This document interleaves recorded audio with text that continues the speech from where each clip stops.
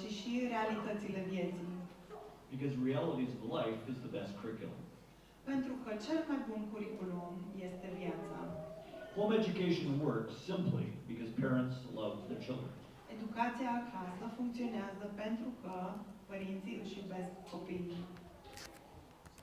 And nobody loves your children like you do. Și nimeni nu iubește copiii tăi așa cum îi iubești tu. So why not home education? What are the objections? Care sunt obiecțiile care se aduc educării acasă? Parents, aunts and uncles, grandparents will say, well, why would you even think of doing this? Why consider it? Didn't you turn out okay? Și te întreabă ceilalți din familie, dar tu nu ai ieșit bine, nu te-ai format bine. They'll say that you're removing the Christian influence from the school. Sau îți vor spune că tu, scoțându-ți copiii tăi creștini din școală, tu îl scoți pe Hristos din școală.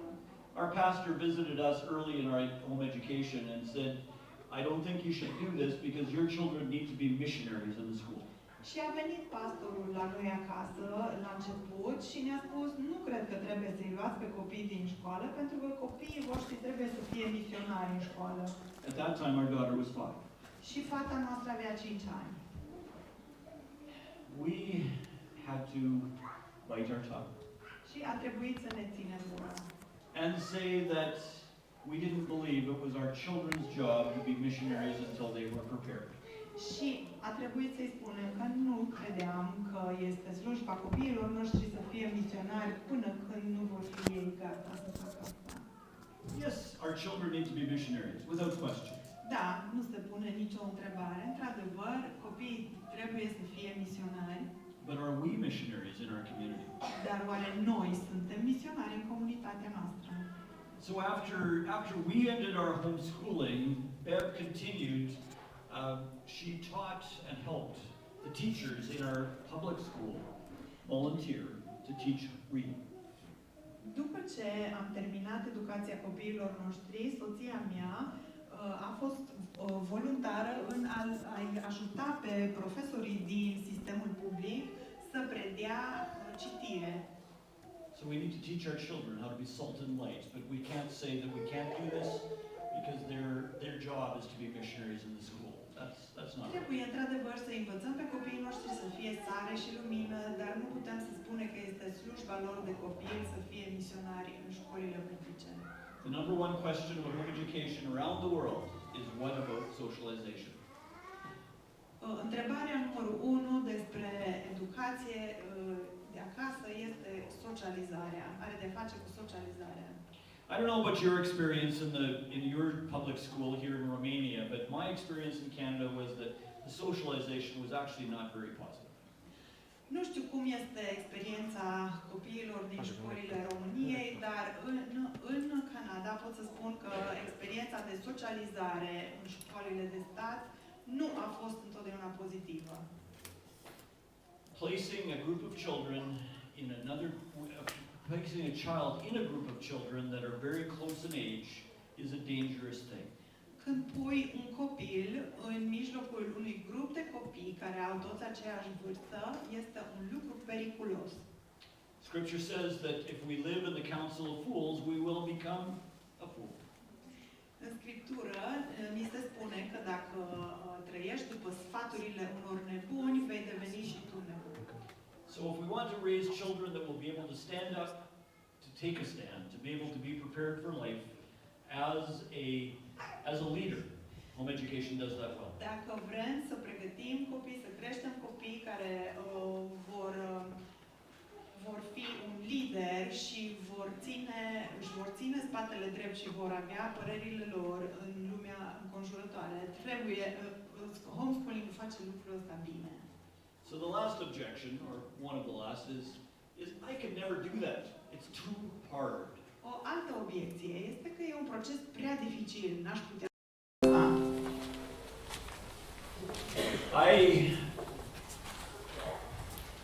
It is hard. Într-adevăr, este dificil. If you're looking for an easy way, this is not it. Dacă vrei ceva ușor, asta nu e o variantă. You will want to quit often. Pentru că de multe ori vei vrea să renunți. That's normal. Și este ceva normal. but it's worth it. dar merită. We do not look in life for things that are easy if we want the things of value.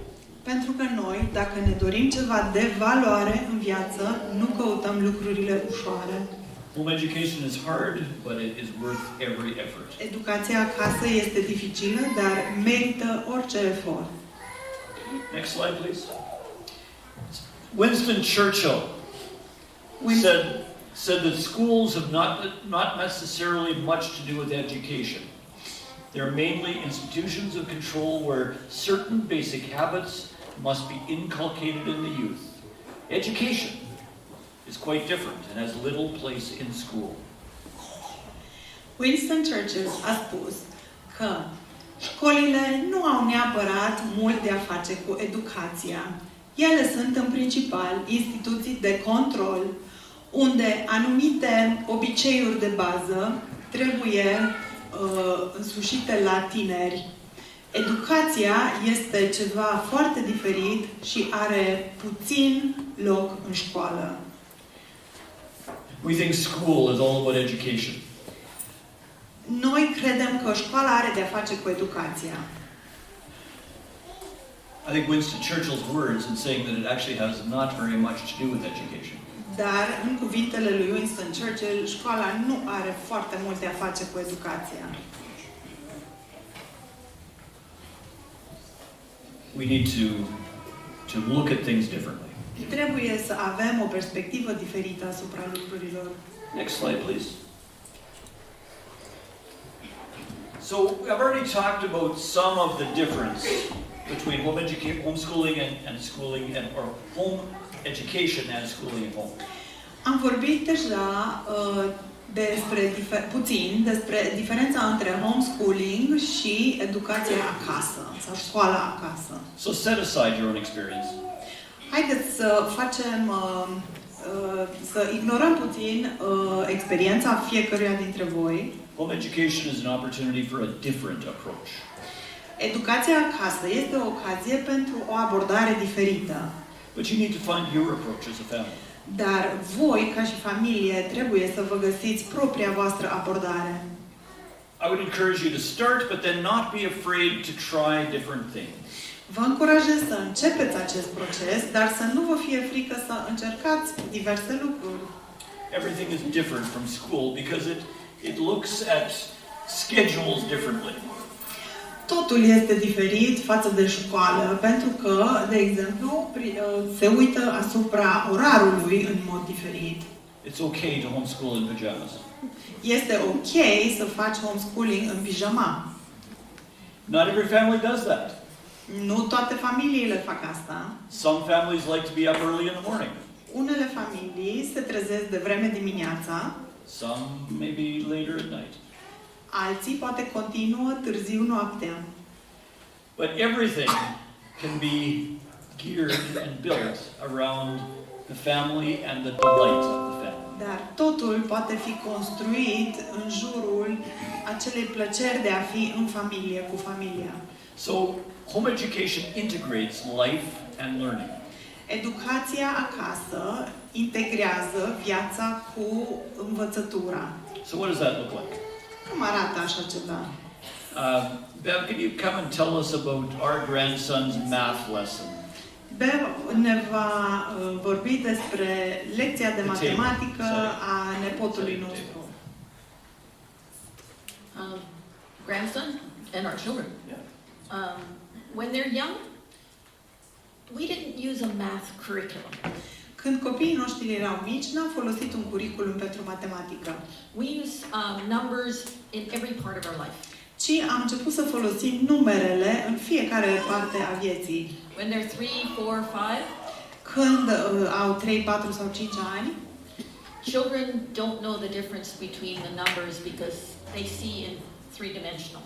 copiii nu știu diferențele între numere pentru că nu văd numerele în toate dimensiunile. Like the number 6 and the number 9, if you flip them, they look the same. De exemplu, pentru ei numărul 6 și numărul 9 arată la fel, pentru că îl poți învârti. Mean you can't teach them about numbers. Dar asta nu înseamnă că nu îi poți învăța despre numere. You incorporate it in your life. ci poți să le incorporezi în viață. So you tell the child, how many forks do we need for the table if our family is going to have supper? Poți să-i întrebi, de câte furculițe avem nevoie la masă pentru cină? And you get them to get the forks out and put them on the table. Și îi rogi să scoată furculițele și să le pună pe masă. And then you say, Grandma and Grandpa are coming for supper. How many more do we need? Și le mai spui după aceea, bunicul și bunica vin la cină. Câte mai avem nevoie? And now how many we have all together? Și atunci câte avem în total? You can do things like put the numbers on your stair steps if you have a stairway. Dacă aveți o scară în casă, puteți să puneți numerele pe fiecare treaptă. How many times do you run up and down the stairs every day? De câte ori te urci și cobori scările în fiecare zi? Get them to say the numbers as they run up. Poți să-i pui să zică numerele în timp ce urcă As they run down, they learn it backwards. și când coboară, le poți spune invers. So use every opportunity to teach them numbers and even alphabet in everyday life. Don't sit down and do work pages. Deci puteți să folosiți fiecare ocazie să învățați numere sau literele alfabetului în viața de zi cu zi. Nu trebuie neapărat să șadă la birou cu foaie în față.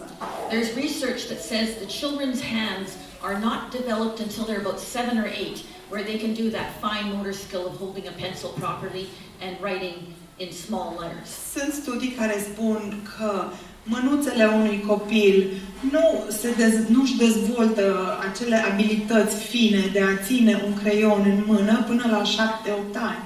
Take a stick in the sand. Sau luați un păț și scrieți în nisip. If you haven't got a beach nearby, put some sand or rice into a pan and get them to trace it in there. Tactile learning. Puteți și să puneți niște orez într-o tavă și să le ziceți cu degetul să facă numerele în orez și astfel vor învăța tactil. Use your imagination. Vă puteți folosi imaginația și internetul. There's lots on the internet. Multe idei sunt pe internet. So home education integrates life and learning. Educația acasă integrează viața și învățarea. So whether that's in the kitchen or the garden, Indiferent dacă ești în grădină sau în bucătărie, whether that's in the forest or the garage, în bucătărie, în pădure sau în oraș, have we taught our daughters how to change oil in the car or to change tires? Oare le-am învățat pe fetele noastre să schimbe uleiul la mașină sau să schimbe roata la mașină? We oftentimes teach our sons, but many times not our daughters. De multe ori îi învățăm pe băieți, dar nu și pe fete. How to talk to a mechanic, Cum să vorbească cu un mecanic, rather than just saying it's making this funny noise. mai mult decât să zică are un zgomot ciudat. Those are preparing our children for life by real life. Așa îi pregătim pe copii pentru viață prin viața reală. Now, you may say, but we have to write a test because of the government curriculum and we have to do different things. Puteți spune că trebuie să dați teste sau să urmăriți un anume curriculum din cauza că guvernul o cere. That's not a problem. Asta nu e o problemă. Don't have your education built completely around that. Dar nu vă construiți întregul sistem de educație în jurul acestei probleme. If your children know how to learn, the testing will be easy. Dacă copiii voștri știu cum să învețe, testarea va fi ușoară. Not because home education is easy, Nu pentru că educația acasă este ușoară, but because it works and it's worth it. ci pentru că funcționează și merită. So use every opportunity, whether that's a neighbor, a friend, a grandpa, to be able to help. Așa că folosiți orice ocazie, chiar dacă trebuie să implicați un vecin sau un bunic, folosiți orice ocazie să-i învățați. Next slide, please. C.S. Lewis said the greatest service that we can do to education today is to teach fewer subjects. C.S. Lewis ne spune că este slujba educației. Ar fi bine ca educația să învețe mai puține subiecte. No one has time to do more than a few things well before they're 20. Nimeni nu are timp să învețe mai mult de câteva lucruri bine înainte de a împlini 20 de ani. And when we force a boy to be mediocre in too many things, in dozens of subjects, we destroy his standards and perhaps his life. Și atunci când forțăm un băiețel sau o persoană să fie mediocru în multe subiecte, îi distrugem standardele probabil pentru toată viața. Now, sometimes people take that as a message that, well, we actually don't have to do anything. Uneori, oamenii interpretează acest citat ca să însemne că nu We trebuie don't să need facem books nimic. other than a Bible, Nu avem nevoie de cărți în afară de Biblie and our children will just somehow learn. și cumva copiii noștri o să învețe. It doesn't work that way. Dar nu așa funcționează. Children are sinful Copiii sunt și ei ființe păcătoase. because they're our children. They were born sinful, just as we were. S-au născut păcătoși ca și noi la rândul nostru.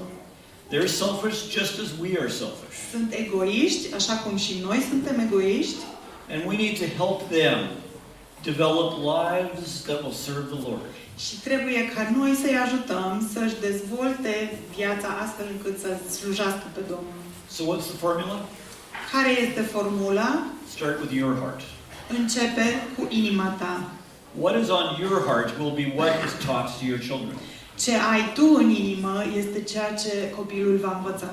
It takes our making a decision that we will live for the Lord, that we will love the Lord our God with our heart and our soul and our strength.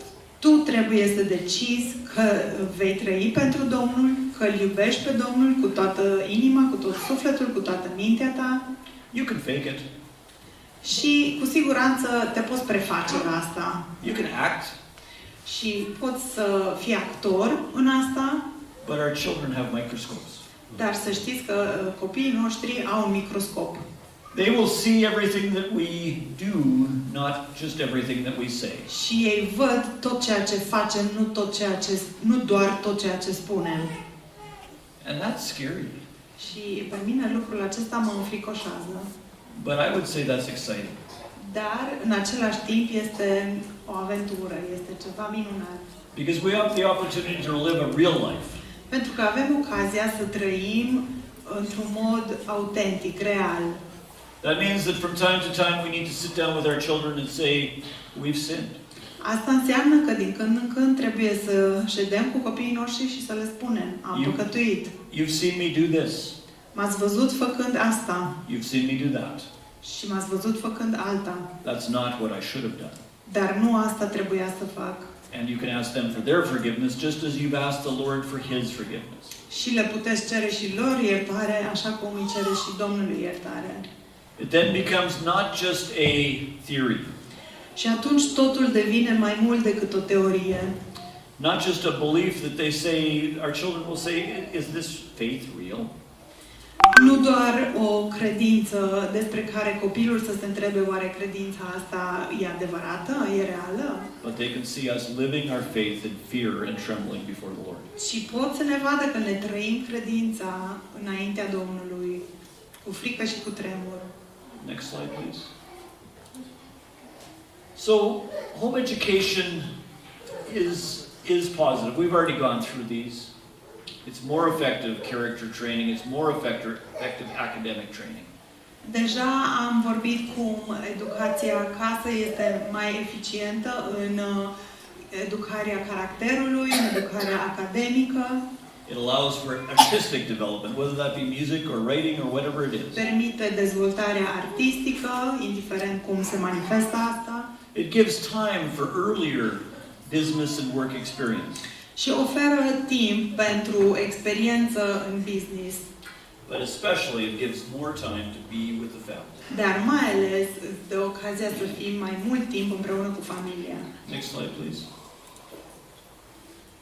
Home education avoids some things of the world, bullying.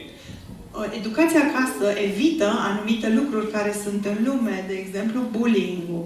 It avoids some of the world's education.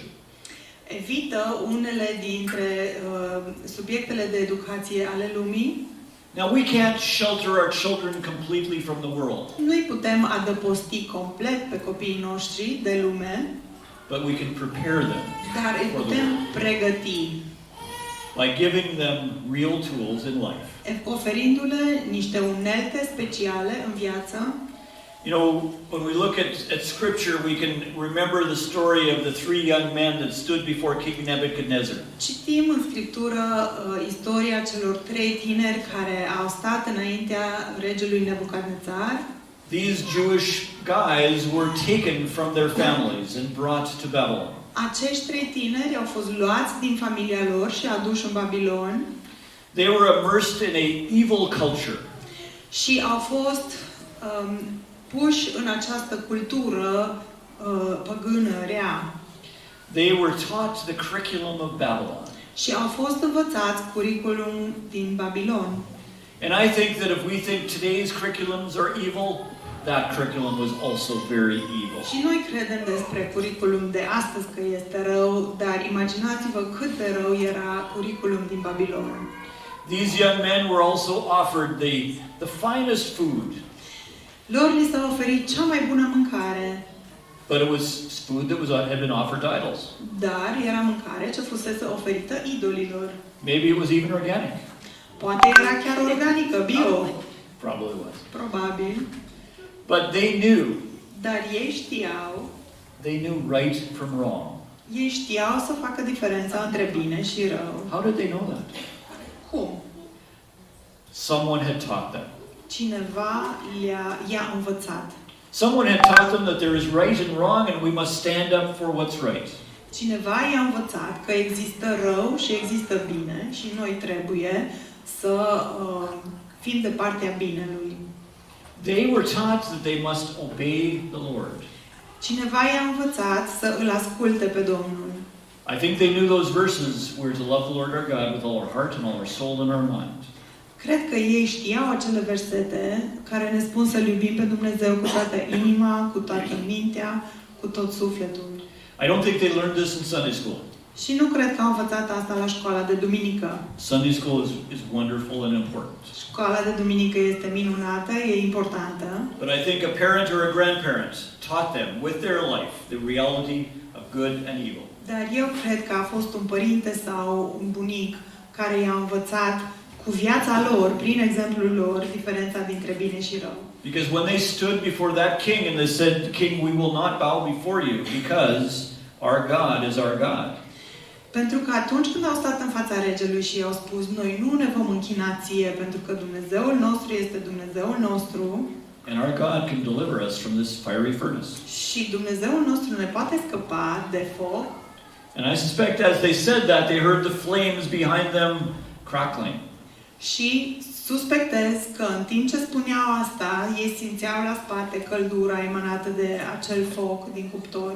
And then they said, even O king, even if God does not deliver us, our God is still God. And we'll Dar cu worship toate him. astea ei au spus, chiar dacă Dumnezeu nu ne va scăpa din mâinile tale, Dumnezeul nostru este Dumnezeul nostru. And I suspect the king, despite being mad, said, wow, these guys have guts. Și mă gândesc că acel rege s-a uitat la ei supărat, dar s-a gândit, au curaj. Can we say, Oare noi putem when spune, we're faced with decisions of right and wrong, when our children are faced with decisions când of right and suntem wrong, confruntați pentru a decide între bine sau rău, can we say, and even if, putem oare noi să spunem, chiar dacă we will worship our God? cu toate acestea noi ne vom închina Dumnezeului nostru? Home education is not perfect, but I believe it is an environment. Educația acasă nu este perfectă, dar eu cred că este un mediu bun. I believe it's an environment anointed by God to help prepare children for captivity in Babylon. Este mediul pe care Dumnezeu l-a pregătit pentru noi ca să ne pregătim copiii în ceea ce este exilul Babilonului. And it's not actually about preparing children for captivity, it's about preparing adults for captivity. Și de fapt nu doar pe copii pregătim, ci pregătim adulții pentru captivitate, pentru exil în Babilon. Because when they're still children, they're with us. Pentru că atunci cât timp ei sunt copii, ei sunt împreună cu noi. But when they step away from our home, they need to make their own decisions. Dar în momentul în care vor pleca de lângă noi, trebuie să își ia singur deciziile. They need to take their own stand. Și vor trebui să ia atitudine. So I don't think it's about the curriculum. Deci nu cred că are de-a face cu curicula. It's actually not about the legality. nici cu legalitatea. It's great if it is legal and we have the right. Într-adevăr, avem dreptul la asta. But we have, I believe, the position where we can say to government, and even if you say we cannot do it, we will. Și noi cred că suntem într-o poziție în care putem spune conducătorilor noștri, chiar dacă îmi spui că nu am dreptul să o fac, totuși eu o să o fac. And the government administrators may get mad and may say you can't do this. Și s-ar putea ca guvernul și miniștrii să se înfurie și să ne zică nu putem face asta. I'll tell you a little story about a brother and sister in the Lord in Ukraine, just to the north of us here. Dar aș vrea să vă zic o istorioară cu un frate și o soră în Ucraina. They're one of the first homeschoolers in Ukraine. They were the first one that I had met. Care au fost primii homeschooleri pe care i-am întâlnit eu în Ucraina și unii dintre primii din țară. So I was at their home in 2013. Și în 2013 am fost la ei acasă. At that time, their daughters were just finishing their education. Și fetele lor chiar atunci își terminau educația. I asked them to tell me about their homeschool journey. Și le-am cerut să îmi spună și mie despre procesul lor de homeschooling. They had heard about homeschooling from some missionaries. Ei auziseră despre homeschooling de la niște misionari. And they felt that this was something that they would want to do for godly reasons with their daughters. Și au avut sentimentul că trebuie să facă asta din motive duhovnicești pentru fetele lor. Their daughters at that time, one of them was going into kindergarten and the other one was in grade 2. Una din fete atunci începea grădinița și cealaltă era în clasa a doua. There wasn't a big problem in the school. Nu erau probleme mari la școală. But it wasn't godly in any way. Dar nu era un sistem public spiritual, duhovnicesc în niciun mod. This couple, the mom and dad, are pastors. Și mama și tatăl erau o familie de pastor. So they went to the education officials and said, we want to home educate our two daughters. Așa că s-au dus la conducătorii responsabili cu educația și le-au spus, vrem să facem educația acasă. The official said, "Niet, you can't do this." Și oficialul le-a spus, niet, nu poți. They were very discouraged. Și au fost foarte descurajați. Because the official said it was against the law. Oficialul respectiv le-a spus că e împotriva legii. So they went and they prayed and they came back to the officials again.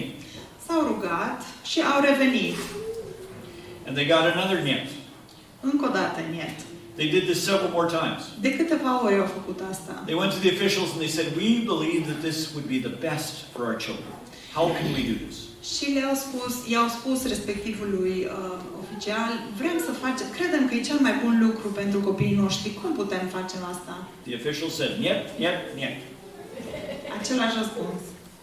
So they said, "What would we need to do to convince you that we could do this?" Și atunci l-au întrebat, oare ce să facem să te convingem că putem face asta? The official said, "No." But they said, "If you will do 2 years of school in 1 year, then we'll let you do it." Și le-a răspuns oficialul, dacă dovediți că puteți face 2 ani de școală într-un an. So Victor and Nadia looked at each other and said, "Okay." Vă lăsăm să faceți asta. Și atunci Victor și Nadia s-au uitat unul la altul și a zis, hai să încercăm. So the children were tested at the beginning of the year. They went through their teaching, and at the end of the year they were tested again. Așa că fetele lor au fost testate la începutul anului școlar și la sfârșitul anului din nou. And at the end of the year they performed more than 2 years ahead. Și la sfârșitul primului an, performanța lor a fost mai bună decât ca și când ar fi avut 2 ani de educație. And Victor and Nadia said, "Yes." Și Victor și Nadia s-au bucurat, slavă Domnului. And they said to the officials, "We want to keep doing this." Și le-au spus oficialilor, vrem să continuăm asta. They thought this was good. Și au crezut că e ceva bun. The official said, "Niet. Dar Domnul a zis, nu, You can't do this." nu puteți face asta. They said, "So what would we have to do to convince you that we would continue?" Și din nou au întrebat, ce trebuie să facem să vă convingem că putem să continuăm? And yes, your guess is right. They were said, "If you do 2 years in 1 year." Și din nou, li s-a spus, dacă puteți face 2 ani într-unul, If you do it again, dacă o faceți din nou, we'll allow you to continue. vă dăm voie să continuați. Now, we have a lawyer sitting here in the front row, and I think that if this family had talked to him, he'd say, "That's crazy." Și avem aici un avocat în primul rând și cred că el le-ar fi spus familiei, dacă i-ar fi întrebat, îi nebunește. That's not a reasonable request. Îi nebunesc, nu e o cerere rezonabilă. In any country around the world, În orice țară din lume. they said, "Okay, we'll do it." Dar ei au răspuns, ok, facem asta. So they tested the children, came back the next year, Așa că din nou au testat copiii, au revenit al 2-lea an and the children were more than 2 years ahead again. și din nou fetele erau mai avansați decât cu 2 ani mai avansați. The officials never said anything ever again. Și oficialul n-a mai zis niciodată nimic. The children, the girls are now grown and have children themselves. Fetele acum au crescut și au și ele copii Those children are now being homeschooled. și copiii lor sunt educați acasă. And both the girls went to university in Ukraine with full scholarships from the state. Ambele fete au mers la universitate cu bursă integrală din partea statului. Throughout most of this time, homeschooling was never legal or permissible for that family. Și în tot acest răstimp, educația acasă nu a fost legală sau permisă acestei familii. But God went before them and provided a way. Dar Dumnezeu a mers înaintea lor și a făcut o cale. They were able to do it because they were faithful. Și au putut să facă asta pentru că au fost credincioși. And I just have to say, wow. Și eu pot doar să zic, wow. It's a testimony. Este o mărturie A testimony of the goodness of God, despre bunătatea lui Dumnezeu, even when it's hard. chiar și când e dificil. Home education is not easy, but it's worth it. Educația acasă nu este ușoară, dar merită. So I share the story of Victor and Nadia, Și v-am spus această povestire a lui Victor și Nadia simply because they were simply wanting to teach their children that God loves them. pentru că și ei doar atâta au vrut să îi învețe pe copiii lor că Dumnezeu îi iubește. And help them prepare their children for life. Și au vrut să-i pregătească pentru viață. Home education is not perfect. Educația acasă nu este perfectă, So we're privileged to be here with you to be able to share that joy. dar este o bucurie și este o bucurie pentru noi să fim aici să împărțim experiența asta.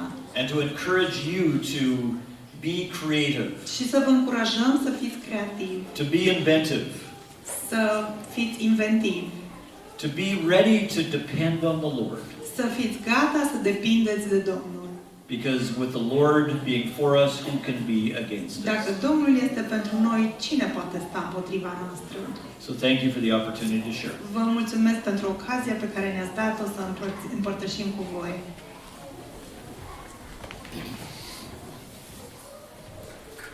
Thank you very much for the message and thank you also for the translation. Le mulțumim tare mult pentru mesaj, pentru sesiune și de asemenea și pentru traducere. În momentele care urmează vom avea o pauză și cei care doresc pot servi o cafea, pot servi ceva de răsăit, dar v-aș ruga ca la 10:50 să fim înapoi în sală. Oricum, câteva minute înainte de a începe sesiunea voi reaminti participanților acest lucru. Așa că putem să ne destinem câteva minute și să luăm o pauză în care să ne revenim. La și 50 începem. WC-ul aici de sus la ușa asta.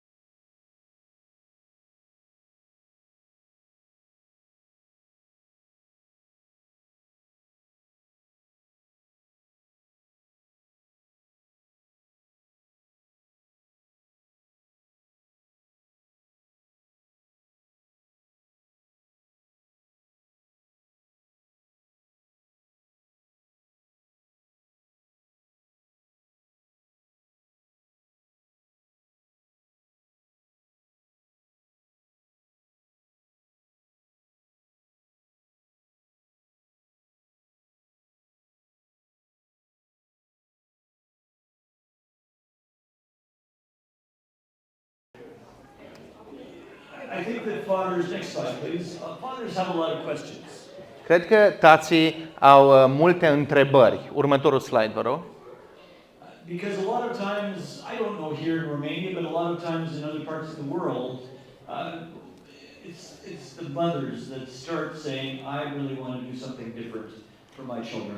Nu știu cum este în România, dar în multe părți ale lumii, de obicei mamele sunt cele care zic, uite, vreau să facem ceva diferit, vreau să educăm copiii noștri într-un mod diferit.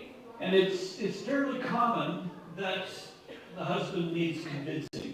Și e destul de comun ca tații să aibă nevoie să fie convinși să meargă în această călătorie a homeschooling-ului. So I was asked in a country that I'd rather not use the name of these days because they're an aggressive country. The lady said, so how can I make my husband support me in home education? Am fost într-o țară a cărei nume nu vreau să îl folosesc acum pentru că sunt o țară agresivă, dar în țara respectivă, știți la cine se referă, mamele mă întrebau cum pot să-l fac pe soțul meu să mă susțină. So the answer was you cannot make your husband support you. Răspunsul este că nu poți să-l forțezi, să-l faci să te susțină. In all of us it takes our heart to feel that this is what we must do. La fiecare dintre noi e nevoie să vină o convingere din inimă, să înțelegem că asta este ceea ce suntem chemați să facem. Because it's hard, we need to have a commitment that goes beyond, it's a good idea, maybe we could try. Pentru că este greu, este dificil, trebuie să avem o convingere mai puternică decât, da, pare o idee bună, poate îi dăm o încercare. So there's certainly some of the questions that we've already talked about. Sunt deja câteva întrebări pe care le-am adresat. We've talked a little bit about research and the reasons for home education. Am vorbit puțin despre studii sau cercetare cu privire la motivele de a face educație acasă. You know, fathers have questions like, how can they homeschool without microscopes and test tubes? O întrebare pe care o pun tații, de exemplu, este cum poți să faci homeschooling fără să ai microscop și tot felul de probete? But you'll remember the comments that we had about using everything that you have in life. Țineți minte comentariul pe care l-am făcut, a folosi lucrurile pe care le ai disponibile în viața ta la momentul acesta. Now, a microscope is a really cool thing, but now you can buy these very inexpensive microscopes that you can hook up to your cell phone.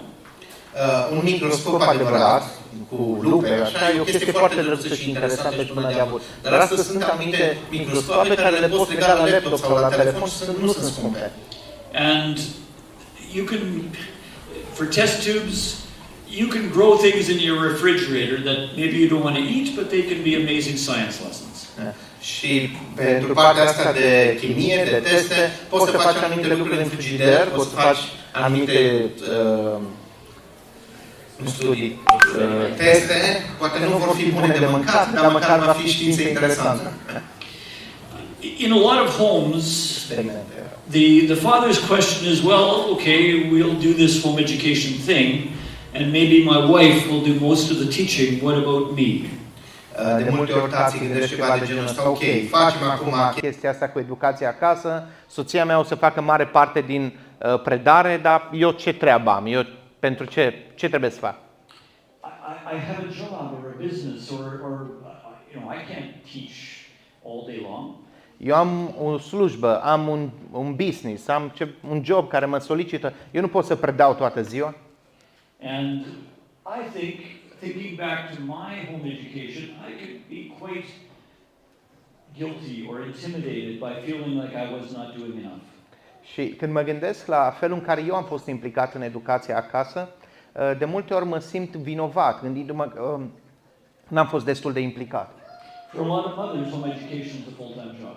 Pentru majoritatea mamelor, educația acasă este o slujbă full-time, da? De toată ziua, nu numai 8 ore. On top of helping care for the home and do all of the things that a mother does. Și în plus trebuie să ai grijă și de casă, și de familie, și de toate lucrurile pe care o mamă le face în mod obișnuit. So mothers should have a T-shirt that's just like a big S, Supermom. Și mamele ar trebui să poarte un tricou cu S de la Supermama. But we sometimes as men say, well, that's wonderful, but what should I do? Și ca soț de multe ori putem zice, wow, e extraordinar, dar eu ca tată, ca soț, eu ce am de făcut? Care e rolul meu? Now, for many men, the world has changed, especially in the last 3 years. Pentru majoritatea bărbaților, lumea s-a schimbat, în special în urma acestor 3 ani. How many of you men work from home? Câți dintre voi munciți de acasă? I suspect if we asked that question more than 3 years ago, it would be very few. Cred că dacă punem aceeași întrebare în urmă cu 3 ani, înainte de COVID, destul de puțini spuneau că eu. So the first step, the first possibility in what does the father do is being home some. Cred că un prim răspuns la întrebarea ce trebuie să facă tatăl este să fie acasă mai mult, să fie prezent acasă. But that's not always possible. Câteodată nu e pentru toată lumea posibil lucrul ăsta. So it becomes a matter of being there for the time that you can be there. Dar ideea e atunci când ești, să fii prezent acasă, să fii disponibil pentru familia ta. Next slide, please. Următorul slide, vă rog. So the question is, how can you help? Următoarea întrebare este, cum poți tu ca tatăl ajuta? So the first thing that you can do is be interested. Primul lucru pe care îl poți face este pur și simplu să fii interesat, preocupat. What does that look like? Cum arată acest lucru în practică? When your wife reads a book, you read the book. Când soția ta citește o carte, citește acea carte împreună cu ea. When your wife goes to a homeschool conference, go to the homeschool conference. Când soția merge la o conferință de homeschooling, mergi și tu la conferința aia. That doesn't happen everywhere in the world, and it's so encouraging to see you men here. Nu se întâmplă pe tot locul să văd bărbații lângă soțiile lor cum e aici. E foarte încurajator să vă văd ca și cupluri. We go to some places and the room is filled 90% with women. Mergem în unele locuri și 90% din audiență sunt doar femei. And it's great that they're there. Și ne bucurăm mult că ele sunt acolo. But I think they would want their husbands to be interested. Dar cred că ele își doresc ca soții lor să fie de asemenea interesați. The best way that you could be interested is to have discussions. Cel mai bun mod de a fi interesat e pur și simplu de a avea discuții împreună ca și cuplu pe această temă. I remember a number of different stories of people start the home education. In some cases, the wife would have read a book or heard a speaker and come home and say, "Honey, we need to do this home education thing." Mi-aduc aminte câteva cazuri când anumite familiilor porniți să facă homeschooling, de obicei soția a auzit un vorbitor, a citit o carte pe tema asta și a venit și a zis soțului, dragule, trebuie neapărat să facem chestia asta cu educația acasă. And the husband would say, well, it'll probably cost a lot of money and we just don't have time for this.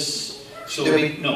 De obicei soțul găsea tot felul de motive în care să nu, e foarte costisitor, ia foarte mult timp, așa că hai mai bine să nu. So, just be interested. Așa că, în opoziție cu asta, fii interesat, fii preocupat. It needs to be more than the decision of one of you.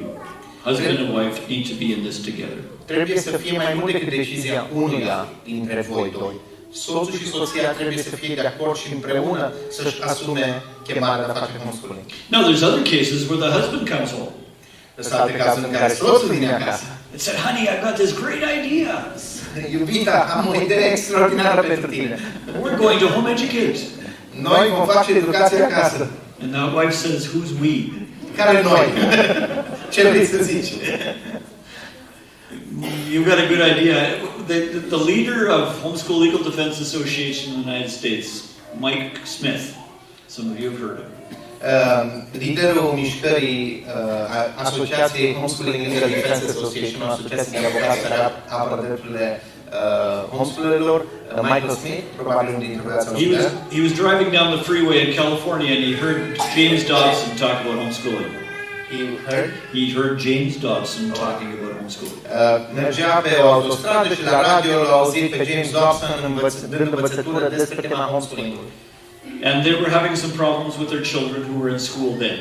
Și aveau ceva probleme cu copiii lor care în momentul respectiv erau la școală, în sistem. So he listened to this program because it was a traffic jam. Așa că asculta pur și simplu la radio că era blocat în trafic pe autostradă. And he came home all excited and he said, Elizabeth, I've got the answer. Și a venit acasă și a zis la soție, Elizabeth, gata, am găsit răspunsul. We're going to homeschool our children. O să facem homeschooling cu copiii noștri. And she said, who's we? Iar la fel întreba, care noi? And then she said, over my dead body. Și pe aia a zis, peste cadavrul meu, deci doar dacă eu mor se întâmplă chestia asta. He wondered whether she maybe had a concern. S-a întrebat, oare are ceva îndoiel cu privire la chestia asta, nu-i de acord? But they talked about it. Dar au discutat despre asta They homeschooled their children. și au ajuns până la urmă să facă homeschooling cu copiilor. And they now lead the largest homeschool organization in the world. Și acum conduc cea mai mare organizație pe tema homeschooling-ului din lume. It takes both of you being interested. E nevoie ca amândoi să fiți implicați, preocupați, interesați. It takes more than just being interested. Cere mai mult decât doar să fii interesat de subiect. You need to be involved. Trebuie să fii și implicat. So what does that look like? Asta cum arată în practică? It looks very different for different people. Arată diferit pentru diferiți oameni. Just like we talked about homeschools being different and depending on the family and the children. La fel cum homeschooling-ul arată diferit de la familie la familie și chiar de la copil la copil, The role of fathers looks very different in different families. la fel și rolul tatălui arată diferit din familie în familie. For some families, fathers do virtually all the teaching. În unele familii, tații dau aproape toată învățătura ei. For various reasons, sometimes the wife has a professional career. În unele cazuri, poate soția are o carieră profesională foarte importantă. So dad stays home and does this. Așa că tatăl își asumă această responsabilitate și se ocupă de educația copiilor. In other cases, it's shared between them. În alte cazuri, fac împreună o proporție tatăl, o proporție mamă. In other cases, the mom does most of the teaching. În alte cazuri, mama face mare parte din predare. That was the case in our family. Asta a fost și cazul în familia noastră. Bev did most of the teaching and I tried to be involved. Beverly făcea mare parte din predare, iar eu încercam să fiu implicat And did what I could. și făceam ce puteam. So what did I do? Dar mai exact ce făceam? I was able to listen to what the children were doing. În primul rând, ascultam ceea ce copiii învățau, ceea ce făceau. We were able to be involved together in various kinds of field trips and activities. Făceam împreună diferite excursii sau experiențe de învățare în natură. I was able to help more with some of the science because that was somewhat of my interest. Am putut să predau mai mult partea de științe, pentru că asta îmi plăcea mie și mă interesa pe mine. But it was always a struggle because I was working and had a career and was traveling and doing different things. Dar asta era greu pentru că munceam, aveam un job care mă solicita mult, trebuia să călătoresc, nu eram tot timpul disponibil. But many times we were able, because of the flexibility, for the children and Bev to travel with me. Dar de multe ori, pentru că făceam homeschooling, exista această flexibilitate ca Beverly împreună cu copiii să călătorească împreună cu mine. So they spent a lot of times with me, driving around the countryside, looking at fields and going to agriculture conferences. Așa că au petrecut mult timp cu mine în mașină, călătorind prin tot felul de zone rurale, uitându-ne la dealuri și participând la conferințe despre agricultură. But we were able to do other things together with that. Dar în același timp puteam să facem și alte lucruri în acea excursie. I would suggest to you dads that you need to be prepared to give time. Cred că cel mai important lucru care vi-l propun taților este să fiți pregătiți să dați din timpul vostru. If there's something that you'll hear me say numerous times, it's that you need to listen. Dacă e un lucru care îl voi repeta și nu mă veți auzi că insist pe el, este acesta. Aveți nevoie să ascultați. You need to learn to listen to your wife and to your children. Trebuie să învățați să ascultați atât soțiile cât și copiii voștri. Next slide, please. Următorul I want to slide. warn the fathers. Vreau să le dau un avertisment taților. And maybe the mothers, because it's both sides depending on the involvement, but Poate și you will want to quit. vei vrea să renunți din timp în timp. You will say, this is too hard, it's not working, we need to do something else, we need to quit. Vei zice, e prea greu, e prea solicitant, nu funcționează, pur și simplu trebuie să abandonăm și să facem altceva. Don't be surprised when that happens. Nu fiți surprinși când asta se întâmplă. it will happen that you're frustrated and you'll want to quit Se va întâmpla să fii frustrat și să vrei să renunți. every week. În fiecare săptămână. It's true. E adevărat. You know, sometimes you have a good week and that week is okay, but You'll have to win the next week. Și credea că vei avea o săptămână bună în care nu vei vrea să renunți, dar în următoarea săptămână vei vrea de două să renunți. next slide. Următorul slide. You know, there's so many questions that help with building a foundation of why we're continuing to do this. Sunt multe întrebări care ajută să răspundem la întrebările fundamentale care au legătură cu ideea asta. De ce facem noi educația acasă? It's important to have a reminder, a foundation of why are we doing this and what's the basis. Bine să aveți, dacă se poate, scris niște... să aveți ideea asta. De ce facem noi? Care e fundația? Care e baza pe care ne bazăm în dorința noastră de a face educația acasă? Other people will ask you questions, but you will have questions yourself. Sunt mulți oameni care vă vor pune întrebări, dar voi înși vă veți avea anumite întrebări la care e bine să aveți răspuns. And the biggest question is, will my kids actually turn out okay? Și poate cea mai importantă întrebare pe care vă veți pune este, va fi bine pentru copiii mei? Va ieși ce trebuie din ei? Vor avea succes? The biggest question that parents ask themselves is, am I doing enough?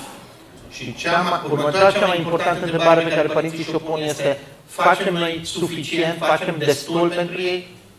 And only you can answer that, but generally the answer is yes.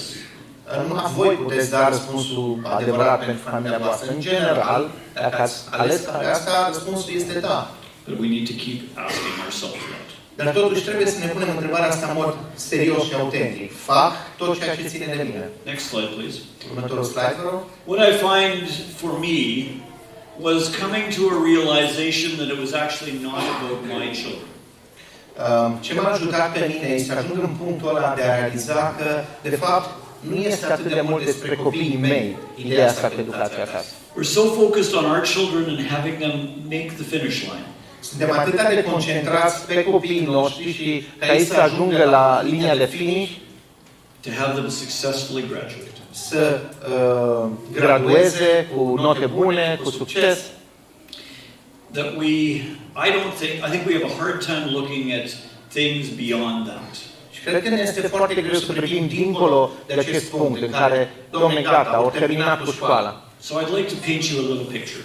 Așa că vreau să aduc înaintea voastră o imagine. First of all, realize that this picture is not about you and your children. În primul rând, realizați că această imagine nu este despre voi și copiii voștri. Because we're not teaching and raising children. Pentru că noi nu învățăm și creștem copii. Yes, we are teaching children, but we're teaching them to be adults. Noi, da, într-un fel învățăm copii, dar învățăm ca să ajungă adulți. We're teaching them to be able to make decisions on their own. Scopul este să-i ajutăm să poată să facă decizii singuri. We're teaching them that they need to decide what their values are in life. Trebuie să-i ajutăm să descopere, să decidă care sunt valorile lor în viață. Because the time will come where they will no longer depend on us to tell them what to do. They'll no longer depend on us to tell them what to do. Nu vor mai depinde de noi să le spunem noi ce să facă sau ce să gândească. Our children still come to us and say, you know, this is happening, what do you think? Copiii mei, de exemplu, mai vin câteodată și îmi zic, uite, se întâmplă chestia asta, tu ce părere ai? But we have to be very careful that we don't say, well, this is what you should do. Și noi trebuie să fim foarte atenți să nu începem cu, uite, asta ar trebui să faci. They may say, thanks, Dad. Câteodată, dacă zici așa, poate să zică, mersi, tati. But they will make up their own minds. Dar ei trebuie să decidă pentru ei, să aibă propriile păreri, propriile decizii. So what we're doing as fathers, as mothers, as home educating parents is we're preparing children to be adults to make their decisions. Deci, unul din lucrurile pe care le facem când facem educația acasă este să-i pregătim pe copiii noștri să devină adulți, care sunt în stare să ia propriile decizii și să aibă propriile păreri. But it's actually not about our children. Dar totuși, nu este suficient, nu este doar despre copiii noștri. Because we're raising children that will have children. Pentru că noi creștem copii care vor avea la rândul lor copii. We want our children to be able to teach their children. Noi vrem ca copiii noștri să fie în stare să-și învețe copiii lor. And we want our grandchildren to be able to teach their children. Și vrem ca copiii lor, nepoții noștri, să poată să-și învețe copiii lor. And we want all of them to be able to stand up for what they believe is right, for their values, whether they're a Christian or whether they have other values. Și vrem ca fiecare dintre ei să ia poziție, să fie în stare să fie ferm pentru lucrurile în care cred. Fie că sunt creștini sau dacă au alte valori, dar să fie oameni de caracter. So when we were homeschooling our children, it was hard to remember that we're actually developing a legacy of our great grandchildren. Când noi am făcut homeschooling, o luat ceva timp, a fost destul de dificil să ne dezvoltăm această viziune că lăsăm o moștenire pentru nepoții și strănepoții noștri, nu doar pentru copiii noștri.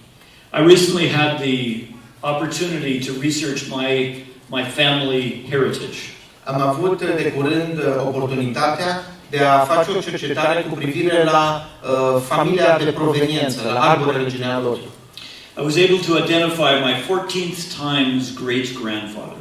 Am ajuns până la al 14-lea străbunic în spate. He was born in 1474 in Amsterdam. A fost născut în Amsterdam în 1474. He was part of leaving the Catholic Church at that time. În acel moment a fost unul dintre cei care au părăsit Biserica Catolică. So he was at the same time living as Martin Luther.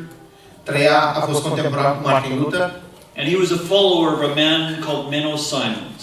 Și a fost un urmaș al lui Menno Simons, Menno de la Menoniți.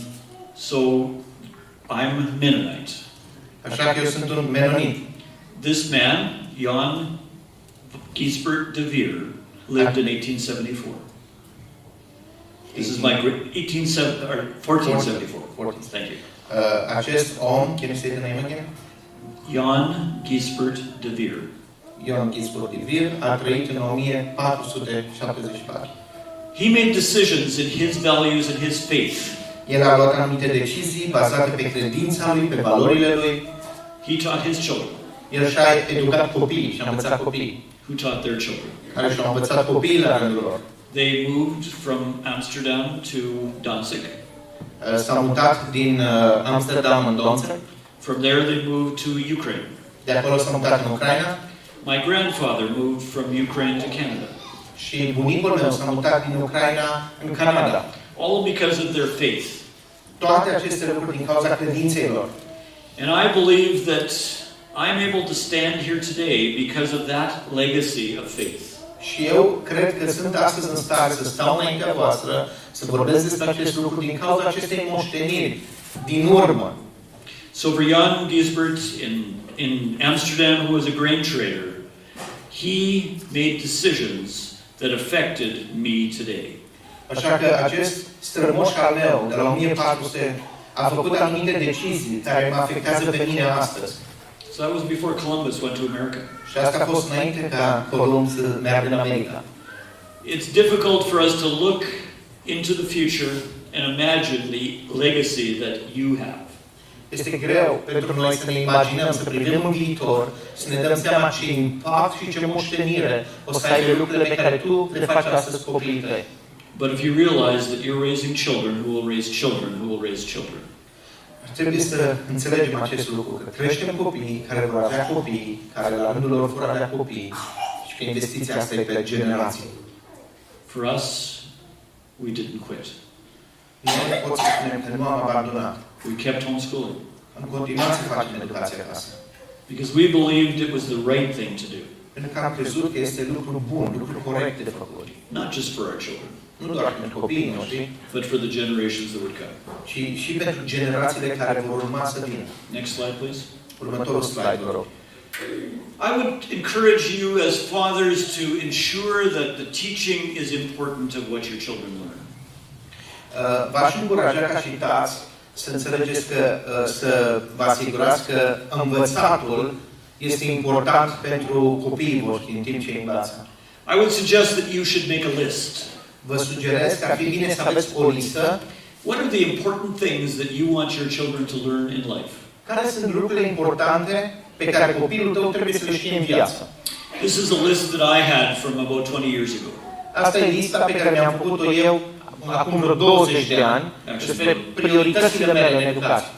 Actually, for more than 20 years. Mai mult de 20 de ani. I wanted my children to learn that God loves them. Am vrut ca copiii mei să știe cu siguranță că Dumnezeu îi iubește. To love God and to love others. Am vrut ca ei să învețe să iubească ca răspuns pe Dumnezeu și să iubească pe ceilalți.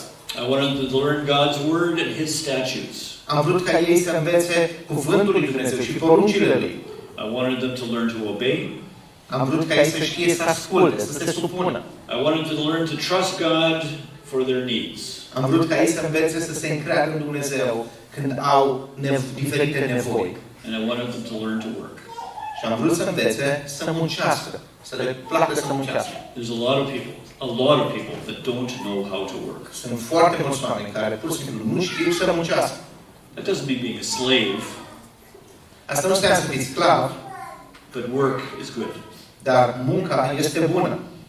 So what is, for me, where did I get that? What does Scripture say? There's verses there that we could use. De unde mi-am spus eu aceste principii? De ce am vrut aceste lucruri? Acestea sunt argumentele din Biblie, argumentele scripturale pe care le-am avut pentru fiecare prioritate pe care ne-am notat. I would encourage you to make your own list. Vă încurajez să vă faceți voi propria voastră listă. So what did Scripture say to me? Next slide. Deci, ce îmi spune mie Scriptura? In Ephesians, it says, "Fathers, do not exasperate your children. Instead, bring them up in the training and instruction of the Lord." În Efeseni 6:4 zice, părinților, nu vă provocați copiii la mânie, ci creșteți-i în disciplina și învățătura Domnului. So what does exasperate mean? Ce înseamnă să îi exasperezi sau să îi întărâți la mânie? It's the opposite of having a good, close relationship. Este opusul a avea o relație bună și sănătoasă cu ei. We've already talked about Deuteronomy, where it talks about teaching diligently whenever we're living. Și am vorbit deja despre Deuteronom 6, despre a învăța cu credincioșie, perseverență, în orice context sau loc ne-am afla. The last verse in the book of Joel talks about the generations. Și ultimul verset, cel din Ioel, vorbește despre generații. It talks about the reality that we need to share with them what has happened before. Vorbește despre această realitate, că noi trebuie să împărtășim cu copiii noștri istoria, lucrurile care s-au petrecut înainte. So the things that have happened in your family. Lucruri care s-au întâmplat în familia voastră. In my family, it was a matter of my father telling me about my grandparents leaving Ukraine. De exemplu, în familia mea, părinții insistau despre cum bunicii noștri au părăsit Ucraina. About leaving a country that was so rich and so productive. Cum au părăsit o țară care era atât de bogată, atât de productivă. To go to a strange country. Să se ducă într-o țară ciudată. In order to follow their beliefs. Ca să poată să-și urmeze credința. About the hard things that my parents lived through. Despre lucrurile grele prin care au trecut părinții mei. About losing 3 children at birth. Despre faptul că au avut 3 copii care au murit la naștere. About their house burning down. Despre felul în care casa lor a luat foc. About my brother having polio. Despre fratele meu care a avut polio. And yet, despite all of those things, they could say that God was faithful. Și că în ciuda tuturor acestor lucruri, ei pot să mărturisească că Dumnezeu e credincios, te poți baza pe El. They could say that it wasn't easy. Ziceau și că nu a fost deloc ușor. There were days when they didn't know where they would have any money. Erau zile în care nu știau de unde să facă rost de bani, nu aveau nimic. But I could see them pray and depend on the Lord. Ei am văzut cum se rugau și cum depindeau de Dumnezeu. And they could say to me, "We are praying for you." Și ei îmi spuneau mie, noi ne rugăm pentru tine. That is a generational focus. Asta înseamnă să ai o atenție generațională, care să vadă dincolo de copiii tăi, generațiile. So when your wife says, "We need to quit, we can't do this." Deci, băieți, când soția voastră va zice, gata, abandonăm, eu nu mai pot să fac chestia asta, Put on your long-range glasses ia-ți ochelarii de vedere la foarte mare distanță and help with that focus on the things beyond yourselves. Și ajutați-vă cu această idee, văzând dincolo de voi și de problemele imediate. And when you say we need to think about our great grandchildren, even though your wife says you're crazy, Și când îi spune că, uite, trebuie să ne gândim la strănepoții noștri, chiar dacă soția ta zice, ești nebun, we can say this is the real reason why we're doing these things. It's beyond us. spunem, uite, adevăratul motiv pentru care noi facem asta e mult dincolo de noi și de neplăcerile noastre. So, let's go to the next slide and talk a little bit about practical things. What are the challenges? La următorul slide și să vedem câteva lucruri practice. Care sunt provocările în calea educației acasă? If you haven't already heard the message, homeschooling is not easy. Dacă până acum n-ați prins ideea asta, homeschooling-ul nu este ușor. Dads, your support is needed. Taților, e mare nevoie de implicare și de suportul vostru. Because your wife can't do this without you. Pentru că soția voastră nu poate să facă asta fără voi. One of the hardest things is that home education costs time and it costs money. Unul din lucrurile grele este că educația acasă costă atât bani cât și timp. You will most likely need to make decisions because in most cases you'll only have one income. Și va trebui să luați anumite decizii grele, pentru că în cele mai multe cazuri veți avea un singur salariu. So that big screen TV or that motorcycle might not be on your list anymore. Așa că motocicleta care să o cumpărați ar putea să pice pe listă. And that's okay. Și ăsta e ok, un lucru la care trebuie să renunțați. In your looking at your homeschool as a dad, remember that it needs to be customized and flexible. Când vă uitați voi la cum veți face educația acasă, țineți minte că trebuie să existe flexibilitate și adaptabilitate la familia voastră, la contextul vostru. Just because that other family that is so successful or looks so successful in your community doesn't mean that it fits you. Faptul că o altă familie care face homeschooling dintr-un anumit fel și sunt de succes sau din afară pare că mamă ce succes au, asta nu înseamnă că exact la fel trebuie să o faci și tu. Don't look at what others do. Find your own way. Nu te uita și copia pe alții ce fac ei. Găsește propria ta cale, felul în care voi ca familie trebuie să faceți. So a challenge to you as a father is how can you be an encourager to your wife and your children versus a backseat driver or a critic? Așa că întrebarea este cum poți tu ca și soț să fii un susținător și un încurajator al familiei tale, în loc să stai pe bancheta din spate sau mai rău să fii un critic. Don't come home and say, "So honey, what did you do today?" Nu veni acasă și zi, no, iubita, astăzi ce ai făcut?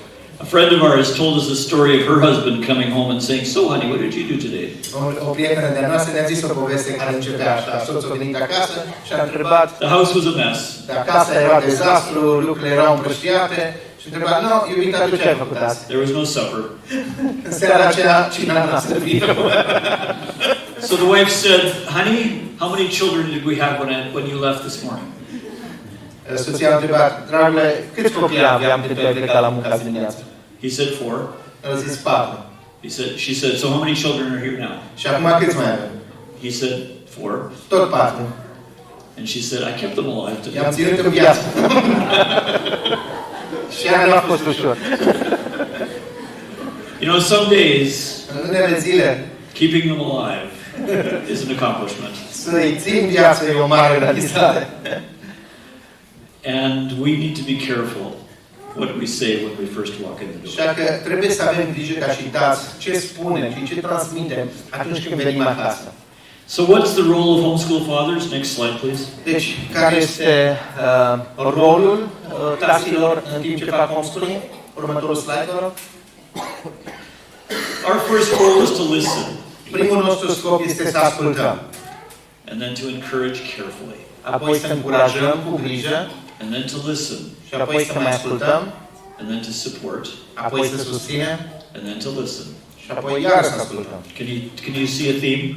Vedeți cumva o temă care se repetă? So some practical ideas. Next slide.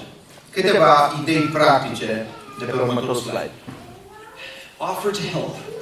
Oferă-te să te implici, să ajuți.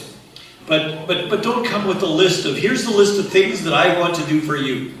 Dar nu veni tu cu o listă, uite 8 lucruri care eu vreau să le fac pentru tine. Ask, Întreabă, how can I help? cum pot să te ajut? Use your talents. Folosește-ți talentele, Take time to do things. ia-ți timp să faci anumite lucruri importante, Be a mentor to your children where you come alongside them and help them. fii un mentor pentru copiii tăi, venind alături de ei, ajutându-i, învățându-i. Take a project, an idea, like a unit study, is where you put things together as a unit and do it. Take responsibility. An example is that our daughter was interested in growing things. So I worked with her in a unit on growing this garden. But it wasn't my wife's job. Ok, încerci să-ți asumi un proiect pentru o perioadă de timp, un fel de unitate de studiu și odată ca exemplu, fetița lor era foarte interesată de a cultiva lucruri, de a crește lucruri și au făcut împreună o grădină. Și soția nu s-a implicat în lucrul ăsta, au fost un proiect al lui și a fiicei lui în care au făcut acea grădină împreună. And I've heard many moms say, it was great to have my husband take this thing and do it, and I didn't have to think about it. Multe mame mi-au zis, uite, a fost foarte fain ca soțul meu să își asume o chestie, să o ducă până la capăt și eu să nu mai trebuia să mă gândesc la subiectul ăla. Știu că el s-a ocupat. So my son-in-law teaches math to our older grandchildren. De exemplu, ginerele nostru predă matematică la copiii lui. He's weird El e un tip ciudat. because his eyes light up on mathematical concepts. Pentru că îi strălucesc ochii când începe să vorbească despre matematică. He gets excited by these principles. Se entuziasmează foarte tare despre principii matematice. Now the children don't always get so excited. Copiii nu devin și la fel de entuziasmați de obicei. But they can see that their father takes delight in these things and it helps him in communicating it. Dar văd că tatăl lor se bucură de materia respectivă și asta îl ajută să comunice mai ușor cu ei și pe ei să fie atenți, să primească. Now moms, a warning to you. Acum am un avertisment și pentru mame. When your husband takes a project and teaches it, he may not do as good a job as you would like him to do. Când soțul vostru își asumă un proiect, s-ar putea să nu facă o treabă atât de bună cât vă așteptați voi să facă. Sometimes you need to turn around Câteodată trebuie să te întorci și să te duci să faci altă grădină undeva. and not say anything Și să nu spui nimic ca să nu descurajezi. other than thank you, dear. Decât mulțumesc, dragă, că faci asta. And that's part of supporting each other. Și asta înseamnă să vă susțineți reciproc unul pe altul. If there's something that I would end this slide with, is dads, in what you're doing, have fun with your children. Și ultima chestie importantă de pe slide-ul ăsta, taților, distrați-vă, bucurați-vă împreună cu copiii voștri. Tell them stories, play games, play with them. Spuneți-le povestiri, jucați-vă jocuri cu ei, pur și simplu petreceți timp distrându-vă cu ei, important lucru. Teach them how to make a treehouse. Învățați-i să facă o casă în copac. And talk about the treehouse or the fort that you had as a child. Și povestiți despre căbănuța, fortul, ce v-ați făcut voi când erați mici ca și casă în curte. But let them build it their way. Dar lasă-o pe ei să o facă cum vor ei. Make sure it's a little bit safe, but Asigurați-vă că e cât de cât sigură, nu-i cu cuie în sus, da? don't take it over. Dar nu preluați voi proiectul și vă faceți a doua căbănuță și n-ați reușit când erați mici, faceți acum. But have fun with your children. Dar distrați-vă cu ei. And for you just to take the children and do that is a huge help and encouragement for your wife. Pur și simplu e un mare ajutor și o încurajare pentru soția voastră să iei copiii și să te duci cu ei, poate pe un deal sau să faci ceva de genul. Next slide. Următorul slide. One of the things that you can do with your children, dads, is read to them. O altă chestie bună care puteți să o faceți ca și tați este să citiți copiilor voștri. I don't know about dads in Hungary, but a lot of guys don't like reading. Din România. They're in Romania. Nu știu despre tații din România, dar știu că de obicei multor tați nu le place să citească. You know, they publish books for men and they're very small. Știți că publică cărți pentru bărbați de obicei mici. Read to your children because it will help you take delight in reading. Citiți și să vă ajute pe voi să vă găsiți plăcerea și bucuria în citit. But even more important, tell them stories. Dar chiar mai important decât asta, spuneți-le povestiri. They don't have to be true. Nu trebuie să fie adevărate. Tell them about the time when the bear chased you. Spune-le când te-a urmărit ursul. They love it when you'll make up a story about some adventure. O să se bucure mult când o să inventezi ceva, poveste cu o aventură captivantă. How you went on this expedition and it was uphill all the time. Cum te-ai dus într-o expediție și tot drumul a fost doar de urcut. Now you can embellish it. You can make it even bigger and better than it ever was in real life. Poți să spui că a fost mai frumos și mai interesant și mai captivant decât a fost și la final să le spui lucruri.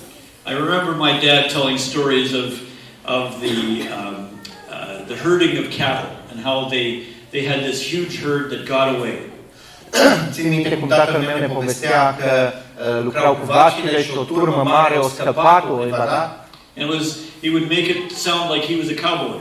Și suna ca și când el era ceva cowboy din ăsta de sine. And all the adventures that he had. Și toate aventurile pe care el le-a avut. I later learned that yes, he had some cows.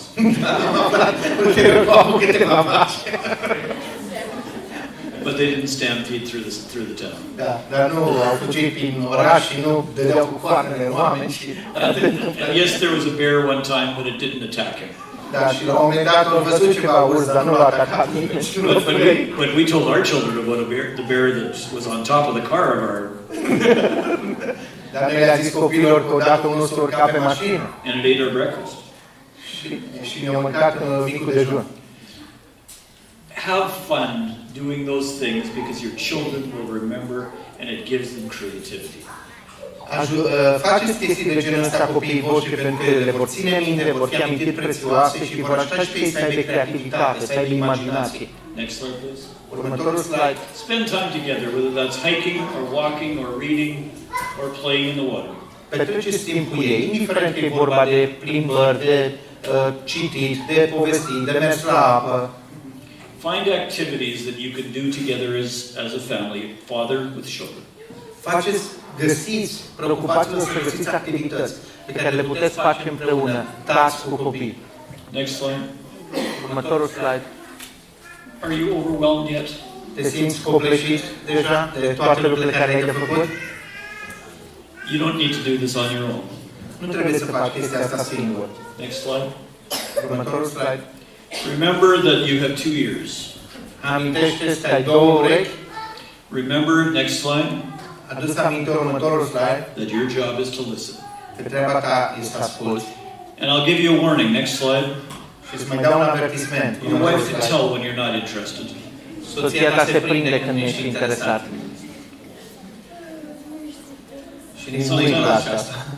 We have a danger as men where we want to immediately solve a problem. Noi avem o înclinație ca și bărbați că vrem imediat să rezolvăm problema. Our wife says, I'm frustrated, it's not working, and there's all these problems. Soția zice, uite, sunt frustrată, nu-mi place, sunt tot felul de probleme. So we walk up and say, well, here's what the answer is to all of these problems. Și noi zicem, uite, ăsta este răspunsul la toate problemele tale. Your wife actually doesn't want to hear all the answers to the problems. Soția ta, de fapt, nu vrea să audă toate răspunsurile tale la probleme. She just wants you to listen. Vrea doar să asculți. So I'm going to do a little bit of an exercise, and it's good that we have both husbands and wives here. Așa că vreau să facem un exercițiu, e bine că avem și soții și soțiile acum. When your wife starts telling you some of these things, I want you to practice this. Look at your wife, look at her in the eyes and say, mm-hmm. Vreau să faceți, să dezvoltați o abilitate importantă. În timp ce soția zice anumite lucruri, tu te uiți în ochii ei și zici, mm-hmm. And keep saying, mm-hmm. Și mai zic, mm-hmm. And keep looking in your eyes. Și privește în continuare în ochi. And if you want to earn extra points, dacă vrei să câștigi și puncte suplimentare, and be able to listen even more, you can say, honey, can you tell me more? Dacă vrei să înveți să asculți și mai mult, spune, poți să-mi dai mai multe detalii, dragă? Mai spune. But do not Dar nu come up with a list of answers venim cu o listă de răspunsuri. until you've had time to think and pray and talk more. Până ce nu ți-ai luat timp să asculți, să te rogi, să înțelegi, Because the list of answers should be from both of you. pentru că lista aia de răspunsuri ar trebui să o faceți împreună, ar trebui să vină de la voi amândoi. A joint plan. Un plan comun. Your job, listen and love. Next slide. Treaba ta este simplă, să asculți și să iubești. Home education is all about love. Educația acasă este despre dragoste în principal. And being a father is all about love. Și să fii tată este despre a iubi. And I would just encourage you to love your children. Și vă încurajez, dincolo de orice altceva, iubiți-vă copiii. Thank you. Mulțumesc!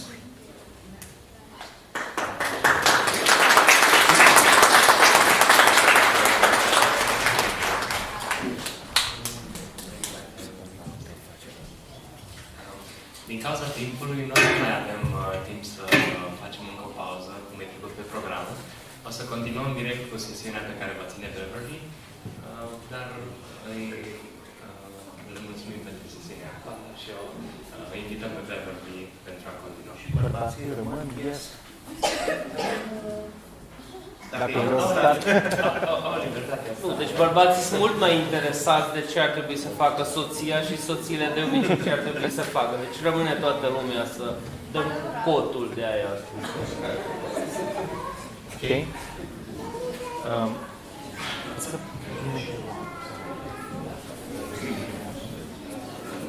Mădălin? Da.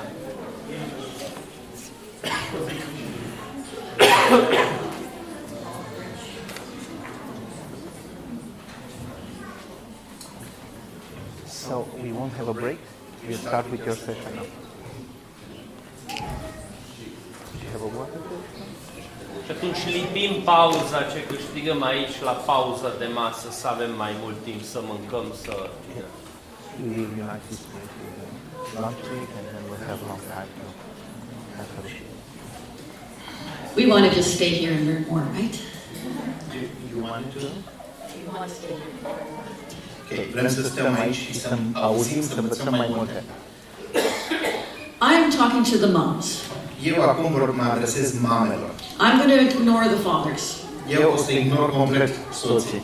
So if you want to like play with your phone or go for coffee, I'm fine with that. Așa că dacă vreți să stați pe telefon, aveți ceva mesaje de răspuns sau să mergeți să beți o cafea, pe mine nu mă deranjează. And I'm talking to the moms who have already started homeschooling. Și vreau să mă adresez în special mamelor care au început să facă homeschooling. If you haven't started homeschooling, this may help you in your decision to homeschool. Dacă nu te-ai apucat deja să faci homeschooling, s-ar putea ca această sesiune să te ajute să începi. So being a homeschool mom is difficult. Să fii o mamă care face educația acasă este dificil. Not only are you a wife and a mother, but also you're the instructor in a classroom with children with different characters and behavior. Nu ești doar mamă și soție, dar ești și profesorul care trebuie să-și învețe copiii cu personalități și caractere diferite. It takes a special person to take on this responsibility, and I'm very honored to be here with a bunch of other homeschool moms. E nevoie de o persoană specială care să poată să-și asume o astfel de responsabilitate și mă simt onorată să fiu astăzi lângă alte mame care au această chemare. We've all been there, those days when you feel that weight of the responsibility of being a mom and a homeschool mom. Fiecare dintre noi am avut zilele alea în care această povară a responsabilității de a fi o mamă care își educă copiii acasă simți că te copleșește. Am I doing the right thing? Oare fac lucrul corect? Am I smart enough to teach my kids? Sunt eu destul de inteligentă să îmi învăț copiii? Will they turn out right? All right. O să ajungă în regulă, o să fie bine de ei? You know those days when things start out bad and they just go downhill from there. Știți zilele alea când pornești rău și de acolo merge tot în jos, tot mai rău. Books are lost, can't find pencils. Nu mai găsiți cărțile, creioanele rupte.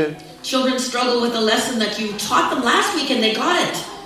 aceeași lecție pe care ai predat-o data trecută și acum doar o recapitulați, copiii nu mai știu deloc.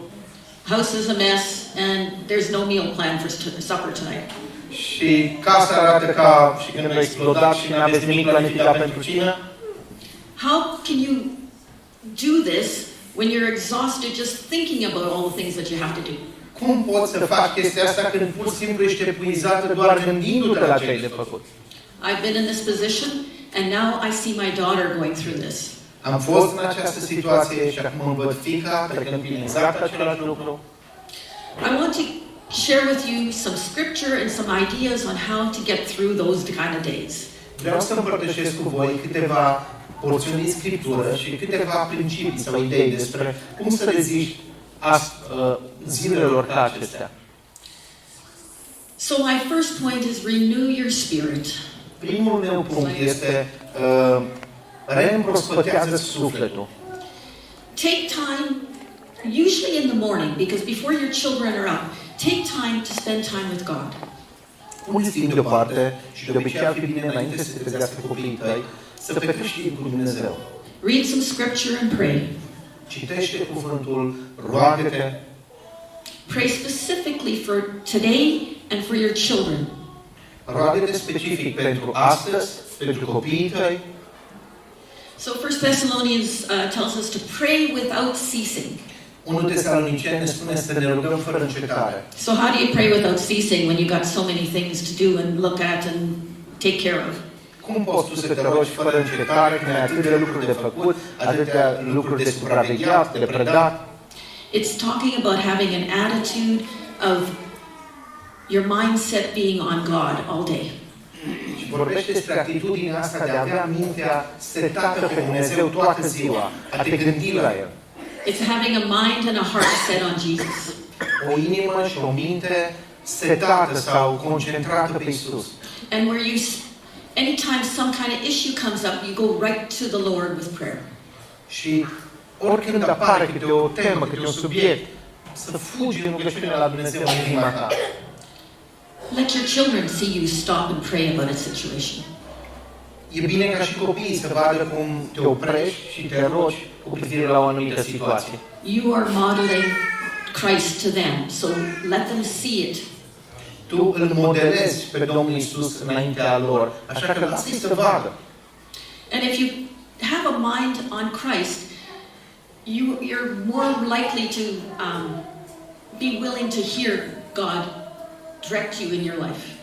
Și dacă mintea ta este setată pe Dumnezeu, există o posibilitate mai mare să fii călăuzit de El în viața ta, să auzi vocea. You're not just teaching your kids academically. As we've been saying all morning, you're teaching their heart. Tu nu le predai lor doar, nu instruiești doar din punct de vedere academic, ci tu le instruiești inima. So remember the purpose that why you're home educating. Și aduceți-vă aminte scopul principal pentru care ați ales să faceți educație. Just like we talked about the Deuteronomy 6, this is a favorite one among homeschoolers, about doing it all the time while you're with your children. Și pasajul acesta din Deuteronom 6, care e un pasaj favorit pentru familiile care fac homeschooling, vorbește despre chestia asta, că trebuie să o faci totdeauna, în orice circunstanță te găsești, să vorbești despre Domnul. There's this myth among the secular world that you have to have quality time with your child. În lumea seculară se zice chestia asta, că trebuie să ai timp de calitate cu copilul tău. That's their excuse for not spending any time with their kids. Asta e un fel de scuză că de fapt nu petrec timp cu copiii. You have the opportunity to spend quantity time with your children. Tu ai oportunitatea, dacă faci homeschooling, să ai și cantitativ mult timp, nu doar puțin de calitate, ci mult timp. Quantity time is way more important than quality. Cantitativ e mult mai important decât calitativ. Next slide. Următorul slide. You're not in this struggle alone. So when you have difficulties, you're not alone. Nu ești singură în această dificultate în care te găsești. Atunci când ai de necazuri, adu-ți aminte că nu ești singură. You've got the most powerful person on your side. God's with you.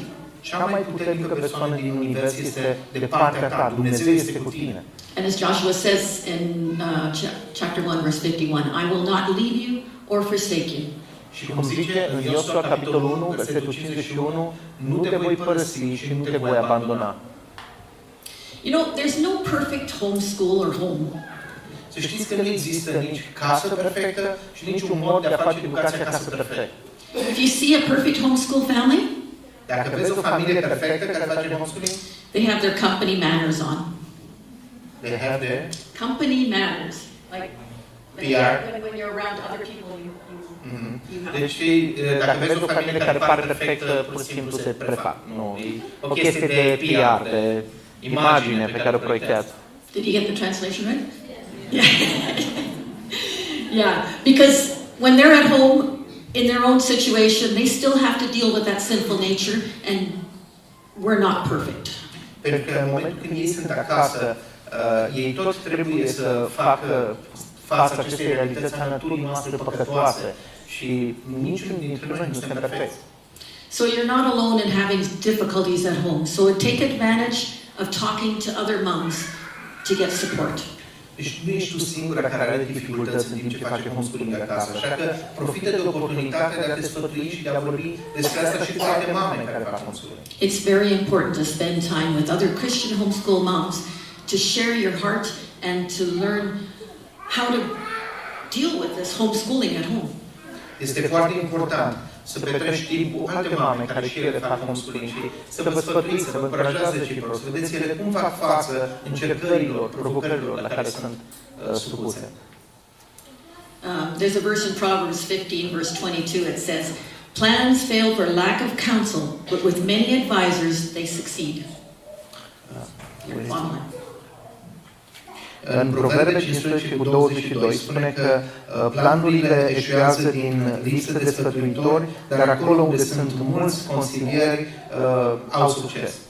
And then in Ecclesiastes 4, verse 10 and 11, it says, "Two are better than one, because they have a good return for their work. If one falls down, the friend can help him up, but pity the man who falls and has no one to help him up." So that's Ecclesiastes 4, verse 10 and 11. În Ecleziastul, capitolul 4, 10 și 11, spune că mai bine doi decât unul, pentru că doi obțin o plată mai bună pentru munca lor. Și dacă vor cădea, unul dintre ei îl va ridica pe prietenul său. Dar vai de cel care cade și nu există un altul care să-l ridice. So be willing to go look for help. You need other Christian women, I'm talking specifically, that are actually in the same place you are, homeschooling their children and struggling. You need each other to get guidance. Fi deschisă la ideea de a căuta ajutor. Ai nevoie de alte mame care se află în exact aceeași situație cu tine, care și ele fac homeschooling, care fac din aceleași convingeri creștine. Sfătuiți-vă, încurajați-vă una pe alta, caută ajutor. This is the role I have taken on now as somebody whose children are grown up. I now am the listener. I listen to these moms and try and encourage them. Cam acum, ăsta este rolul meu în comunitatea de homeschooling. Ca o mamă a cărei copii deja au crescut, care la rândul lor au familii, treaba mea este să fiu o încurajatoare, să ascult și să susțin alte mame care fac homeschooling. So it's really important to find support. So we have what we call support groups in, most in North America, where the moms and the children get together. E foarte important să ai suport. De asta în state, în multe zone, avem grupuri de suport, unde mamele și copiii se duc, copiii interacționează și mamele se încurajează reciproc. So the moms would take their talents and teach all the children. So I would take what I can do well, and I would do a class for one group of children, and another mom would take another group of children and do a class. And we try and do things. I'm probably talking too much. Yes. And I have to translate then. Okay, so let's Okay.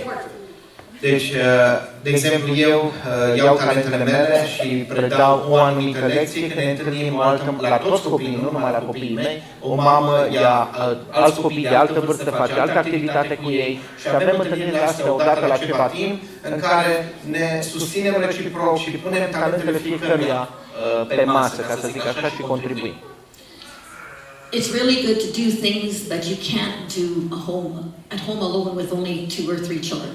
E foarte fain să faceți, de exemplu, anumite activități împreună, care nu le poți face acasă când sunt doar 2-3 copii, proiecte mai mari. Like public speaking, Cum ar fi, choir, singing in a choir. de exemplu, un curs de vorbire în public pentru copii sau să cânte în un cor. When our children were young, we had another family that homeschooled close by, and she taught my children piano, and I taught her children art. So every week we would swap kids, and then we would get a break. Eram cu o familie când făceam noi homeschooling aproape de noi, unde mama preda pian, așa că eu trimiteam copiii la ea să facă pian cu ea, iar eu le predam copiilor ei arte. Și în felul ăsta fiecare dintre noi lua o pauză la copiii lui și mai preda și la alți copii. And also make time for the children to play and for the moms to visit. Și de asemenea, puneți-vă în program timp în care copiii să se joace și mamele să viziteze, să interacționeze cu alte familii, alte mame. So the next thing I want to talk about is schedule. Următorul punct despre care vreau să vorbim este partea asta de program, de orar. A schedule gives you direction in your daily activities, what you got to get done. Un astfel de program sau orar îți dă niște principii directive pentru care sunt activitățile zilnice importante pe care trebuie să le împlinești. Children do better with a schedule because they know what's coming. Copiii se descurcă mai bine atunci când au un program pentru că știu la ce să se aștepte, știu ce urmează să se întâmple. You have to schedule in playtime. Trebuie să pui în programul ăsta și timp de joacă. And chore time. Chores. Activități de făcut în casă, responsabilități în casă. And electronics.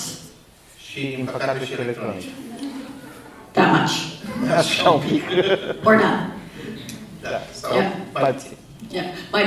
I never had to worry about that. My children, they watch TV for 1 hour a week when they folded laundry. Eu nu ar trebui să-mi fac nici cu astfel de probleme. Pe vremea mea, copiii mei aveau voie o oră pe săptămână la televizor dacă scuteau apă din fântână. You have to make sure your children get a lot of...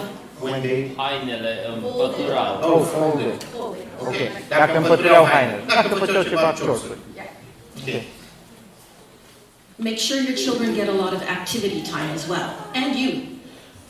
Asigurați-vă că copiii au parte și de tot felul de activități și voi ca și mame. If a child is struggling with a concept, dacă copilul se luptă cu a înțelege un concept, get them to run up and down the stairs 5 times. ajută-i, spune-i să fugă de 5 ori până sus și înapoi pe scări. And they will be able to focus better again. Apoi o să poată să se concentreze mai bine. So, if there's, let's see. Try and incorporate activity into the schooling. Don't just do fill in the blank. Încercați să puneți diferite activități în partea asta de educație, nu doar să completeze fișe și să stea la birou. Worksheets were invented for teachers who have 25 to 30 kids to teach. Fișele astea, să știți că au fost inventate pentru profesori care trebuia să predea la 25-30 de copii odată. So change it up. Așa că aveți libertatea să le mai modificați. Read the questions out loud and talk about them. Citiți întrebările din fișă și dezbateți, discutați despre ele. They don't always have to fill in blanks. Nu trebuie tot timpul să completeze. Allow them to draw pictures while you're reading to them. Dați-i voie ca răspuns să deseneze răspunsul în loc să-l scrie. Don't read dry history books. Read novels.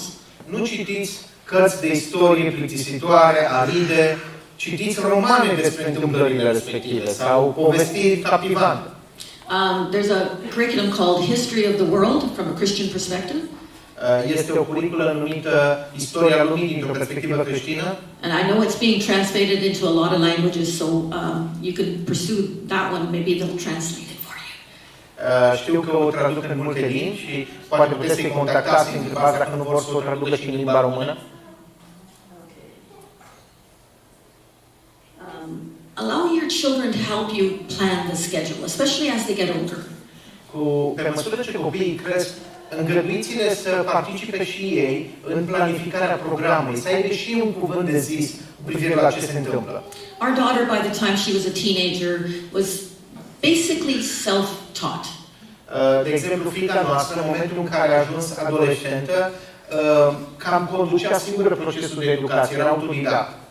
So I would supervise her schooling, but she did most of it on her own. Eu supervizam faptul că ea făcea școală, dar în mare parte din educație ea o făcea singură. Those are the easy kids to teach. Ce fain să înveți copii din ăștia. And it helped me because I had to spend a lot more time with our son. Și mă ajuta asta pentru că trebuia să petrec mult mai mult timp cu fiul nostru. So you're homeschooling, you've got all your kids home, and they don't always get along. Se zice că ești acasă, faci homeschooling și toți copiii sunt acasă, să presupunem că nu se înțeleg foarte bine între ei de multe ori. And as moms, we like a peaceful home, and so we want to stop them doing all these active things. Și noi ca mame vrem o casă liniștită și vrem să oprească odată din toată zarva și toată cârjoneala. I never liked arguing among the children.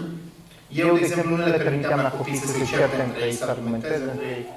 But you know, they have to learn how to interact with each other and how to solve problems too. Dar știți, și ei trebuie să învețe cum să interacționeze unul cu altul, cum să-și rezolve conflictele și problemele. We can teach them some skills of how to resolve problems. Putem să învățăm abilitățile necesare pentru a rezolva conflicte, o abilitate importantă în viață. But as a female, I had to learn that boys solve problems different than girls. Dar ca mamă, ca soție, trebuie să învăț că băieții rezolvă problemele altfel decât fetele. I only had one boy. Eu am avut un singur băiat. And I kept teaching him to solve problems like a girl. Și încercam să-l învăț să rezolve problema ca o fată. So Gerald had to correct me. Așa că trebuia ca soțul meu să vină să mă corecteze. And I watched my grandchildren and my daughter teaching her children. The boys are constantly on top of each other. Și văd la fiica mea care are băieți exact aceeași chestie. Băieții sunt tot timpul unul peste altul, acolo se cască, se... Rolling around on the floor. Se tăvălesc pe jos, pe podea unul peste altul. And she has taught them to they can rough play but not hurt each other. Și eu am învățat că pot să se joace mai dur, dar n-au voie să-și cauzeze răni unul altuia. So we have to allow them to solve their problems sometimes on their own. Câteodată trebuie să le dăm spațiul necesar să învățăm să-și rezolve singuri problemele. Don't worry about problems that come up in your life that interrupt your school. Nu vă îngrijorați prea tare când apar anumite întâmplări care perturbă programul vostru educațional pe care vi l-ați propus. They can be learning experiences. Pot fi și ele oportunități de învățare. This spring, we had some flooding in our area. De exemplu, în această primăvară, noi am avut inundații în zona noastră. We came home from a homeschool meeting one Saturday night and we could not get home. There was water over the road. Am venit acasă de la o întâlnire, sâmbătă seara, o întâlnire de homeschooling și n-am putut să ajungem acasă pentru că drumul era inundat. We left our car on the other side of the highway. Ne-am lăsat mașina pe cealaltă parte a autostrăzii. And we walked through the water with our shoes. Și cu papucii am trecut prin apa mare. We sent our daughter pictures of the water running over the road. Am trimis fiicei noastre poze cu apa care curge peste drum. She packed the kids up and came to visit us so they could experience this. Așa că o pregătire repede, copiii au băgat în mașină și au venit repede să poată experimenteze și această întâmplare interesantă cu au venit inundații.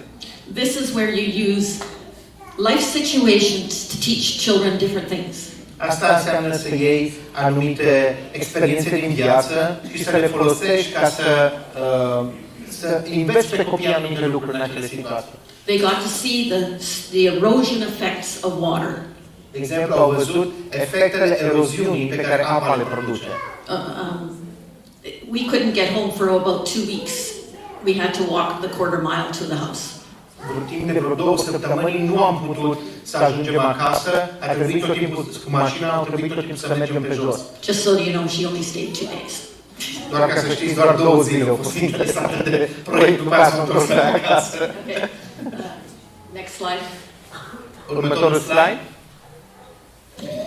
We talked a little bit about this morning. Am mai atins un pic acest subiect azi dimineață. You are modeling Christ to your children. Tu îl modelezi, îl prezinți pe Hristos în fața copiilor tăi. So how you react is how they are going to react. Cum tu reacționezi, e felul în care ei o să învețe să reacționeze. If you react in anger and shouting, that's how they will react. Dacă tu o să te enervezi, o să te mâni și țipi, așa reacționează și ei înapoi. So you're the one that sets the attitude in the home. Tu ești cea care setezi atmosfera în casa ta. If you are calm and patient, they will be more receptive to education. Dacă tu ești calmă și ai pace, copiii o să fie mult mai receptivi la educația pe care le dai. Just trying to check where I've got. Okay. I'm not sure I was always calm and patient. Eu nu sunt prea sigură că am fost totdeauna calmă și plină de răbdare. But that's something I worked on in my life. Dar asta a fost un domeniu pe care eu trebuie să lucrez mult în viața mea. So I am fighting that selfish, sinful nature all the time too. Deci eu mă lupt cu această natură păcătoasă, egoistă. But you can't teach your children to fight that sinful, selfish nature if you aren't trying yourself. Dar tu nu poți să înveți pe copiii tăi cum să se lupte cu natura lor păcătoasă dacă ei nu te văd pe tine făcând asta. So I often told my children when they were growing up, how you treat your sibling is how you are going to treat your future spouse. De multe ori le-am spus copiilor în timp ce creșteau că, uite, felul în care tu te porți acum cu fratele sau cu sora ta e felul în care îți vei trata soțul sau soția. If you're going to be yelling at them and insulting them, it's not going to be, you're not going to have a great marriage. Dacă tu țipi și îi insulți și îi jignești pe frații și pe surorile tale, tu nu o să ai o căsătorie foarte Because fericită. living in a close environment like that, you see all sides of everybody's character in the family. Pentru că când trăiești așa de aproape cu alții, le vezi cumva toate fațetele, toate lucrurile care în mod normal le ascund de alții. So you need to teach your children to love and respect each other. Așa că trebuie să-ți înveți copiii cum să se iubească și să se respecte unii pe alții. One of the things that helped us is that we would periodically read through Proverbs in a month. Un lucru care pe noi ne-a ajutat a fost să citim în mod periodic, din când în când, cartea Proverbe. Proverbs conveniently has 30 chapters in it. În mod providențial, cartea Proverbe are 30 de capitole. So you got one a day. Așa că poți citi câte un capitol pe zi. And there's a lot of good information on behavior in Proverbs. Și e foarte multă informație și conținut de calitate în proverbe despre comportament, despre caracter. Okay, next slide. I think it's Yes. okay. I'm not quite up to there, I think. The other thing we mentioned and Drill talked about in the men's talk, which apparently the women weren't supposed to be in. Un alt subiect care Gerald a adresat în seminarul lui pentru bărbați și ne așteptam ca femeile să nu fie aici, așa că o să repet și eu pentru doamne de data asta. Read to your children. Citește copiilor tăi. Read books that are challenging for them. Citește cărți care sunt provocatoare pentru ei. Just because you have preschoolers doesn't mean you can't read a chapter book. Faptul că copiii tăi sunt preșcolari nu înseamnă că nu poți citi cărți care au capitole. Even if you have a wide age of children, you can read one book to them. Chiar dacă este o diferență mare de vârste între copiii tăi, poți să le citești aceeași carte. And then talk about what you're reading. Și apoi discutați despre ceea ce citiți. This is your opportunity to read good books and then talk about the characters in the books and how they solve problems. Și asta e o oportunitate bună să citiți cărți bune și apoi să aveți discuții despre personajele din carte, despre felul în care reacționează sau rezolvă anumite probleme în poveste. Don't stop reading to your children after they learn how to read. Nu vă opriți din a le citi copiilor voștri odată ce învață ei să citească. I read to my children right through high school. Eu le citeam copiilor mei și când erau la liceu. We read more difficult books as they got older. Citeam cărți tot mai dificile pe măsură ce deveneau tot mai mari. But it's good to experience these books together. Dar e fain să ai experiența asta de a citi o carte împreună și să o discuți. Gerald mentioned that we got to travel a lot. Gerald povestea despre faptul că călătoream mult împreună. I can remember driving down the roads in the United States somewhere and we read Pilgrim's Progress together. Țin minte că nu mai știu la ce conferință probabil mergeam și am citit pe drum Călătoria creștinului. And we had a lot of good discussions with our children over that. Și am avut discuții extraordinar de bune pe tema asta cu copiii noștri. The other thing is, let your children see you read. Încă un lucru, lasă-i pe copii să te vadă pe tine citind. I love to read. Eu iubesc să citesc. My children learned that if they talked to me while I was reading, I had no idea what they said. Copiii au învățat destul de repede că dacă vorbesc cu mine când citesc, apar n-am ce zic, că eu sunt prea captivat acolo. I disappear into books. Eu mă ascundeam în cărți și dispăream. Build a large library so you have access to books at all times. Faceți-vă o bibliotecă mare, așa încât copiii să aibă acces la cărți întotdeauna, tot timpul. Use the library. Mergeți la biblioteca orașului. We would go to the library and we'd pick up 50 books at a time. 50. Mergeam la bibliotecă și luam 50 de cărți odată. If we were studying a certain subject, I would contact the library ahead of time and they would access many other libraries and bring books in for me. Dacă studiam un anumit subiect, sunam în avans la bibliotecă și le ziceam, uite, am nevoie de cărțile astea și dacă nu le aveau, sunau la alte biblioteci și ne le aduceau și atunci când intram în subiect, aveam pregătită deja bibliografia. We were fortunate there was a teacher's library in the city in our province. Eram norocoși cumva că era o bibliotecă pentru profesori în zona noastră, de unde puteai lua resurse educaționale foarte faine. We could, we don't live big. We lived an hour away from the city. Și noi nu locuiam într-un oraș mare, eram la o oră distanță de cel mai mare oraș. We would call the library and say we're studying this. They would put it in a box and they would mail it to us. Sunam în orașul mare, le spuneam, ăsta e subiectul pe care îl studiem, astea sunt cărțile care ne interesează, ni le puneau într-un colet și ne le trimiteau acasă. It's amazing what happens when you put colorful big books on the table in the living room and just wait to see what the children do. E interesant să vezi ce se întâmplă când pui cărți faine, colorate, cu imagini frumoase pe masă și le lași acolo să vezi ce o să facă copiii. I have lots of ideas, but we're going to move on. Which slide is this one here? That's my last slide, I think. Yeah. You can do this. Ultimul slide pe care vreau să-l prezint e asta că poți să faci lucrul ăsta, poți face educație acasă. Even though we've told you it's difficult, it is more than worth it. Chiar dacă v-am spus că este dificil, se merită, mai mult decât se merită efortul. No one cares about your children more than you do. Nimănui nu-i pasă mai mult de copiii tăi decât îți pasă ție. Model a life of joy and learning and pass it on to your children.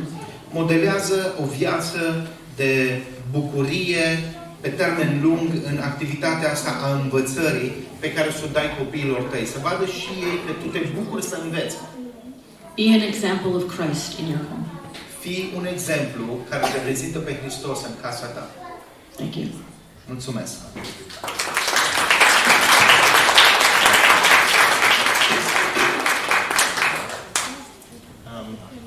Ce urmează? Avem timp de întrebări sau? Probabil ar fi bine să folosim timpul cu întrebări, că acum am reușit să reducem din pierderea timpului și atunci, dacă facem o sesiune de jumătate de oră de întrebări și răspunsuri, Până atunci sosește mâncarea și atunci putem să mâncăm. Că deocamdată nu a sosit mâncarea. Okay, so because the food is not here yet, we will have a short 13 minutes session of questions based on the sessions that you guys already presented. And by this time the food will come and then we'll go into the lunch. Okay. Deci, întrebări și răspunsuri. O să mai fie o sesiune la sfârșit, dar acum să profităm de timpul ăsta. So we will have another session of question and answers at the end, but we will just make good use of this time. So before we do the questions, can I just tell you a little bit about where we live to give you a picture of kind of our life? Da. Înainte să dau drumul la întrebări, vreau să vă zic un pic despre locul unde locuim, ca să vă faceți o imagine despre viața noastră. So we live in the center of Canada. Noi locuim în zona centrală a Canadei, In the province of Manitoba. în provincia Manitoba. Where we live is 100 kilometers from the capital city. Locuim la 100 de kilometri distanță de capitală. The closest traffic light to where we live is almost 100 kilometers. Primul semafor față de casa noastră este la aproape 100 de kilometri. So it's the closest town is 1,200 people. Cel mai apropiat orășel are 1,200 people. Are 1200 de oameni. So when we talk about we're in an area where there's lots of farms. Suntem într-o zonă unde există multe ferme. But when Bev talked about the library, it's a small library in our town, but the librarians want people to access books. Este o bibliotecă mică la noi în oraș, dar pentru că nu se mai citește astăzi ca înainte, bibliotecarii vor ca oamenii să acceseze cărți, să justifice locul de muncă. So they're willing to help. Așa că sunt dispuși să ajute. What he also didn't tell you is that we live 8 kilometers from the town in the forest. Și încă o chestie, suntem chiar la 8 km în pădure și față de orășelul ăsta de 1200 de oameni, mai suntem și în pădure 8 km. We don't farm. Noi nu avem fermă, We only have 2 cats. avem doar 2 pisici. They give eggs, milk, anything. The cats give milk. Just meow. Just meow. That's cool. Nu dau lapte, nu dau numai miauri dau. But it did give us the opportunity to raise chickens because we had land. Dar avem oportunitatea să creștem găini pentru că avem teren. We also have a 10 meter by 5 meter in-ground pool, swimming pool. Da. Și avem și o piscină de 10 pe 5 metri, adică la nivelul terenului. It came with our territory when we bought it. Când am cumpărat era acolo piscină. So our daughter took advantage of that. When she turned 18, she got her credentials to teach swimming and she offered lessons in the community and she taught 6 weeks all day for every summer from 2000 to 2006. Și că fetița noastră a profitat de chestia asta și și-a obținut niște calificări să poată să predea în not și în fiecare vară ținea niște cursuri intensive, zilnice, timp de 6 săptămâni de not, la noi în piscină, pentru comunitate. Teaching swimming is very profitable. Și să știți că să predai în not e foarte profitabil. She put herself through university. În felul ăsta și-a susținut singură costurile pentru universitate. Working 7 weeks a summer. Lucrând doar 7 săptămâni în vară, își plătea tot anul de studii. I took over the business when she had her first baby. Eu am preluat afacerea asta de la ea când a născut primul bebeluș. And I taught swimming in our pool until 2019 and then 20 COVID shut it down. Și până în 2019, după aceea în 2020 a venit COVID-ul, am predat eu în continuare în notul la noi în piscină. I'm retired now. Acum m-am pensionat. So we have been involved in, I was an agricultural scientist for almost 40 years. Eu timp de 40 de ani am fost un om de știință în domeniul agriculturii. And we're now involved in home education around the world. Și acum suntem implicați în această lucrare cu Educatia Acasă la nivel internațional. But we find over and over that the people, whether they're in Abu Dhabi or Cluj or you name the place, the questions are the same.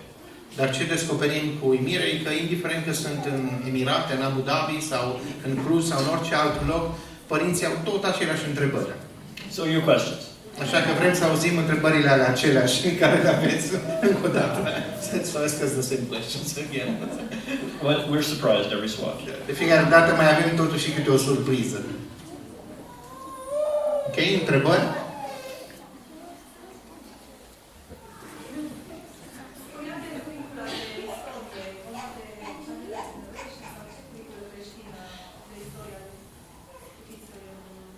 Can you tell us again about the curriculum for history that you've talked about? Is it history for generations, or what's the name of it?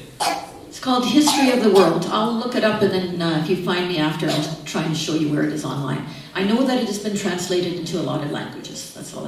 I don't know whether It's in Romanian. Yeah, because publishers translate books to make a profit. And if you have a small population, there is no profit, because it costs a lot to translate a book. But if you're really good at translating, they might consider your skills worth investing in. O să o caute și o să-ți o arate în pauză. Se numește Istoria lumii dintr-o perspectivă creștină și că e tradusă în destul de multe limbi. Trebuie verificat dacă și în română, dar dacă ai o populație mică și ei fac traducerea asta pentru profit, de obicei nu traduc în limbi care nu sunt de circulație prea mare. Aici? Cineva care e la început de drum, pe partea asta, de unde ar trebui să înceapă? Avem copii mici. When you have small children and you're at the beginning of the road of the homeschooling journey, what are the first steps you need to take in homeschooling your children? Well, first of all, I believe that you don't start homeschooling. În primul rând, nu cred că începi să faci educație acasă. I understand that there are a few very rich people in the world that never homeschool. Am înțeles că sunt unii oameni care sunt foarte bogați în lume, care n-au făcut niciodată homeschooling. There's people that hire other people to teach their children how to tie their shoes and how to use the toilet and things. But most people homeschool. Am înțeles că sunt unii oameni care îi plătesc pe alții să învețe pe copiilor cum să-și lege șiretul, cum să meargă la toaletă, alte chestii de genul ăsta, dar marea majoritate a oamenilor, într-o anumită măsură, fac educație acasă. And then for some very strange reason, people around the world, when their children turn a certain age, stop homeschooling. Și după aia, dintr-un anumit moment, dintr-un motiv ciudat, copiii ajung la o anumită vârstă și se opresc din a învăța lucruri, din a educa. They feel that they have to send their children to this institution to teach them things that they're no longer capable of teaching. Și ajung să creadă că ei nu sunt capabili să-i mai învețe de aici încolo și predau unei instituții care să continue această educație. So I don't want to simplify it, but keep on doing what you're doing. Nu vreau să fie un răspuns din ăsta supra-simplificat, dar pur și simplu nu abandona. Continuă să înveți lucruri de bază și nu te opri, nu-i preda al cuiva. So that's the first step, is to think about, I'm not starting, I'm just not stopping. Deci, ideea e să te gândești, să schimbi mentalitatea. Nu e vorba că încep să fac, ci nu mă opresc din a face. Pentru că de când e bebeluș, înveți lucruri. Okay, so your goal with your children is to educate them for life. So we start with learning to read and mathematics, basically. Cu copiii tăi, sorry for interrupting, but so we have shorter sentences. Forgetting, I look at her and I think she's... Yeah. So, scopul este să-i educi pe copiii tăi pentru viață. Așa că începem cu lucrurile de bază, să-i înveți să citească, să-i înveți să numere, culorile, chestiile de bază. There's this myth that if your child learns to read really early, it gives them an advantage.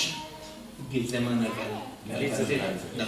E acest mit că dacă copilul tău învață să citească foarte devreme, asta le dă cumva un avantaj în viață. Dezavantaj. A disadvantage? Advantage. Yeah, it's not true. Nu este adevărat. Children learn to read when they're ready. Copiii învață să citească atunci când sunt gata. If you start too early, they will hate it. Dacă îi forțezi să învețe prea repede, vor urâ cititul după aia.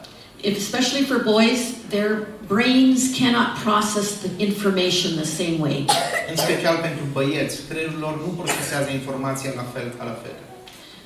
As I mentioned earlier, children see in 3D. They don't see in flat. Cum am spus înainte, copiii percep lucrurile în 3D, nu plan. In English, there's a letter that looks like a line with a ball, 4 different ways. În A B, a B, engleză, a Q. No, Avem not Q. P, B, B, B, D, P, and well, Q. and Q. But they're all the same. Da. Deci avem litera B, care dacă o întorci e D, dacă o pui în jos e P, dacă pui invers e Q și același simbol poate să însemne 4 litere diferite.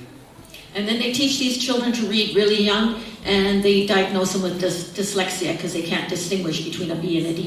Și îi pun să citească de foarte mici și pentru că nu pot să facă distinția asta între B și P, care sunt oglindă, îi diagnostichează cu dislexie. And all they need is a little bit of time to grow up. So boys actually should be taught those kinds of things when they're around 7. Și de fapt tot ce au nevoie e de puțin timp ca creierul lor să se mai dezvolte. Eu cred că băieții ar trebui să învețe aceste lucruri în jurul vârstei de 7 ani. Doesn't mean they aren't learning.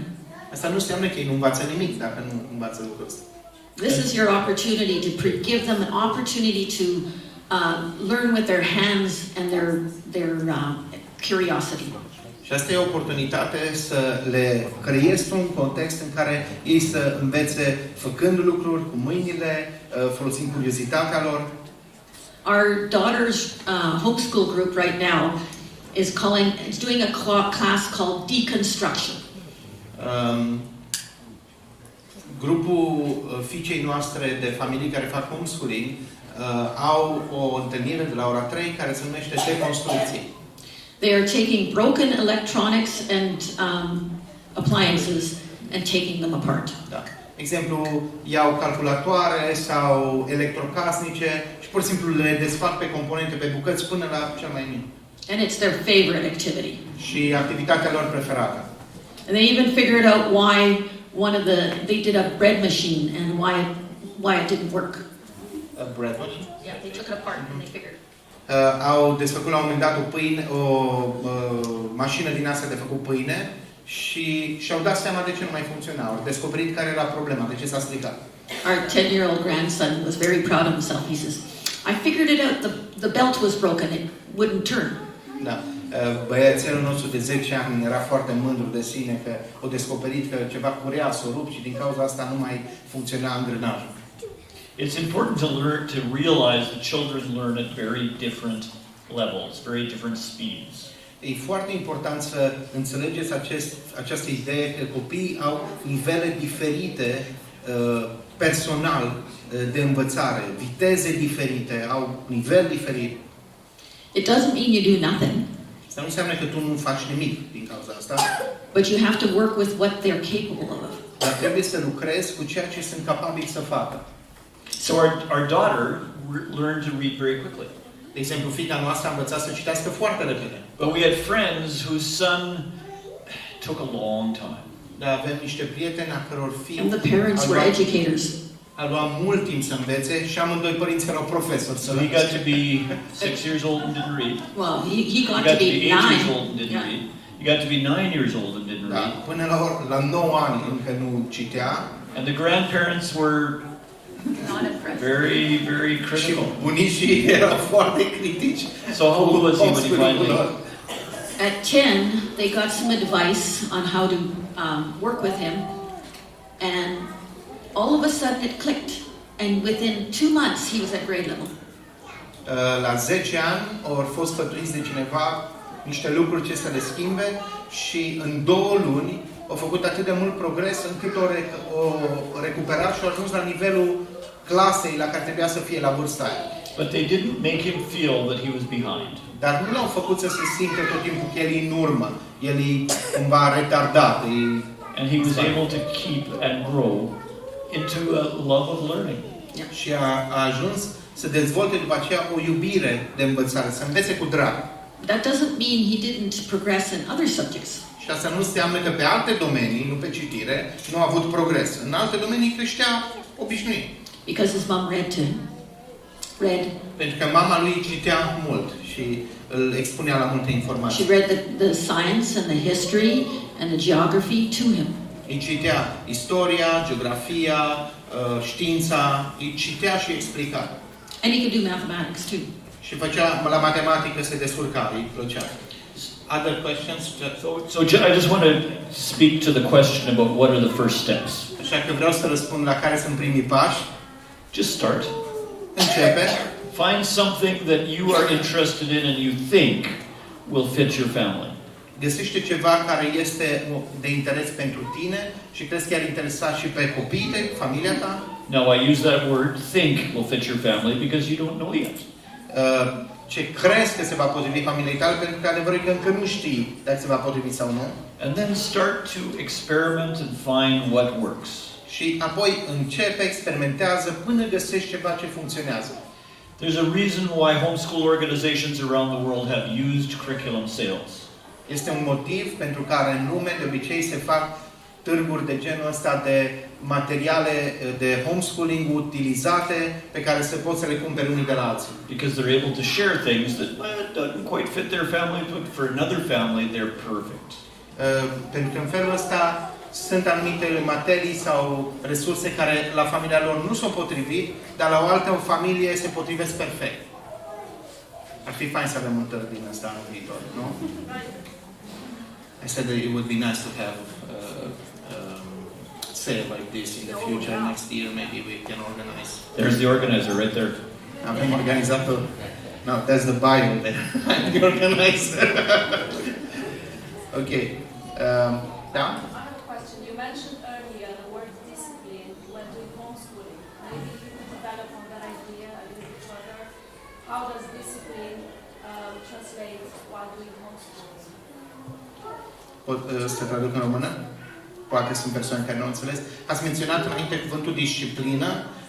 Puteți elabora un pic pe acest subiect? Cum se translatează în lucrarea de educație acasă acest principiu al disciplinei? So when you ask about discipline, there's two meanings. One is where we correct children for some action.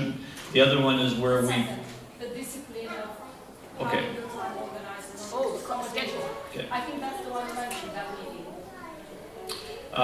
Well, Sunt două, just to translate what you said before, sunt două sensuri a cuvântului disciplină. Unul este să disciplinezi, să corectezi copilul atunci când greșește și altul este să fii disciplinat, să ai o anumită ordine, un program. Și doamna a zis că de al doilea sens crede că se referea cu a avea o disciplină. first of all, it depends on the family because there's big differences on how a family organizes themselves. În primul rând depinde mult de la o familie la alta, pentru că sunt diferențe mari în felurile de cum se organizează o familie versus altă familie. Some families will see as being an orderly process and organization for their homeschool. Others families will see as being chaos. Ce unele familii vor considera o ordine și un plan stabilit pentru a face educație acasă, alte familii se vor uita și vor zice asta e haos. And then other families who have a certain kind of discipline or organization will be seen by some families as being almost tyrannical or army. Și alte familii se vor uita la modul ordonat în care unele familii fac școală și vor fi considerați de alții tiranii sau ca la armată, toată lumea pregătită. So in our home we had some charts. De exemplu, la noi acasă, noi aveam niște grafice that said these are the things that we expect to do. These are the rules of how we'll do things. Pe aceste planșe aveam regulile casei care trebuia să le urmăm, activitățile pe care le urmăream împreună să le îndeplinim. We usually did the academics in the morning. De exemplu, de obicei făceam partea academică dimineața. And right after lunch, I would read to the children. Imediat după masă aveam timpul de citire cu copiii. And then they would do their music practice. Apoi studiau muzică. And then they had playtime. Și apoi aveau timp de joacă. Somewhere in there, the chores get done too. Și undeva între chestiile astea trebuia să-și facă și responsabilitățile pe care fiecare copil le avea în casă. We had a hard time remembering whose chores were what, which day, and then we went to a weekly schedule that worked for us. Tot aveam probleme cu să ne aducem aminte cine e responsabil în ce zi, de care cine strânge masa, cine nu știe. Așa că ne-am făcut o planșă. Ne-am făcut o planșă cu fiecare săptămână cine e responsabil de ce anume. My daughter has 4 children and she could not remember whose job was when. Fiica mea, la fel, are 4 copii și nu mai ținea minte a cui treabă îi se facă ce în care zi. So every September now they each get to choose the jobs they want to do for the next year. Așa că în septembrie negociază și fiecare își alege care sunt lucrurile pe care le vor face timp de un an de zile. They get very good at that job. Și așa că devin foarte buni la un lucru. El sau lucrurile care sunt ale lor, alea le fac foarte bine. And when you change jobs, it's your responsibility to teach the other family member how to accomplish that job. Și când schimbă roluri, este responsabilitatea ta să-l înveți pe cel care acum au primit o responsabilitate nouă, ce așteptări și cum anume să facă chestia. As our children, poate el să o facă la nivelul lui. As our children got older, Bev would, at the beginning of the year, have a plan that she would share with the children and say, this is what you will do and learn. Cu cât copiii au crescut, la începutul anului, Bev le prezenta copiilor planul, zice, uite, cam asta trebuie să faci anul ăsta, trebuie să înveți. It wasn't quite as important with our son, but our daughter needed to know what was expected. Cu băiatul nostru nu conta chiar atât de mult, dar pentru fiica noastră era foarte important să știe unde mergem, ce se așteaptă de la ea, care sunt obiectivele. And when she went to college, și când s-a dus la facultate, the college courses would have a list of the things that they would need to accomplish, the syllabus. Și când s-a dus la facultate, la fel, era materia pusă pe capitole, tot ce va învăța anul ăla la fiecare materie în parte. She would use that syllabus to plan the things that she would do and how she would do it and when she would do it. Ea folosea acest plan ca să-și organizeze ce activități va face, cum le va face, când le va face, în funcție de ce anume învăța și la școală. So some of her fellow students would say, how did you know that you need to write that essay or paper or research? De exemplu, mulți din colegii îi întrebau, dar de unde știu tu că o să trebuiască să scriu un eseu pe subiectul ăsta? De unde ai știut? Because our daughter would have worked on it before the professor announced in the class that this was next. Pentru că ea, dacă era ceva timp liber, începea să pregătească și lucra în avans, înainte ca profesorul să anunțe, să zică că trebuie să faceți un eseu pe tema asta. And our daughter would have the assignment half done already. Și deja era la jumate cu el gata, înainte să anunțe profesorul. So the other student would say, how did you know that we needed to do that? Și ei întrebau, dar de unde știu tu că trebuie să faci chestia asta dinainte? And she said, well, the professor gave us a syllabus that told us all the things that we need to do. Pentru că la începutul anului, profesorul ne-a dat deja tabla asta de conținut și acolo ne spunea tot ce va trebui să facem pe tot anul. She was also not afraid to go to the professor and ask questions. Și de asemenea nu era teamă să se ducă la profesor și să pună întrebări. They liked her because she would ask questions. Era chiar plăcută de profesor pentru că era curioasă și punea întrebări și vrea să știe mai mult. By the second year, they had hired her to help mark exams and essays. În al doilea an deja ori luat-o să ajute să corecteze și să dea note anumitor lucruri. So that was part of the discipline, was just knowing what is it that they will need to do and when. Și cam asta e o parte din procesul ăsta de disciplină, să înțeleagă ce trebuie să se facă, ce așteptări sunt de la ei și când anume trebuie să le facă. So as much as possible, we're preparing our children to be able to plan and manage their lives as they grow. Și ideea e că atât cât este posibil ne pregătim copiii să știe să-și organizeze viața în timp ce cresc, să știe cum anume să își împlinească responsabilitățile. When they're young, you check their work daily. Când sunt mici, tu le verifici lecțiile în fiecare zi. As they get older and more responsible, you check it maybe once a week. Cu cât cresc mai mari și sunt tot mai responsabili, poate îi verifici o dată pe săptămână. They still need accountability because they are lazy, just like the rest of us. Tot au nevoie să dea socoteală cuiva, că și ei sunt leneși ca și noi restul. Part of the discipline, I think, is teaching our children how to work, how to be punctual, how to be reliable. Cred că o chestie foarte importantă care ține de disciplină e să învățăm pe copii cum să muncească, cum să fie punctual, să se țină de termeni și cum să fie oameni de cuvânt pe care te poți baza. I had many people that worked for me over the years that thought that they should get some kind of a encouragement or a reward for coming to work on time. Am avut mulți oameni care au lucrat pentru mine de-a lungul timpului, care se așteptau să primească ceva aplauze și recompense că au ajuns la timp la lucru. We tried to teach our children if they were not early, they were late. Noi ne-am învățat copiii că, uite, dacă n-ajungi mai devreme, ai întârziat. So even today, our son arrives at his work at least 30 minutes before he begins his work. Așa că până în zi de azi, băiatul nostru ajunge cu minim 30 de minute mai repede la lucru, înainte să înceapă munca. Those are disciplined life skills. Astea sunt abilități de viață, de disciplină, de a fi disciplinat. Does that answer your question? Yes. Se răspunde la întrebare? Da, mulțumesc. Do we have any time for questions or? Yes. Okay. Spate? Eu sunt la început de drum și am început homeschooling din septembrie cu fiul meu, dar fetița nu vrea nici cum și nu știu ce aș putea face sau cum să o convins să merg cu amândoi pe homeschooling. Deci ea vrea la școală pentru că toate prietenele ei sunt acolo și nu vrea să se dezlipească de ele. Okay. I'm new to homeschooling. I just started this September.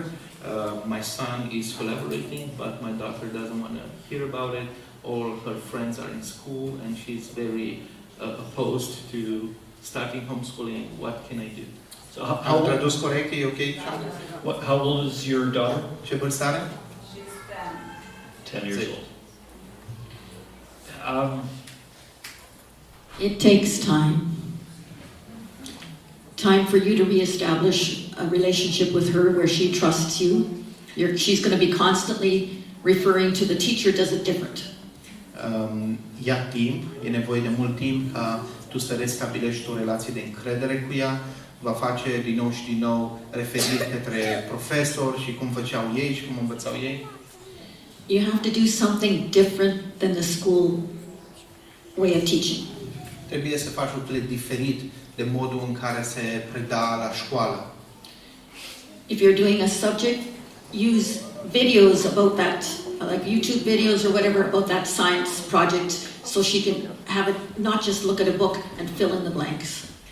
De exemplu, dacă învățați ceva la științe, nu doar îi dai o carte unde vede niște poze și trebuie să completeze. Uitați-vă la ceva video, fă ceva mai interactiv care să o... Do a project. Do something where she has to build something where she has to use her hands. Faceți un proiect împreună, ceva unde trebuie să lucreze cu mâinile, să vadă ceva mai interactiv. You want to make homeschooling more fun than going to school. Scopul tău e să faci ca educația acasă să fie mult mai distractivă decât mersul la școală. She will still miss her friends though.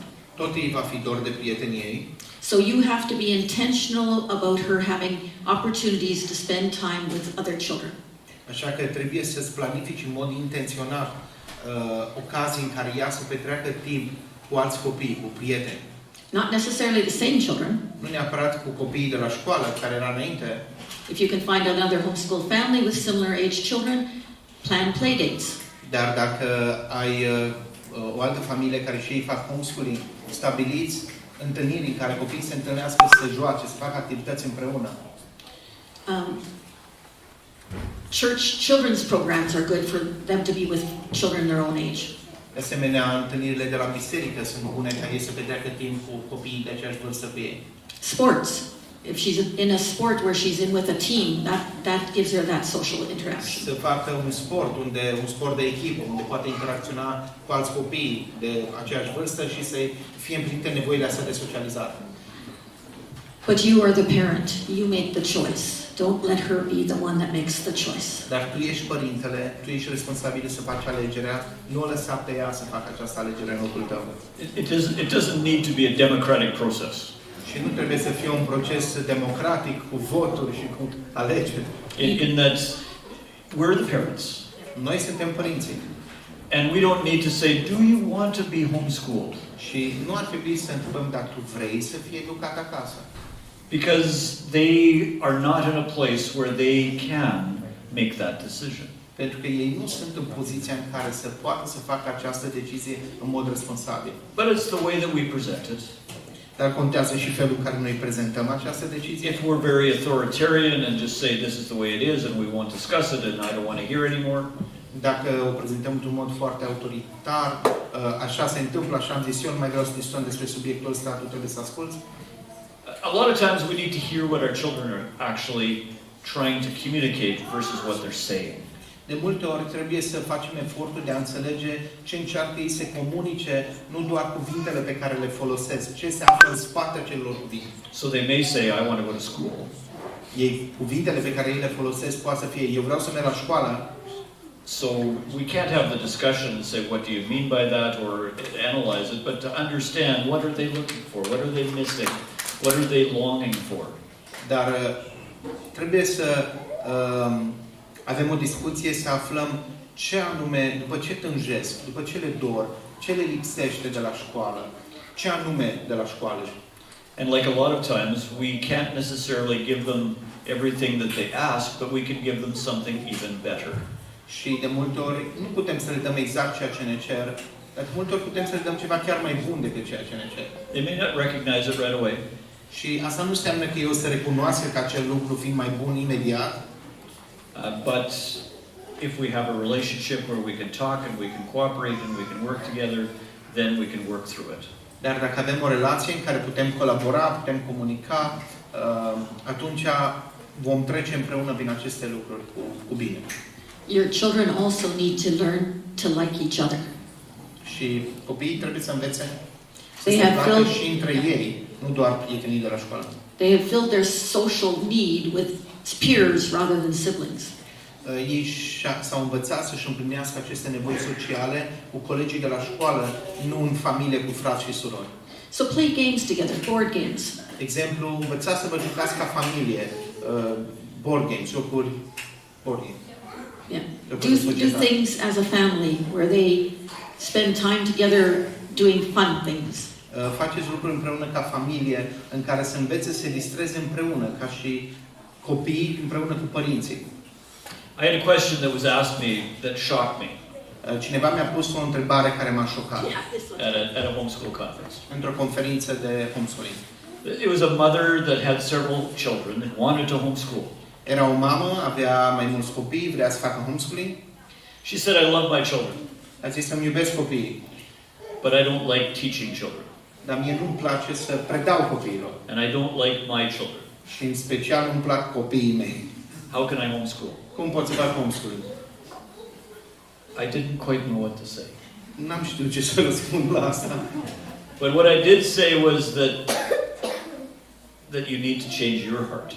Am zis că în primul rând trebuie să se schimbe inima ta. And that will take time to be able to have you like your children and your children like you. Și asta va lua mult timp, ca ție să înceapă să-ți placă de copiii tăi și copiilor tăi să le placă de tine. Sometimes it takes time to actually like being with each other. Câteodată trebuie investit timp și efort ca să ajungi să-ți placă să stai în prezența celorlalți, să petreceți timp împreună. Yes, we love each other, Da, ne iubim unii pe alții, but this is not fun.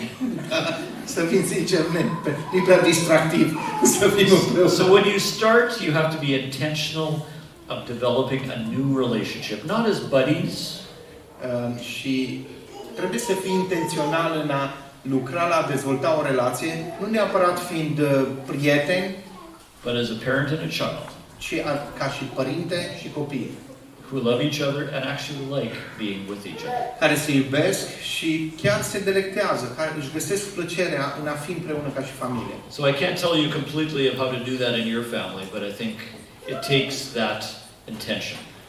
Nu știu exact cum să faci tu asta în familia ta, dar cred că e nevoie de această intenție, să lucrezi în direcția asta. But what I can tell you is it's worth it. Dar ce pot să spun e că se merită să faci asta. In the outcome, what happens in the end, it's worth it. Când te vei uita la rezultat, la ce se întâmplă la final, se merită. A last question before going to the meal. Ultima întrebare înainte să mergem la masă. How should I proceed if I would like to make homeschooling, but I'm not able to understand English language and have the curricula in English? How should I proceed? Ce ar trebui să fac în continuare? Dacă îmi doresc să fac homeschooling, dar nu știu foarte bine engleză și curiculele de obicei sunt în limba engleză, cum ar trebui să abordez subiectul ăsta?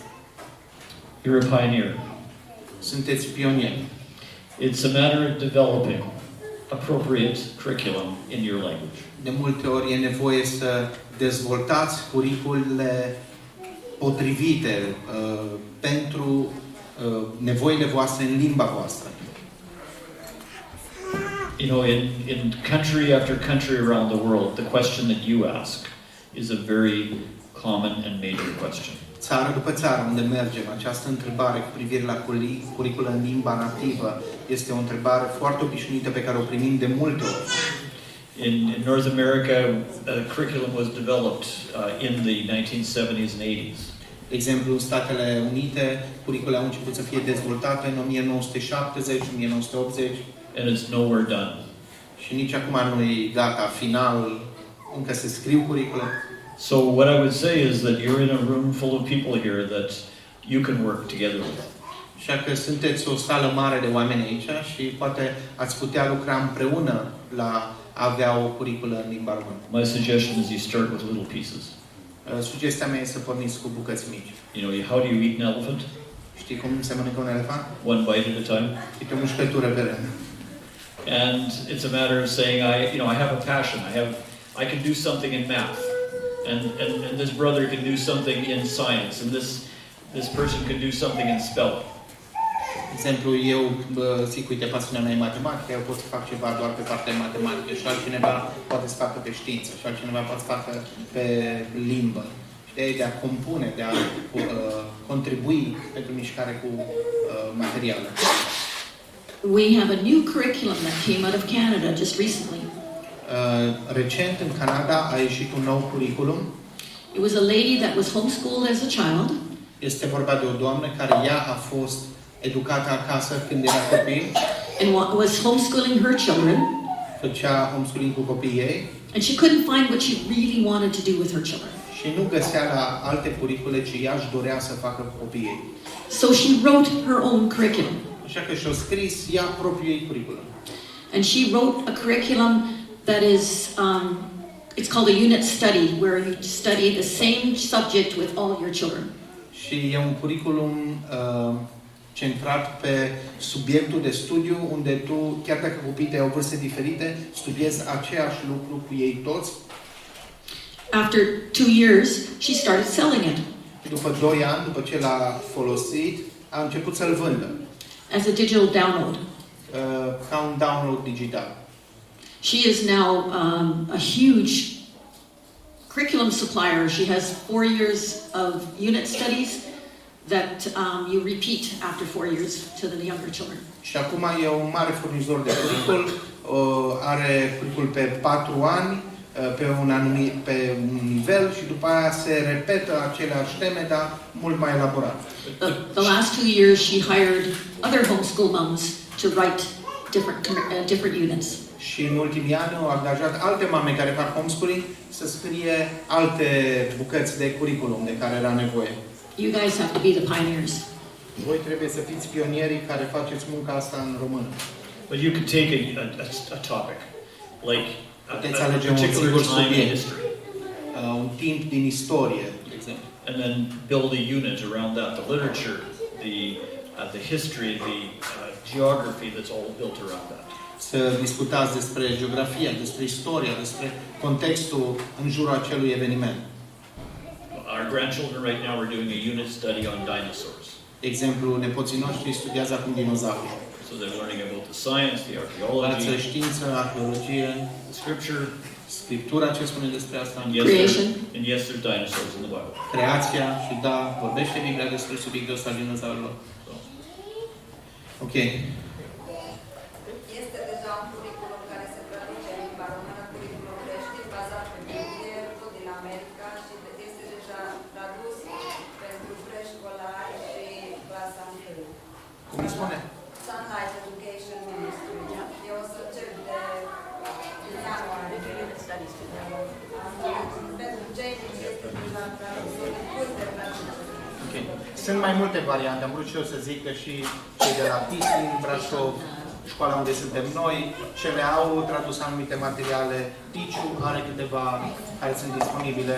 Poate să e un subiect de discutat pentru cei interesați. Dar traducem curicule numai după masă. Deci Deci înainte de masă nu o să mai traducem curicule și am învățat că elefantul se mănâncă cu câte o mușcătură și pizza și tot ce ați comandat se mănâncă tot cu o mușcătură. Deci trebuie să mergem jos, că o sosit comanda, o sosit pizza, o sosit crispy chicken cu cartofi, dar salata încă nu a sosit. Deci aș ruga pe cei care au comandat pizza să meargă prima dată să ia și după aceea cei cu crispy chicken și cei cu salata o să fie după aceea.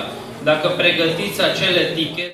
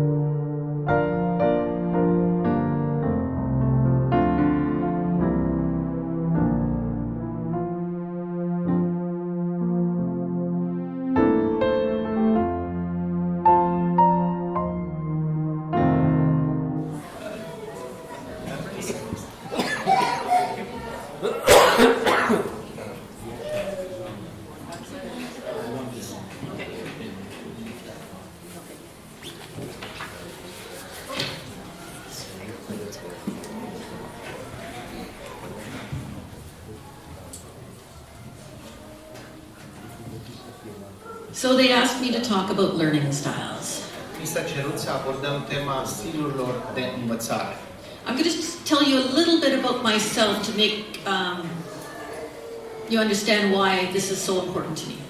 O să vă zic câteva lucruri despre mine ca să înțelegeți de ce subiectul acesta este atât de important pentru mine. I not only homeschool our two children, but I have also spent the last 40 years teaching children in many different ways.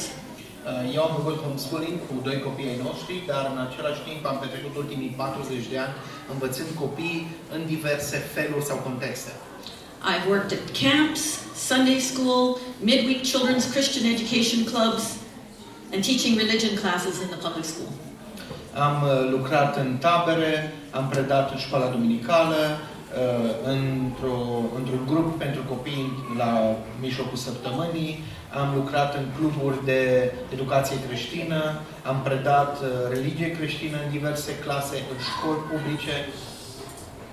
I've used my learning style and many other learning styles in order to share Jesus with these children in different situations. Am folosit stilul meu de predare și alte stiluri pentru a putea să împărtășesc despre Domnul Isus cu diversi copii în diverse contexte și în diverse școli. Excellent. Excellent. Oh, next slide. So in Psalm 139, verses 13 and 14, it says, "For you created my innermost being. You knit me together in my mother's womb. I praise you because I am fearfully and wonderfully made." În Psalmul 139, versetele 13 și 14, spun căci Tu mi-ai întocmit rărunchii, m-ai țesut în pântecul mamei mele, îți mulțumesc că sunt o făptură atât de minunată, minunate sunt lucrările Tale și sufletul meu știe foarte bine lucrul acesta. We are each unique, Fiecare dintre noi suntem ființe unice. and all people learn differently, and we have a preferred way of absorbing, processing, comprehending, and retaining information. Fiecare dintre noi suntem diferiți și avem un mod preferat de a absorbi, de a procesa, de a înțelege și de a reține informația. Next slide. Următorul slide, vă rog. The three most common learning styles are, as you can see on the, I don't know, how many of you read English? Câți dintre voi puteți citi în Oh, engleză? a few of you. So, Okay. both most common ones are visual, or the lookers, Cele mai comune stiluri de învățare sunt vizual, cei care privesc. so they're the best if they can see what they're learning. Ei procesează cel mai bine informația dacă văd, dacă au ceva vizual. Then there are the auditory learners. Apoi sunt auditori, cei care ascultă și înțeleg prin faptul că aud. Yeah, they learn best when they can hear it. Cel mai eficient pentru ei este când aud informația. Then there are the kinesthetic learners.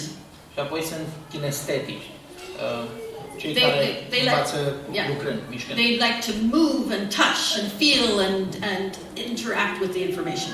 Ei vor să se miște, să atingă, să interacționeze cu informația pe care trebuie să o asimileze. So I'm going to explain a little bit more about them, but as you can see,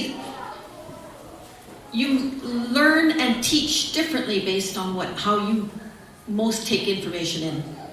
Deci, o să intrăm în detaliu la fiecare dintre ele, dar până acum puteți vedea că fiecare persoană înțelege într-un mod diferit și atunci predarea ar trebui să fie în concordanță cu modul de învățare. Okay, next slide. So first we're going to talk about the visual learner. Să vorbim puțin despre cei care sunt învățători vizuali, sau învață vizual. As we mentioned, they learn best by seeing the information. Ei învață cel mai bine prin a vedea informația care le este prezentată. They have a vivid imagination. Au o imaginație foarte vie, foarte puternică. They're detailed people. Observă foarte mult detalii. They'll have a huge reading vocabulary very young. Vor avea un vocabular pentru citit la o vârstă foarte mică, foarte tânără. They think in pictures, Ei gândesc de multe ori în imagini, but they're also easily distracted by visual stimulation. dar sunt și foarte ușor de distras cu stimul vizual. How many of you think you're a visual learner? Câți dintre voi credeți că sunteți persoane vizuale care învață? Do you know that public schools teach to the visual learners? Știați că școala publică se adresează celor vizuali? That wasn't all of us, was it? Deci nu toți dintre noi am ridicat mâna. Next slide. Următorul slide. So visual learners do well when they can see what they have to learn. Deci cei care sunt stilul ăsta de învățare vizuală se descurcă bine atunci când pot să vadă ceea ce li se predă. So they do best when they're taught with books and pictures. Ei învață bine atunci când sunt folosite cărți, imagini. They do better if they can see the word before they hear it. Se descurcă mai bine dacă văd prima oară cuvântul înainte să-l audă. They do well with flashcards, matching games, puzzles, videos, written directions. Se descurcă atunci când au cartonașe, jocuri din astea de memorie, de potrivit, când citesc cărți de cum să faci ceva, hărți, grafice, poze, direcțiuni sau instrucțiuni scrise. Next slide. Următorul slide. But these guys, these visual learners, they struggle with things like creative writing. Dar acest tip de învățare are probleme sau dificultăți când e vorba de a avea un scris creativ. Because they're more concrete kind of people. Pentru că de obicei le place informația concretă, nu creația. So they can't really understand beyond the literal meaning in a book or a story. De exemplu, nu le plac metaforele, nu văd dincolo de înțelesul literar principal într-o carte, nu au imaginație foarte dezvoltată. Remember in mathematics when they would give you these story problems? Vă dați seama, vă aduceți aminte la matematică, câteodată ne dădeau anumite probleme dintr-o povestire, dintr-o întâmplare. And you had to figure out what the math equation was for it? Și trebuia să-ți dai seama care este ecuația matematică din povestea respectivă. They didn't do very good at that. Nu le plăcea chestia asta. And things like forming a hypothesis and then doing the test like scientific process is difficult for them. De exemplu, să formuleze o ipoteză și să o testeze după aia prin experimente. E o chestie care nu le prinde bine, nu le place, nu se descurcă așa bine. Our daughter was a visual learner. Fiica noastră, de exemplu, avea acest stil de învățare vizuală. She learned best when she could just read it. Ea a învățat cel mai bine dacă citea despre subiectul. When she was writing a test, she could actually picture the page of the textbook in her head and write the answer down. Când dădea un test, ea putea în mintea ei să vizualizeze manualul și pagina pe care se găsea informație și să se ducă acolo și apoi să scrie. So she excelled in academics. Așa că era foarte bună la școală pe chestia asta, că putea reda. Because our system is set up for visual learners. Pentru că sistemul nostru așa este conceput să răspundă cel mai bine nevoilor celor care au stil de învățare vizuală. When she went to college, the professor would be talking and she'd be reading the textbook. În timp ce era la facultate, profesorul vorbea în față, dar ea citea din manual ca să învețe. Because she didn't learn very well auditory. Pentru că auditiv pe ea nu ajuta și nu învăța prea bine, nu reținea. And after the first test, she knew exactly what the questions the professor was going to ask on the next test. Și după ce i s-a dat primul test și a văzut cum funcționează, la următorul test a știut exact care vor fi întrebările. Because it was straight out of the textbook. Pentru că erau chiar întrebările din manual, așa că și-au citit întrebările în afară. Visual learners do well in our world. În lumea noastră, cei care au stilul ăsta de învățare se descurcă bine în lumea. Next slide. Următorul slide. So now we go to the auditory learners. And I'm sure you can figure that out by just the word, auditory. Acum vom vorbi despre stilul de învățare auditiv. Cei care ascultă, învață mai mult prin cum aud. These are your talkers. Ăștia sunt oameni care îi place să vorbească. They have to talk about everything. Trebuie să discute despre orice. And on and on and on. Și în continuu, fără oprire, trebuie să vorbească. They are really good at remembering songs and lyrics and poems and anything you memorize. Ei sunt foarte buni la a-și aduce aminte sunete, cântece, versurile, poeme, poezii, povești, orice e pe partea asta de memorare. Things like the multiplication table. If you can put it to a song, they'll know it instantly. Dacă iei, de exemplu, tabla mulțirii, dacă o pui într-un cântec, o învață. Nu trebuie să aibă logică, trebuie să sune frumos. They also love to sing and usually have beautiful voices in perfect pitch. Da, de obicei le place să cânte, au voci foarte frumoase și se descurcă pe instrumente. But when they learn to read, they don't comprehend as well if it's just visual. Dar atunci când învață să citească, nu înțeleg la fel de bine ca ceilalți dacă informația e prezentată doar vizual. They like to read out loud. Ei trebuie să citească cu voce tare. Yeah, so you will often find them like whispering it to themselves when they're supposed to be reading. De multe ori o să-i auzi că citesc șoptind, dar ei trebuie să audă cum sună. And they are easily distracted by noise. Și sunt ușor de distras de zgomot.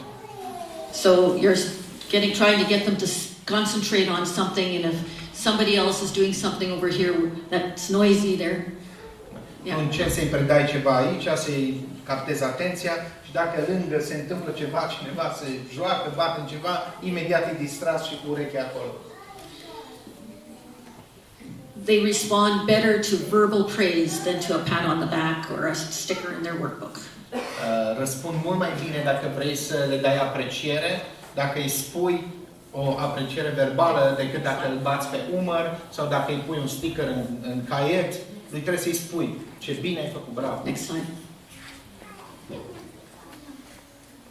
So they do really well when you read to them. Ei se descurcă foarte bine atunci când tu le citești lor. Somehow there's the process where the information goes into their brain through their ears. E un proces interesant cum informația merge în creierul lor prin urechi, nu prin ochi ca la ceilalți. And I mentioned that they love to memorize. Și am spus deja că le place să memoreze. So they love plays and poetry and anything where they hear it and then can give it back to you. Le place poezia, teatru, tot felul de reguli, scriptura, spune acolo, ceva ce ei pot să asimileze prin auz și după aceea să reproducă. So give them the audiobook versus the actual book to read. Și de-aia e bine câteodată să le dai cartea audio înregistrată decât să-i dai cartea să o citească. Următorul slide. So they struggle with, as you can guess, reading. Așa că, după cum ați ghicit deja, au dificultăți când vine vorba de citire. They learn to read, but they actually don't absorb the information by just looking at the words. Ei învață să citească, dar nu absorb informația doar pentru că o citesc. Trebuie să devină auditiv ca să poată să o absorbe. They struggle with creative writing. Și ei au probleme cu compunere creativă. Or correcting something that they've written and you've had to say, no, do this differently. Sau să corecteze ceva, de exemplu, dacă au făcut o compunere și tu îi spui schimbă un pic, fă diferit, e greu să facă chestia asta. They're not good at test taking because they can't sort out visual information fast enough. Nu prea sunt buni la testări, pentru că nu pot sorta informația vizuală, așa cum le este prezentată în test foarte rapid, ca și ceilalți. Our son is an auditory learner.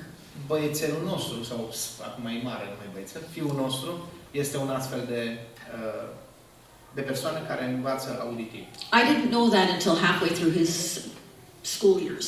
N-am știut acest lucru, decât după ce au trecut jumătate din anii în care trebuia să-l învăț. I was fortunate that I started with an audio phonics program with him. Am fost binecuvântată să încep să fac cu el un curs de fonetică. Yeah, it was on cassette tapes and I would let him listen to it over and over and over again. Am folosit niște casete, cum ar fi astăzi CD-uri sau MP3-uri și îl lăsam să le asculte din nou și din nou. So I had to sit beside him and we had to read together all the time. Așa că a necesitat să stau mult lângă el și să citim împreună tot timpul, trebuia să-i citesc. What actually triggered my realizing his auditory preference was we were doing a language arts program where you had to read a story and then answer questions. Cum am realizat că el este auditiv? E că am dat ceva test la limbă și trebuia să citești o poveste, o întâmplare și după aceea să răspunzi la niște întrebări. So I gave him a book and said, read this and answer the questions. Așa că i-am dat o carte și am zis, citești asta și răspunde la întrebări. And I looked at his answers, and he got 2 right out of 10. Și m-am uitat la răspunsurile lui și a răspuns la 2 corect din 10. So then I read the story out loud to him. Așa că după aia am citit povestea eu And then I asked him questions și from apoi the am list. pus aceleași întrebări. And he got them all right. Și a răspuns la toate corect. There's an example of an obviously auditory child. Asta este un exemplu de un copil care este în mod evident auditiv. So in high school, I read textbooks to him Așa că în liceu îi citeam manuale. because he couldn't read them himself and gain the information. Pentru că dacă le citea singur, nu asimila la fel I informații. think I learned a lot more than he did. Cred că eu am învățat mai mult la liceu decât el. So our son now is an adult, Așa că fiul nostru acum este adult and he lives in a world that caters to auditory people now. și trebuie să funcționeze într-o lume care este construită în special pentru cei care sunt vizuali. What do young people do now? Ce fac tinerii acum? They watch YouTube, Se uită la YouTube. right? Da? It's auditory and visual, but he gains all of that auditory. He loves history. Acolo ai atât vizual cât și auditiv. Și poate să uite la... El iubește foarte mult istoria. If he has to read information like on the computer, he reads it out loud to himself. Dacă trebuie să citească informații, de exemplu, de pe calculator, și o citește singur cu voce tare, ca să o audă. So he has taught himself how to learn in his learning style. Așa că s-a învățat singur cum trebuie el să învețe în stilul lui de învățare auditiv. So next slide. So now we get to the kinesthetic tactile learners. Acum discutăm despre modelul kinestetic sau tactil, cei care au stil de învățare. And I would say this is 95% of all boys under 6. Și asta cred că e 95% din toți băieții până la vârsta de 6 ani. It shows up very early. Se vede foarte devreme la unii băieți. What do babies do? What do babies do? Ce fac bebelușii? They interact with their world by touch. Interacționează cu lumea lor prin atingere. But not all of us stay kinesthetic. Dar nu toți rămânem modelul ăsta kinestetic. As we get older, we sort of move into our learning style. Cu cât ne maturizăm, fiecare dintre noi ne canalizăm cumva pe un anumit stil de învățare. But you will know the kinesthetic kids because they never, ever are still. Da. O să recunoști acest stil de copil pentru că nu stă niciodată liniștit. Tot timpul se mișcă. Sometimes the label hyperactive is thrown on them. Câteodată li se pune un diagnostic de hiperactiv sau ADHD. They're the kids that have to touch absolutely everything. Ei trebuie să atingă tot ca să poată să... They're going for a walk and their hand is on the wall. Dacă se duc la o plimbare, ei cu mâna pe perete. They pick up things and hit them with sticks. Iau un băț și lovește în lucruri pe drum. When they talk, they use a lot of gestures. Mind you, some cultures are like that. A lot of gestures and facial expressions. Când vorbesc, fac foarte multe gesturi și foarte multe expresii faciale, sunt foarte exuberanți. And they prefer to be playing, running, jumping, climbing, you name it. Și preferă, dacă le dai de ales, să fugă, să sară, să cațere, să meargă prin pădure. They're very coordinated when it comes to sports and balance. Sunt foarte buni la a avea echilibru, a se coordona când e vorba de sporturi. A lot of sports have the kinesthetic kids in them. Da, o grămadă de sporturi sunt dominate, să zicem așa, de copiii kinestetici. They're really good at taking things apart and putting them back together. Se descurcă foarte bine la desface lucrurile, dar și la le asambla înapoi. I had a brother like that. I actually had 2 brothers like that. 2 dintre frații mei erau stilul ăsta. They're twins. Sunt gemeni. One's left-handed, which you weren't allowed to be in those days. Unul dintre ei era stângac și nu era voie să fii stângac pe vremea. One was an electrician and the other one was an airplane mechanic. Airplane mechanic. Unul este electrician și celălalt este mecanic de avioane. And they started very young with taking things apart. Și de mici au început să desfacă chestiile și să le studieze. Next slide. Următorul slide. They do really well if you can give them things to do, opportunities in every possible way to do and feel. Se descurcă foarte bine dacă le dai chestii de făcut. În orice domeniu sau subiect pe care îl studiază să fie o parte practică. When learning to read, they like to have a finger on the words to follow them along. Dacă citesc, ei trebuie să atingă cartea și să urmărească cu degetul ce citesc, să fie cu... They love construction and Lego. Le plac să construiască și Lego și... Most boys play Lego, but some of them are extremely good at it, and those are usually your kinesthetic. La toți băieții, în general, le place Lego, dar sunt unii care excelează și pun multă pasiune în chestia asta. So, they do better with, as you can guess, anything where they can move and touch.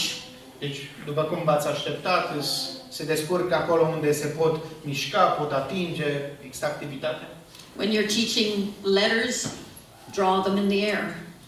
Atunci când înveți literele, trebuie să le desenezi în aer, să le facă cu deget. Cut them out of sandpaper and let them feel them. Taie-le din diverse fișe, foi și lasă-le să le atingă, să le simtă. Draw in the sand. Desenați literele în nisip, faceți-le cu pietre, diverse. Build the letters with clay or Play-Doh. Faceți din plastelină literele sau... Yeah. These guys learn amazingly if you can go on a field trip. Ei asimilează foarte mult dacă îmi faceți excursii, dacă iasă în natură. Especially interactive science museums. Mai ales dacă mergeți la muzee de științe interactive, unde pot să interacționeze cu lucrurile care sunt expuse. When teaching math, use concretes like blocks or sticks or what have I got here? Chips, play money. Atunci când faceți matematică, folosiți manipulative, da? Cubulețele astea de 1, de 10, 100, 1000, monede, chestii concrete pe care ei pot să le atingă. We used a math curriculum that used blocks. Math, you see? Yeah. He knows. We have. Nu știu dacă știți manipulativele de la Matthew C. Cumperi un set din ăsta și e un cub de 1000 de cubulețe mare și după aia ai doar o linie care are 100, adică un pătrat, după aia ai o singură linie care are 10 și un singur cubuleț de 1.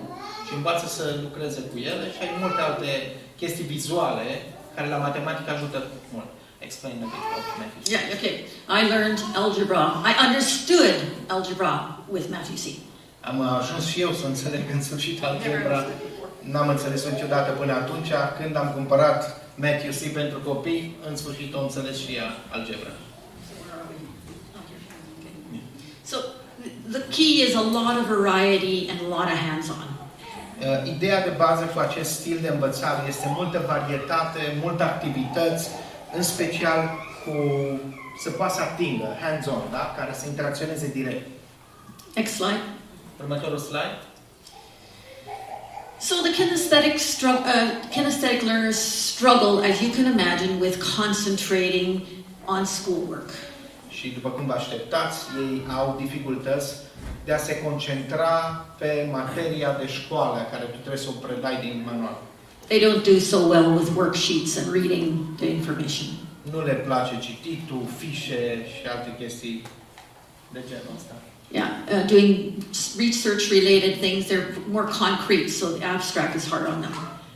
Ei sunt mult mai inclinați către lucrurile și informația concretă și termenii abstracți sunt mai greu de înțeles și de prins pentru ei. They have difficulty completing long-term projects. They're very short attention span.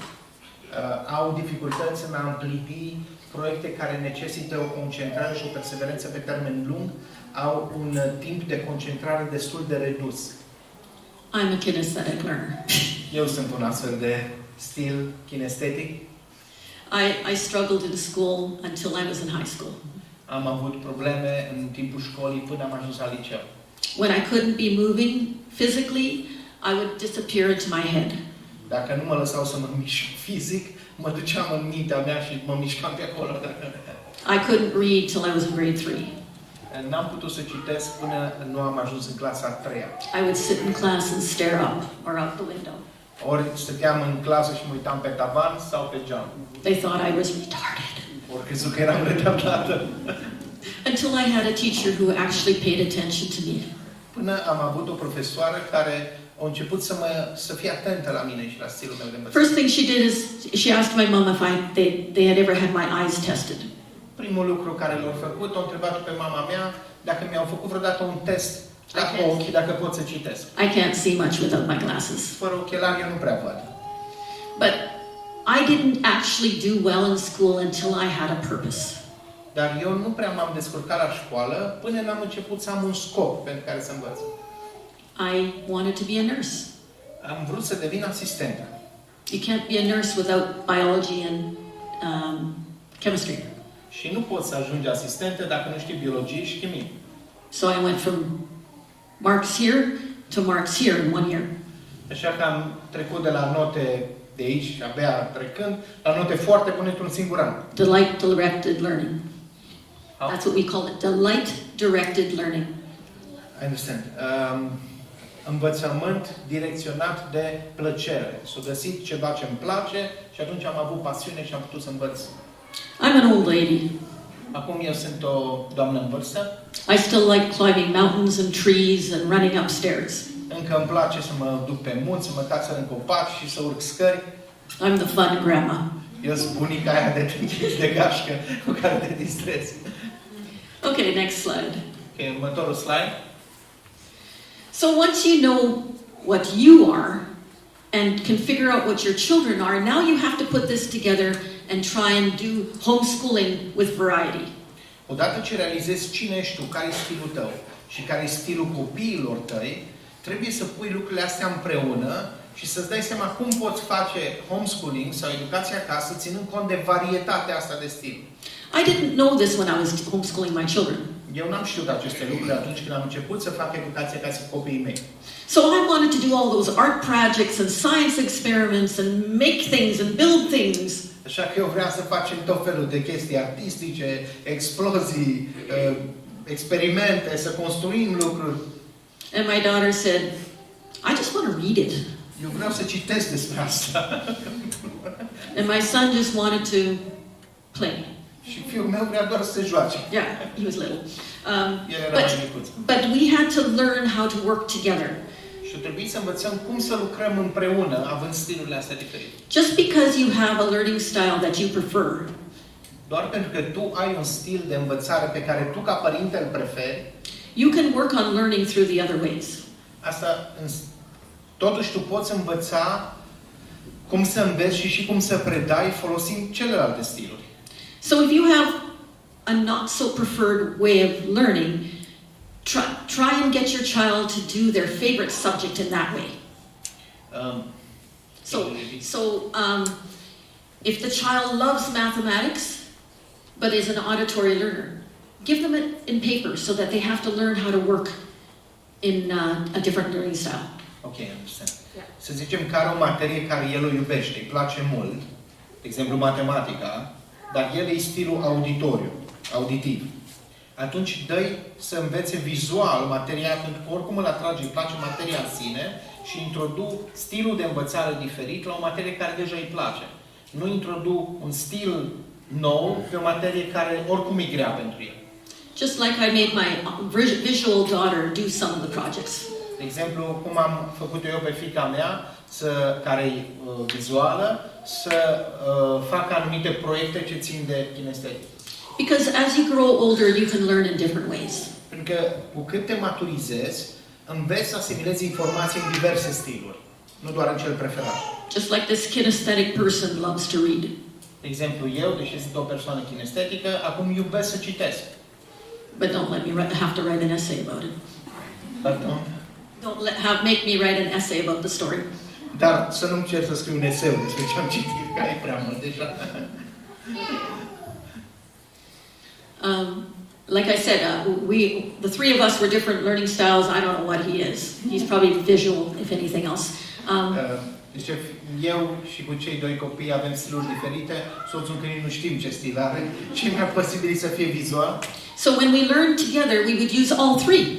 Așa că atunci când trebuia să învățăm ceva împreună, foloseam toate trei stilurile ca fiecare să primească informația și într-un fel preferat de el. So memorizing scripture. De exemplu, memoram scriptura. My son had no problem. He could do it like that. Fiul meu putea imediat, pac, lui venea ușor. I had to do the actions. Eu trebuia să fac semnele pentru versetul ăla. And my daughter just had to read it. Și fiica mea doar citea textul. But I made them do the actions. Dar eu o forțam And să say it facă out și loud. semnele, să-l și spună tare și să-l și citim. So we all learned in all three styles. Așa că fiecare trebuia să învețe în toate trei stilurile. What slide are we on? Is there anything on there? That's why I did the scripture. Yeah. There's a lot of things that you can learn in that multi-way. Există multe subiecte pe care le poți învăța în acest mod, folosind mai multe stiluri de învățare. Like my math facts. Math facts. Math, like arithmetic, multiplication facts. Ok. Yeah. Cum? Fracțiuni. Operațiuni la matematică, aritmetică. So there's a point after you've taught the mathematics where they actually have to know it. Vine un moment, după ce ai predat matematică, în care ei pur și simplu trebuie să o știe. Unless you want your child dependent on a calculator. Dacă nu vrei ca copilul tău să depindă tot timpul de un calculator. This world, you've got the calculator in your pocket all the time. În lumea noastră, acum ai tot timpul pe telefon un calculator disponibil. But there are times when you need it. Dar sunt In your momente head. în care tu ai nevoie să poți să socotești în mintea ta. So the multiplication facts are one thing that everybody should memorize when they are about 8 or 9. Așa că tabla mulțirii, de exemplu, trebuie toată lumea să o memoreze, să o învețe undeva pe la 8-9 ani. Use the learning styles to memorize it. Și învățați diferite aceste stiluri de învățare pentru a-i ajuta să o memoreze. My son learned it by listening to it and repeating it over and over and over again. Fiul meu a învățat auzind-o și repetând-o din nou și din nou și din nou, pentru că era auditiv. My daughter just looked at the chart. Fiica mea doar se uita la table și așa le învăța. She had to have all the facts memorized and recite them to Daddy before she got the week off in spring break. Trebuia să le memoreze și să le recite la tati înainte să-și primească o vacanță în tabără în vară de o săptămână. 2 years later, my son had to recite them all to Daddy, and he got a Lego set. Fiul meu, după 2 ani, a trebuit și el să îi le recite lui tati și primea un Lego pentru chestia asta. We put it on a high shelf while he was learning it, so he had motivation. L-am pus undeva pe un raft mai înalt să-l vadă, să aibă motivație să învețe, să știe că îl primește.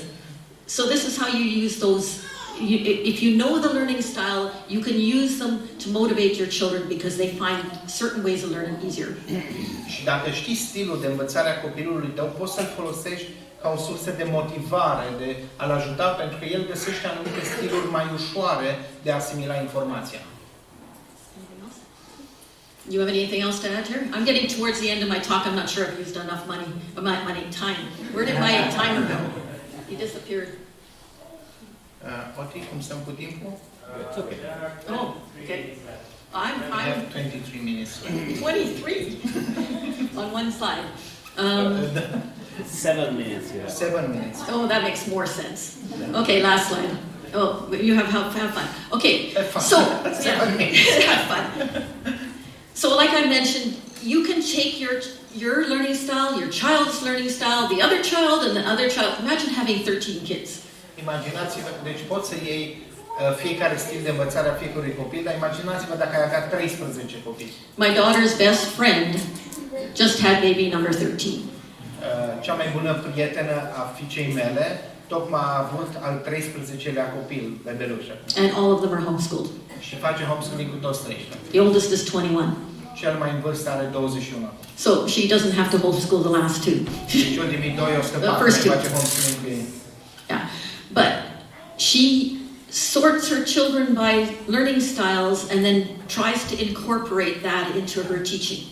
Își selectează, sortează, nu-mi place ca și cuvânt la copii, sortăm copii. Cum? Yeah. Își împarte copiii pe grupuri ținând cont de stilul de învățare și incorporează chestia asta cu stilul pe subiecte pe care le vorbește. She teaches 3 class groups. Are 3 grupe, 3 clase, deja are școală. Fiecare Littles, middles, and bigs. Littles, middles, and bigs. Mici, mijlocii și mari. And the bigs do self-education quite a bit. Și cei mari deja sunt autodidacți destul de mult. And they help with the littles. Și mai și ajută la predat la cei mai mici. So once your children are past that childhood stage and are getting into the middle grades and higher, they can learn in different ways. Odată ce copiii depășesc perioada asta de început, de învățare și ajung în partea de mijloc sau cea de sus, trebuie ca ei să învețe și în alte feluri. Pot să învețe și în celelalte stiluri, nu doar în cel preferat. As we mentioned earlier this morning, our son had some learning difficulties. Cum am menționat și azi dimineață, fiul nostru are dificultăți de învățare.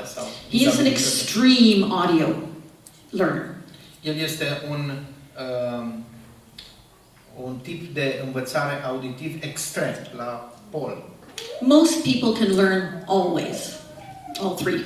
Majoritatea oamenilor pot să absorbe informații în toate cele trei tipuri.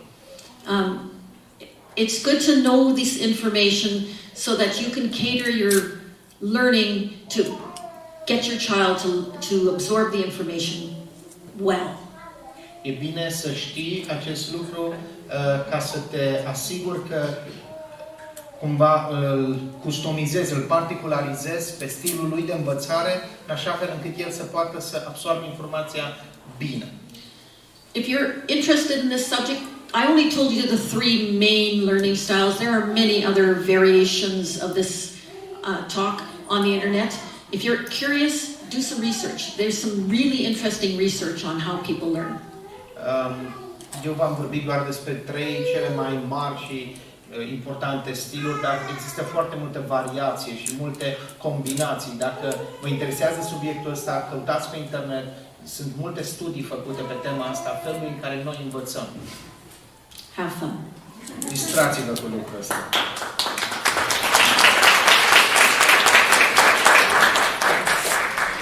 We talked earlier about home education being about teaching our children how to learn. Am vorbit înainte că educația acasă este despre cum să învățăm pe copiii noștri să învețe. This isn't about putting children into boxes where they're classified. Ideea nu e să clasificăm copiii, băgăm în dosare, cu șină și clasificăm. It's about us understanding ourselves and how we learn. Este despre cum să ne înțelegem noi pe noi înșine și stilul nostru de învățare. And our children understanding how they learn. Și să ne cunoaștem copiii și să înțelegem stilul lor de învățare. So I want to thank my wife Bev for teaching our children how they learn themselves. Și vreau să-i mulțumesc public acum soției mele că i-a învățat pe copiii noștri cum să învețe singuri. Bev was a success in teaching. Asta a fost un succes în educația noastră. Soția noastră a făcut lucrul ăsta cu succes. Because she taught our children about themselves, how they learn. Pentru că ea i-a învățat pe copii despre ei înșiși, care e stilul lor de învățare. So it's not just a theory. Nu e doar o teorie. It's understanding how we work, how we're fearfully and wonderfully made. Este despre a înțelege modul ăsta minunat și misterios în care Dumnezeu ne-a creat pe fiecare unic. We can have a lot of fun. Și ne putem distra și bucura mult cu învățatul. Thank you. Mulțumim.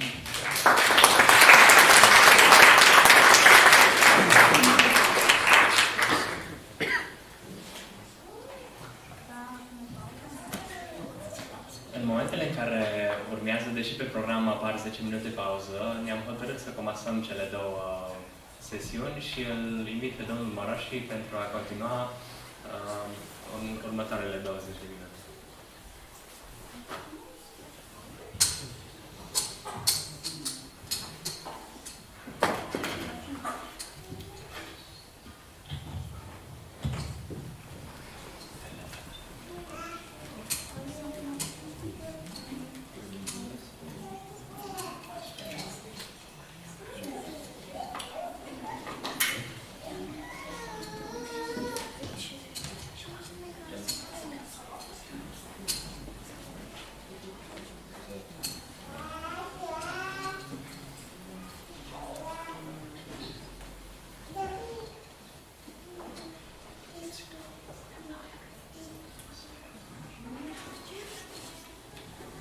Bună ziua!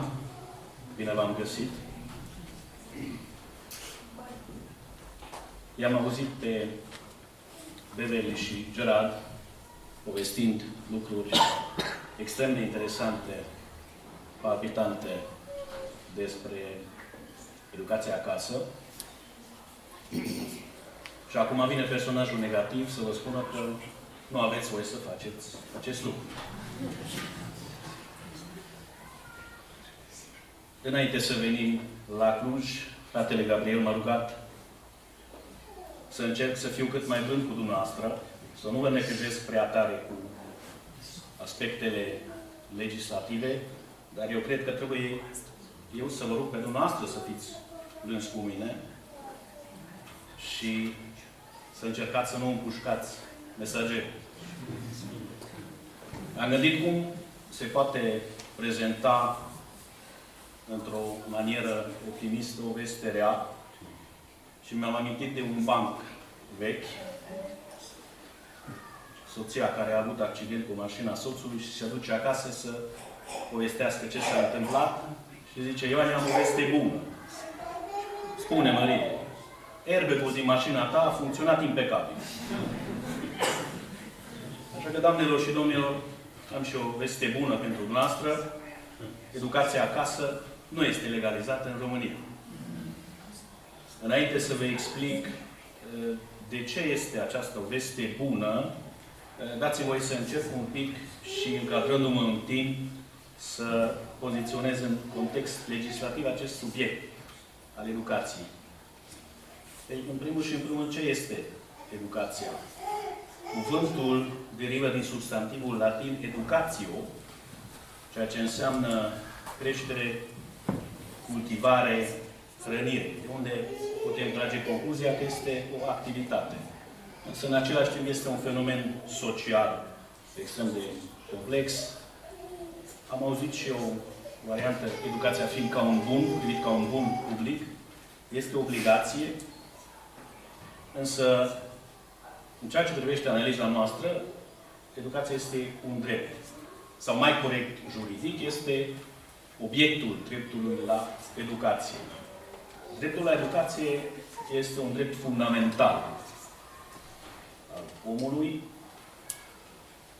desigur și al copiilor. Eu am sesizat un aspect interesant în legislația română, dar nu numai în legislația română. În românește se spune struț o cămilă. Este un drept obligatoriu.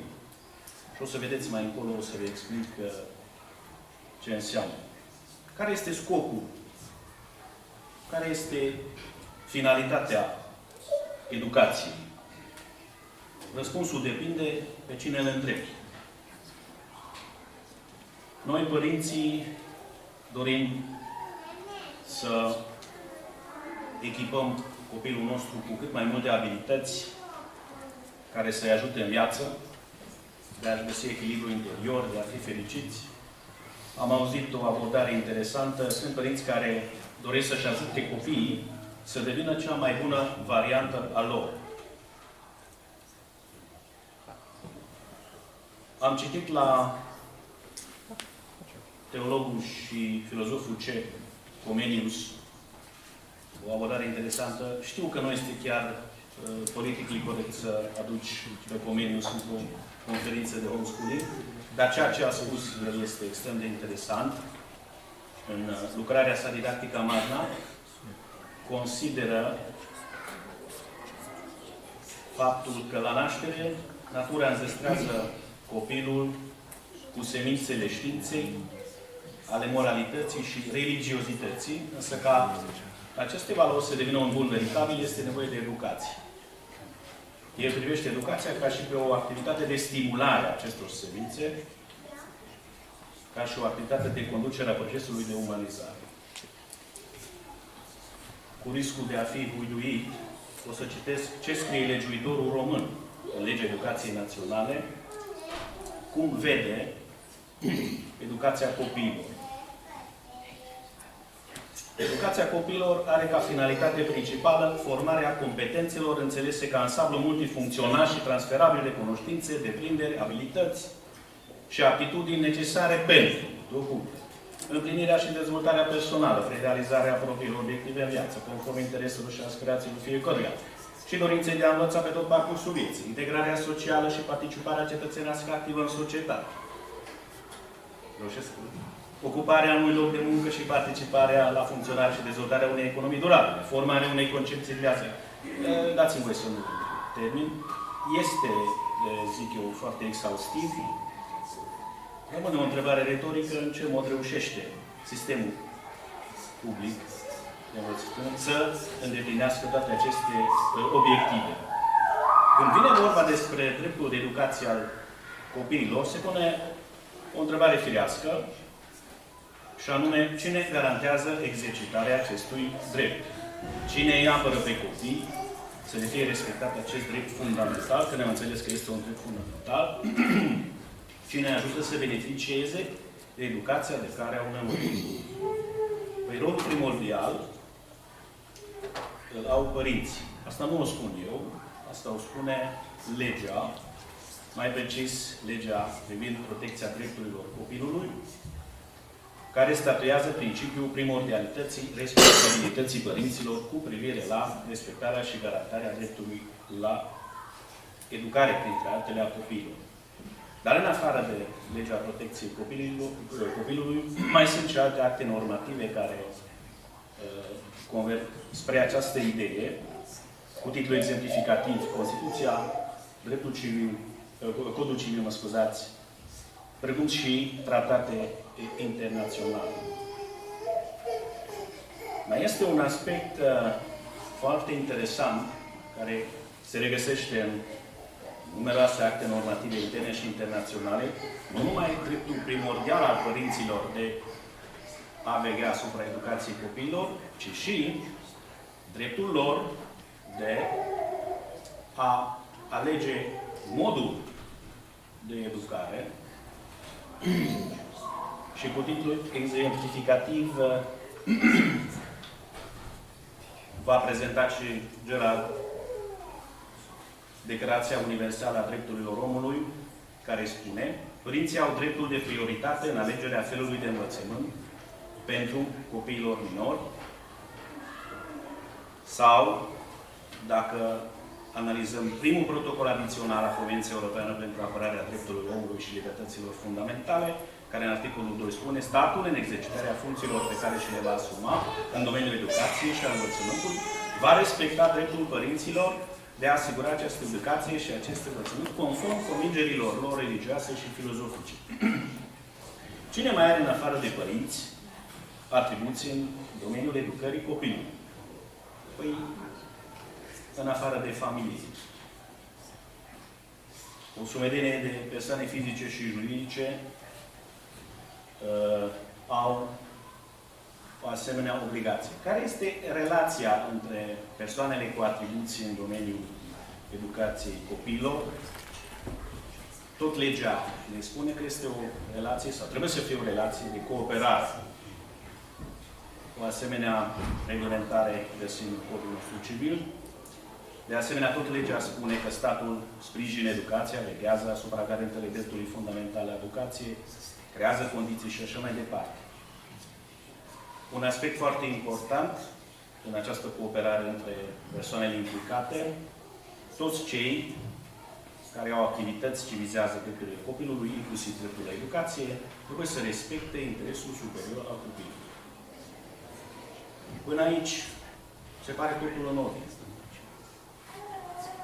Când, ce, cât copiii și mai ales ce metode, ce tipuri de educație se alegem, pe aici încep să se complice lucrurile. Teoria ca teorie, de practica ne omoară. La capitolul metode, putem pune întrebarea dacă educația este o metodă. Eu zic că da, deci este o formă de educație, în măsura în care este capabilă să formeze competențe însuși necesare pentru dezvoltarea copilului. Păi, bine, vă întrebați dumneavoastră, de atunci care este problema? De ce nu recunoaște legea acest drept? a părinților de a alege această metodă de educare. Motivul este acea struțocămilă despre care v-am povestit, această anomalie. Dacă analizăm legislația românească în domeniu, putem trage concluzia că în momentul de față, statul român acceptă o singură modalitate de educare a copilului și anume educația instituțională. Această mentalitate se regăsește în toate reglementările. Cu titlu exemplificativ se vorbește despre abandon școlar. Nu se vorbește despre un abandon educațional. Se vorbește despre frecventarea învățământului obligatoriu. Se vorbește despre obligația părinților să înscrie copilul la școală și să asigure frecventarea cu regularitate a cursurilor. Poate exista o altă întrebare justificată. Păi, bine, dar am văzut că tratate internaționale la care România inclusiv a aderat și care fac parte din sistemul legislativ românesc, recunosc totuși dreptul părinților să aleagă felul educației pe care îl consideră cel mai optim pentru copiii lor. Da, însă este foarte interesant acest drept al părinților de a alege felul educației coexistă în exact aceleași acte normative cu obligația a școlarizării. Sunt situații când aceste două noțiuni se confundă. De-aia v-am spus, dreptul obligatoriu la educație poate fi văzut. De exemplu,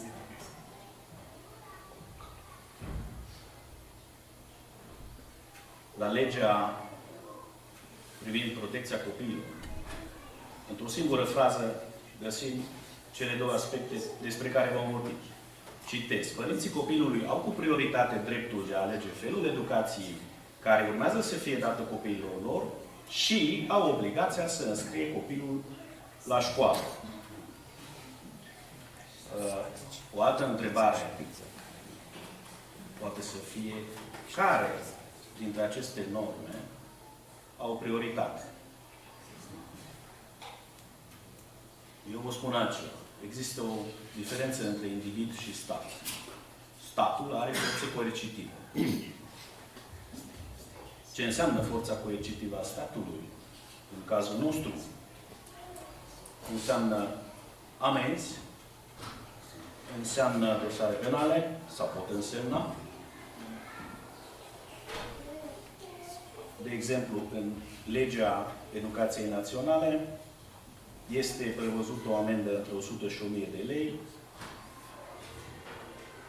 care poate fi dată părinților care refuză să înscrie copiii la școală sau nu asigură frecventarea în mod regulat a cursurilor școlare. Tot la acest capitol nu putem evita nici prevederile Codului Penal, care în articolul 380 sancționează fapta de a împiedica accesul la învățământul general obligatoriu.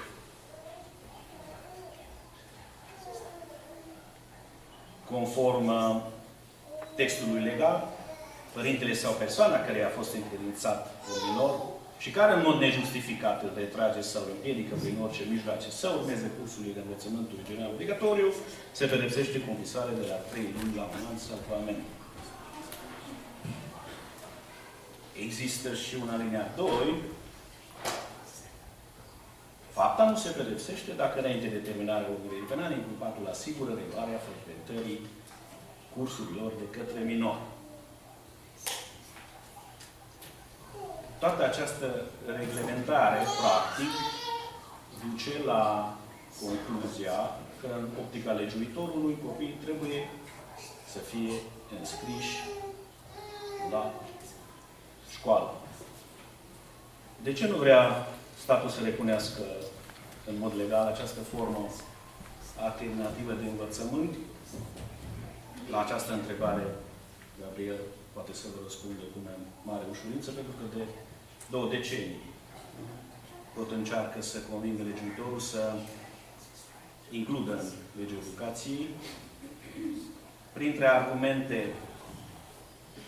dacă vom permite școlile acasă, sau mă rog, educația acasă, vedeți reflexul și aici, școlile acasă, cum spune, toți cei care abandonează școala și nu se ocupă de educația copiilor lor, vor folosi drept pretext această prevedere legislativă pentru a nu-și educa pe copii. Sau părinții nu sunt capabili să predea materiile în egală măsură cu profesori, problema socializării copiilor, partea mea referată, îndoctrinarea, de parcă acei copii care sunt înscriși în școală nu pot fi îndoctrinați acasă de către părinți.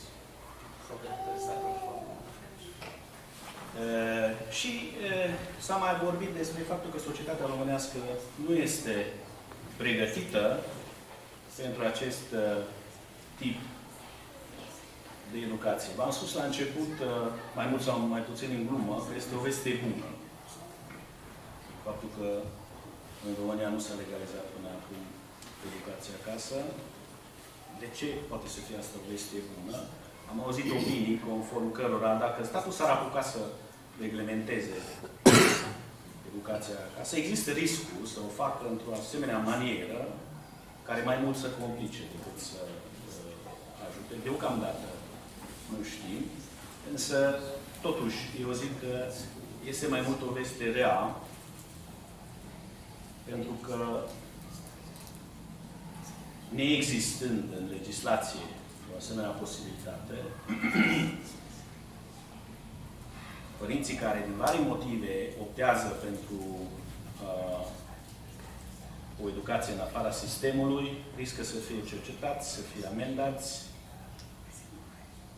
riscă să fie stigmatizați, copiii riscă să piardă acei ani, pentru că dacă ulterior, din alte motive, doresc să se reîntoarcă în sistem, acei ani nu se recunosc și așa mai departe, totuși, pentru a se ajunge la o modificare legislativă în acest sens, eu zic că este nevoie de o schimbare de paradigmă. Nu numai în capul legiuitorului, ci și în întreaga societate. Oare vom trăi atâta să vedem această schimbare? Nu știu, dar e și o veste bună. În ritmul în care se schimbă ministrii educației, statistic vorbind, există șanse să vină unul care să înțeleagă adevăr această problemă și să în acest sens. Vă mulțumesc. O întrebare să facă? Da, sigur. Legat de obligativitatea înscrierii la școală, pe care ați menționat-o, se specifică în lege că este absolut obligatoriu să precizează că este vorba de o școală din sistemul românesc de învățământ. Este o întrebare bună și vestea bună este că nu. Pentru că dacă, de exemplu, avem un copil înscris la o așa numită școală umbrelă sau nu numai, în care frecventează de acasă, dar sub supervizarea noastră a părinților, dar și a unor profesori de la școli din America sau din altă țară. Suntem mai acoperiți în situația asta.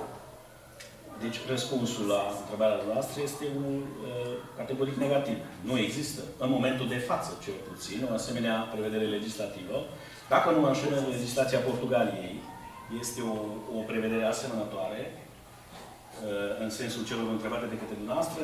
Dacă nu mă înșel, sună așa, dacă timp de 4 luni stă un copil pe teritoriul Portugaliei, este obligatoriu să fie înscris într-o școală din Portugalia. A existat o idee din partea, nu știu, era o deputată sau o senatoare de la noi, care a dorit să se modifice legislația în acest sens. Însă colegii ei au zis, păi să nu vină cu această idee, pentru că atunci ce fac ei cu copiii care frecventează școlile din străinătate? Copiii lor. Sau cu copiii lor. Așa că, deocamdată nu și avem speranțe să nici nu fie în acest sens. Aș că dacă statul ar vrea să reglementeze această formă de educație legală și ar putea să implica lucrurile, vă referiți și la aspectul acesta al controlelor efectuate în forma aceasta de învățământ. Iată, ne gândim la toate celelalte reglementări. Din orice materie, putem să preconizăm cam în ce manieră înțelege să reglementeze. Dar noi totul e complicat, totul e birocratic. Și am auzit și opinii conform cărora e mult mai bine să nu reglementeze, pentru că atunci nu prea are bază legală cum să controleze ce fac părinții în sistemul homeschooling. Nu știm, deci sunt speculații. Dar putem să ne dăm seama după cum reglementăm alte aspecte. Modesta mea părere este că ar fi mult mai benefic să existe în legislația românească exact așa cum există în alte legislații. Legislația Finlandei, de exemplu, sau în Irlanda, unde este un drept constituțional. Educația acasă nu este pentru toată lumea. Este varianta mult mai dificilă. Eu zic că e cea mai dificilă. E mult mai ușor să duci copilul la ora 8 dimineața la școală și după aia la ora 2 sau 3 să iei acasă. Dar ar trebui să existe acest drept pentru cei care au puterea necesară să poată opta, fără să fie nevoit să apeleze la școli umbrelă sau să aștepte să vină poliția sau protecția copilului sau orice altă autoritate și să fie exact. Cum încadrați ca avocat circulara care a fost dată la începutul anului de către un secretar de stat către școli ca să sperie familiile și în special pe cele din mediul rural? Nu știu dacă intenția a fost ca să-i sperie, cred că despre asta ar trebui să întrebați pe secretarul de stat care a publicat această circulară, dar dacă nu mă înșel, era vorba despre un caz din Suceava, un director de școală care s-a speriat că din cauza numărului mare de elevi care au ieșit din școala lui, cred că era o familie cu mai mulți copii, și se temea de postul său și a făcut plângeri succesive și sesizări la Ministerul Educației și Ministerul Educației a fost nevoit să ia măsuri. Deci au legislația. Deci, în România, școlarizarea este obligatorie. În ciuda oricăror alte tratate sau reglementări despre drepturi fundamentale ale omului. Dați în momentul în care vine poliția și bate la ușă, degeaba scoateți din sertar Declarația Universală a Drepturilor Omului, pentru că nu prea o să se lasă influențat. Eu nu știu cum să calific această acțiune. Deocamdată, eu am cunoștință despre două situații în care se fac cercetări penale de această infracțiune. Încă n-am văzut nicio soluție de trimitere în judecată. Asta nu înseamnă că nu este, dar eu încă n-am văzut.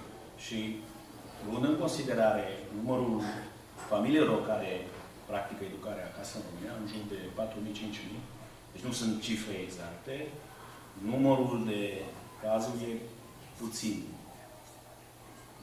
Nu vreau să speculez, dar poate că încă nu are sau n-a avut interes statul să și pornească acțiuni în forță, cum ar veni, în acest sens. Aș putea să completez un pic. În primul rând, circulara respectivă spunea că copiii nu se pot întoarce în sistem prin transfer. Asta e expresia concretă. Sorin Ion, secretarul de stat care a semnat-o, a fost după 2 zile întrebat de ProTV, avem înregistrarea, da? Dom'le, vreți să spuneți că dreptul fundamental al copilului de a avea acces la educație nu se aplică acestor copii? Cum să nu? Aveți 2 moduri de a vă întoarce înapoi în sistem, dar nu prin transfer. Și anume, vi se echivalează diplomele la CNR sau sunteți testați. Deci nu că nu există niciun mod. Nu există niciun mod prin transfer, există alte două moduri și avem o instituție specială a Ministerului Educației pentru a primi copii care vin din alte sisteme.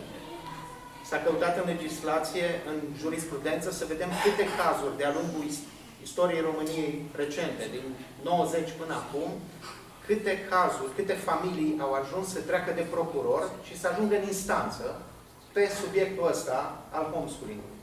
Câte cazuri credeți că au fost care au trecut de procuror și au ajuns în fața unui judecător să argumenteze dacă este sau nu legal? Zero. Zero. Deci dacă este ilegal, cu atât de multe cazuri și peste 20 de ani de experiență cum are fratele Gabriel, cum se face că nicio familie nu a luat nicio amendă? Nici o amendă până acum. Și au fost cazuri în care, ca asistent social, vă zic că meritau amendă și nu făceau ce trebuie și ar fi trebuit să fie, aveau tot dreptul să fie mai duri în anumite locuri și tot n-au fost. Ultimul exemplu de la Suceava, e o soră de etnie romă, cu 8 clase, cu 9 copii, divorțată, cu un soț abuziv, care o bădea pe ea și copiii și avea ordin de protecție împotriva lui. Și era cazul ideal. Romă, 8 clase, deci era pe tavă de aur dată. De la CLA. Andrei Gabor, care e jurist, a mers la fiecare întâlnire când au venit autoritățile, au fost prezent acolo, au recunoscut că ce face este legal și protecția și poliția, au clasat cazul, avem documentul care spune că cazul este clasat, sora face în continuare homeschooling, deși are 8 clase, 9 copii, toți copiii au fost testați și psihologic și educațional și au trecut testele. Era cel mai bun caz pentru ei și toți s-au închis. Deci, toată sperietoarea asta, zic că știu că sunt multe mame care să aibă coșmarul după aceea că bate lumea. În ultimele luni am avut din Oradea 3 cazuri cu poliție, cu protecție, cu toate. Toate s-au închis. În fiecare am primit ce ori dat autoritățile, ce să zică înapoi, ce notificare să faci către școală. Deci, vorbesc acum de septembrie-octombrie, da? Scoți copiii acum din sistem.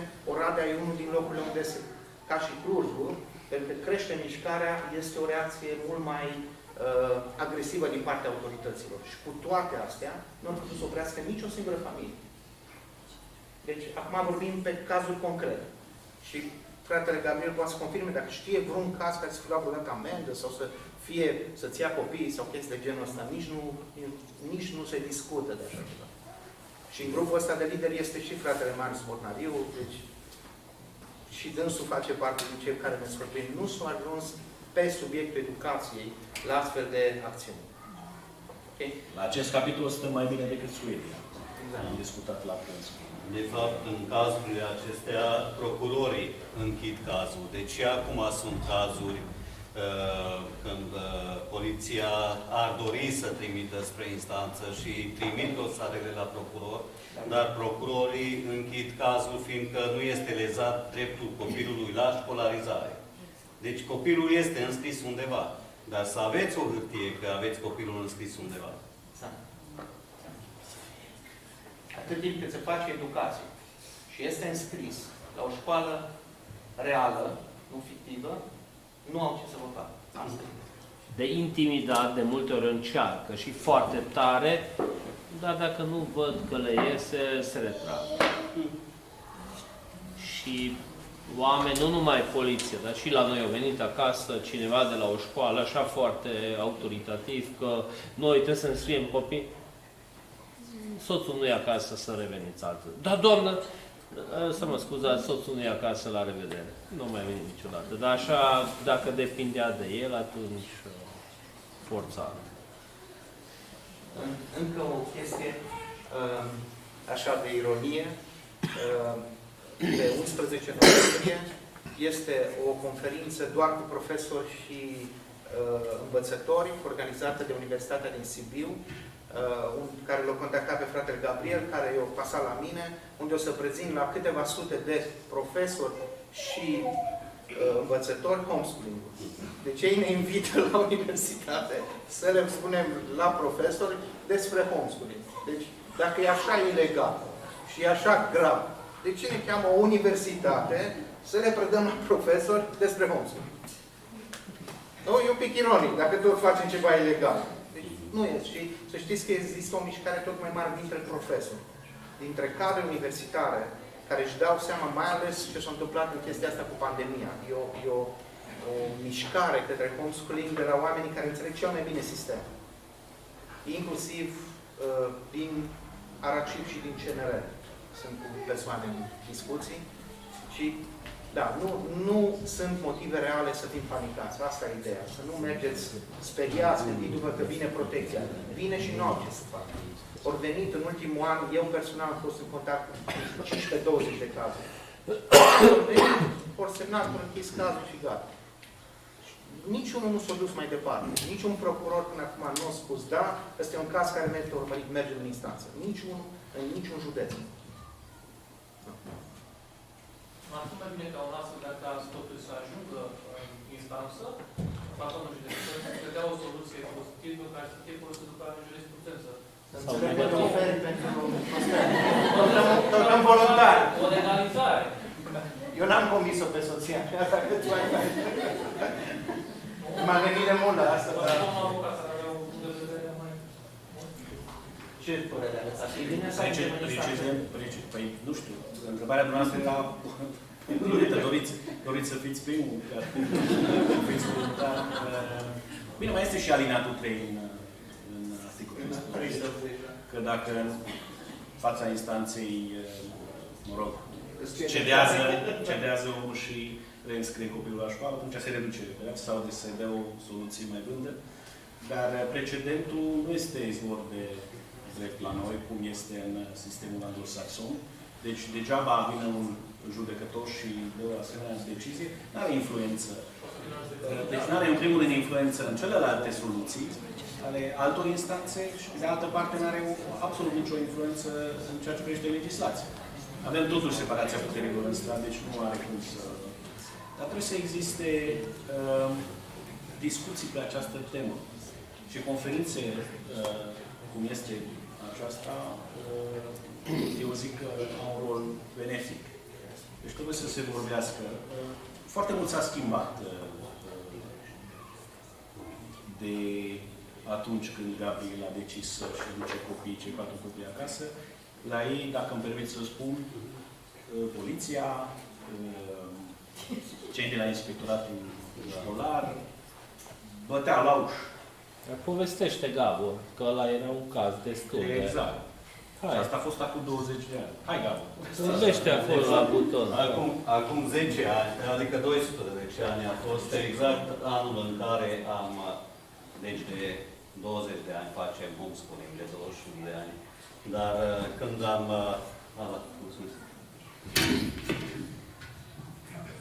Atunci când am început să facem homeschooling, au mai scris și în ziare despre noi și au publicat fotografii. Și în 2010 am fost reclamați de către Ministerul Muncii la Inspectoratul Școlar Județean Harghita că facem homeschooling. Și atunci m-au invitat ca să discutăm pe un teren neutru la primărie despre faptul că noi vrem să facem homeschooling. Avem cartea aceasta publicată, Educatia Acasa, o alegere corectă. Acolo este un capitol despre cum trebuie să discutați cu protecția copilului, cu organele statului. Când mi-au spus că mă invită pe un teren neutru, am spus că pot să vină liniștiți și la noi. Dar este destul de periculos să spuneți acest lucru. Este mult mai bine să vă întâlniți pe un teren neutru, nu primărie, în parcul orașului sau în altă parte, și acolo să discutați cu ei, fiindcă mai târziu cei de la protecția copilului sau asistentul social asistenta social care vine la dumneavoastră acasă ar putea să pregătească un raport pe care nici nu-l vedeți, adică, dar o să ia raportul ei în considerare. Deci, în cazul nostru, cei de la Inspectoratul Școlar Județean Harghita ne-au trimis pe fostă inspectoare, inspector școlar, două, de fapt, foste inspectori școlari pe atunci, ne-au trimis un jurist și un asistent social. Și juristul, când a văzut hârtia primită de la școală, era Christian Liberty Academy, o școală neacreditată, pe atunci nici măcar nu cu note, nu trebuia să trimitem niciun raport la școală. Era o școală care ne dădea libertate totală. Și când a văzut acea hârtie oficială, acel act oficial, a spus că ceea ce noi facem este perfect legal. Avem copilul școlarizat. Dar după aceea au spus că totuși ei ar dori să afle de ce facem homeschooling și să ne convingă să nu facem homeschooling. Așa am discutat 2 ore cu ei, dar de atunci doamna inspector, una dintre ele are nepotul care face homeschooling, adică fata face cu nepotul sau cu nepotul, da? Și în plus cealaltă, inspector școlar a devenit director de școala acolo în USPS și de la școala ei au fost luați afară, cred că până acum vreo 10-20 de copii care să facă homeschooling cu ei. Și ea se gândește să duce acasă. Deci, acum s-au schimbat. Deci, s-au schimbat vremurile. Nu mai este ca înainte. Acum sunt oameni și din sistem care fac homeschooling. Odată m-a sunat un domn profesor universitar, membru al Agenției pentru Acreditarea Învățământului Universitar. Și m-a sunat ca să mă întrebe, spuneți-mi, vă rog, cum pot face homeschooling? Că legea spune că nu pot face homeschooling. Și am spus, domnul profesor, puteți să faceți homeschooling înscriind copilul la o școală din afara României. Și s-a uitat. Chiar așa este? Așa de ușor? Zic, da, așa de ușor. Și domnul profesor lucra acolo la Agenția de Acreditare a Învățământului Universitar. Și a spus că bine, atunci trece în clădirea vecină, tot la Ministerul Educației, dar la Centrul Național de Echivalare a Studiilor. Și a întrebat pe ei, pot să facă homeschooling? Păi sigur că da, domnul profesor, puteți să faceți homeschooling înscriind copilul la o școală din afara României. Și atunci a întrebat, dar poate să fie una acreditată, neacreditată. A zis, e tot una, doar că nu echivalăm studiile de la școlile neacreditate. Deci aceeași lucru care a spus acolo în februarie în circulară domnul secretar de stat, cam aceeași lucru, de fapt, era de știut de dinainte, că dar nici și dacă înveți în sistemul public în Statele Unite, de exemplu, dacă mergi acolo în state și înveți la o școală neacreditată, nu ți se echivalează studiile în România. Nu numai cu homeschooling-ul nu se echivalează. De la nicio școală neacreditată nu se echivalează studiile. Nici din Marea Britanie, nici din Statele Unite. Dacă au școlile acelea acreditare de la o agenție de acreditare regională, cum sunt în Statele Unite, să aibă Cognia sau Advanced, de exemplu, atunci se echivalează. Dacă nu are această acreditare, nu se echivalează. Domnul profesor universitar, până la urmă, a decis să înscrie copilul la o școală acreditată, doar ca să echivaleze studiile. Dar putea tot atât de bine să înscrie și la o școală neacreditată. Deci, s-au schimbat vremurile. Nu mai sunt ca înainte. Dar totuși, cum a spus domnul avocat, trebuie să avem grijă. Trebuie să aveți copii înscriși undeva la o școală, să aveți acele acte și în plus puteți să vă pregătiți, să vă așteptați la orice din partea autorităților, doar atâta că, slavă Domnului, da, procurorii până acum au închis fiecare caz. N-au mai trimis mai departe la judecător.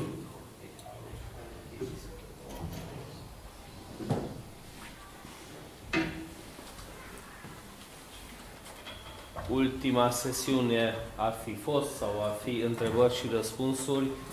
Are rost să ținem o pauză acum sau mai punem câteva întrebări și terminăm de tot? Mai punem câteva întrebări, că multe persoane au venit de la distanțe foarte mari, 300-400 de kilometri. Probabil e mai eficient dacă mai punem câteva întrebări și atunci încheiem mai repede ca cei care trebuie să ajungă acasă departe să profite de... Deci, dacă aveți întrebări, eu cred că și Gerald, și Beverly, și Gabor, și domnul avocat, punem câte un scaun și dacă aveți întrebări...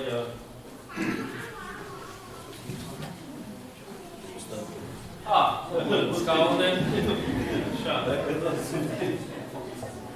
Se mai vede? Sau punem sau? Schimbăm curicula.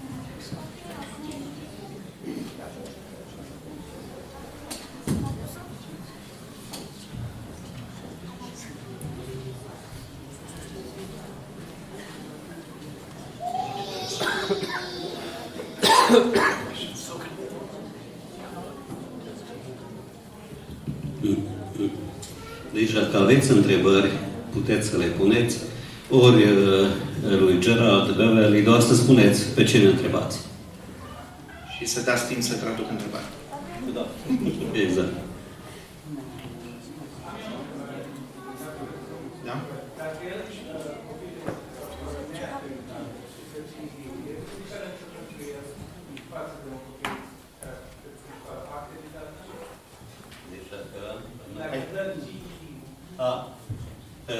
Da, dacă... Deci, GED... Deci, întrebarea a fost dacă un copil care este înscris la o școală neacreditată, dar dă GED-ul, este vreo diferență între el și cel care este înscris la o școală acreditată.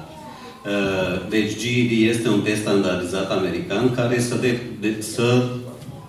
să de către acei elevi, adică acei tineri sau, mă rog, până în 30 de ani, care doresc să aibă diplomă de bacalaureat. Trebuia să întrerupă școala și doresc să aibă totuși diplomă de bacalaureat.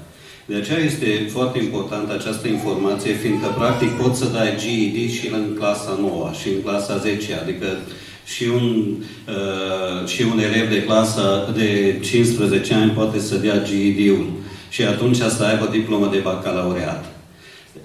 Teoretic nu este nicio diferență dintre cei care dau GED și cei care absolvesc la o școală acreditată. Se echivalează ca diplomă de bacalaureat și pot să meargă la orice facultate și în România. Sunt foarte mulți care au mers la Babeș-Bolyai, de exemplu, alții în București, în Timișoara. De aceea spun că teoretic nu este nicio diferență, fiindcă totuși în sistemul american, cei care vin de la școlile acreditate pot să aibă un punctaj mai bun la admitere la facultățile americane. Și în cazul acesta, normal, este foarte important de la ce școală vine. Sunt și alte puncte de referință aici la înscrierea la o facultate americană, dar una este tocmai acreditarea. În cazul celor care nu vin de la școli acreditate, se cere niște eseuri în plus în majoritatea cazurilor, dar oricum sunt examenele de facultate, examenele pentru facultate în Statele Unite, ca SAT sau ACT sau altele, care va trebui să le dea. Dar și atunci va conta de la ce școală vine. Dar, cum am spus, sunt și alte lucruri care se cer acolo. Deci poate să vină cineva din mediul homeschooling și eventual să dea un SAT fără GED și să fie acceptat la o facultate din Statele Unite, fiindcă cei care îl examinează văd că, uite, acest elev ne trebuie nouă, nu un altul. Am o cunoștință care a fost olimpic la matematică în România, a avut mai multe medalii de aur, dar nu a fost luat la MIT în Statele Unite, în ciuda faptului că era olimpic la matematică. Și fiindcă MIT dorea un alt elev, nu pe el dorea. Deci sunt foarte multe... foarte mult depinde de ce dorește universitatea respectivă, facultatea respectivă, ce fel de elev dorește, ce dorește de la acel elev. Pot să dau ceva despre cazul lui Matias de la Iași. dat SAT-ul, a luat o notă foarte bună și a fost contactat de, nu mai știu, 5 sau 6 facultăți cu oferte de bursă. Și el a ales să rămână în România și a venit la o școală neacreditată. Deci, dacă ai niște rezultate, se va întâmpla să se lupte, să încerce să te aducă la facultatea lor și să-ți dea bursă integrală și asta s-a întâmplat anul trecut cu un elev din Iași. Can I make a comment? It's not a question. Pot să fac și un comentariu, nu este o întrebare. From my experience, from a legal perspective, I'm not a lawyer. Din experiența mea, deși nu sunt avocat, but I lead an organization that has lawyers that represent homeschoolers and defend homeschool rights across Canada. Dar conduc o organizație în Canada care este o organizație de avocați și care apără drepturile homeschoolerilor de a face homeschooling în Canada. There's many different legal strategies that can be used. Sunt mai multe strategii legale care pot fi folosite. It's always important to say what's our objective. E foarte important prima oară să definim care este obiectivul nostru. If our objective is to be able to continue to homeschool with little or no restrictions, then we should work toward that. Dacă obiectivul nostru este să putem să facem în continuare homeschooling fără să avem parte de opoziție sau cât de puțină opoziție, atunci trebuie să alegem strategii care să obțină obiectivul ăsta. So my understanding is that in Romania, home education is not legal. Așa că, din înțelegerea mea, în România nu este clar în lege că homeschooling este legal. But it's possible. Dar este posibil, nu este nici ilegal. That's not a bad situation. Asta nu e o situație rea. If the government, if the authorities do not say, come after you and say you can't homeschool actively, then even though it's illegal, it's possible and not bad. Deci dacă autoritățile nu vin și nu vă prigonesc pentru chestia asta, chiar dacă nu este legal, clar în Constituție, este o situație bună pentru că e posibil să faci homeschooling fără să ai probleme. The problem comes is if the government suddenly decides, we don't like this and we need to do something about it.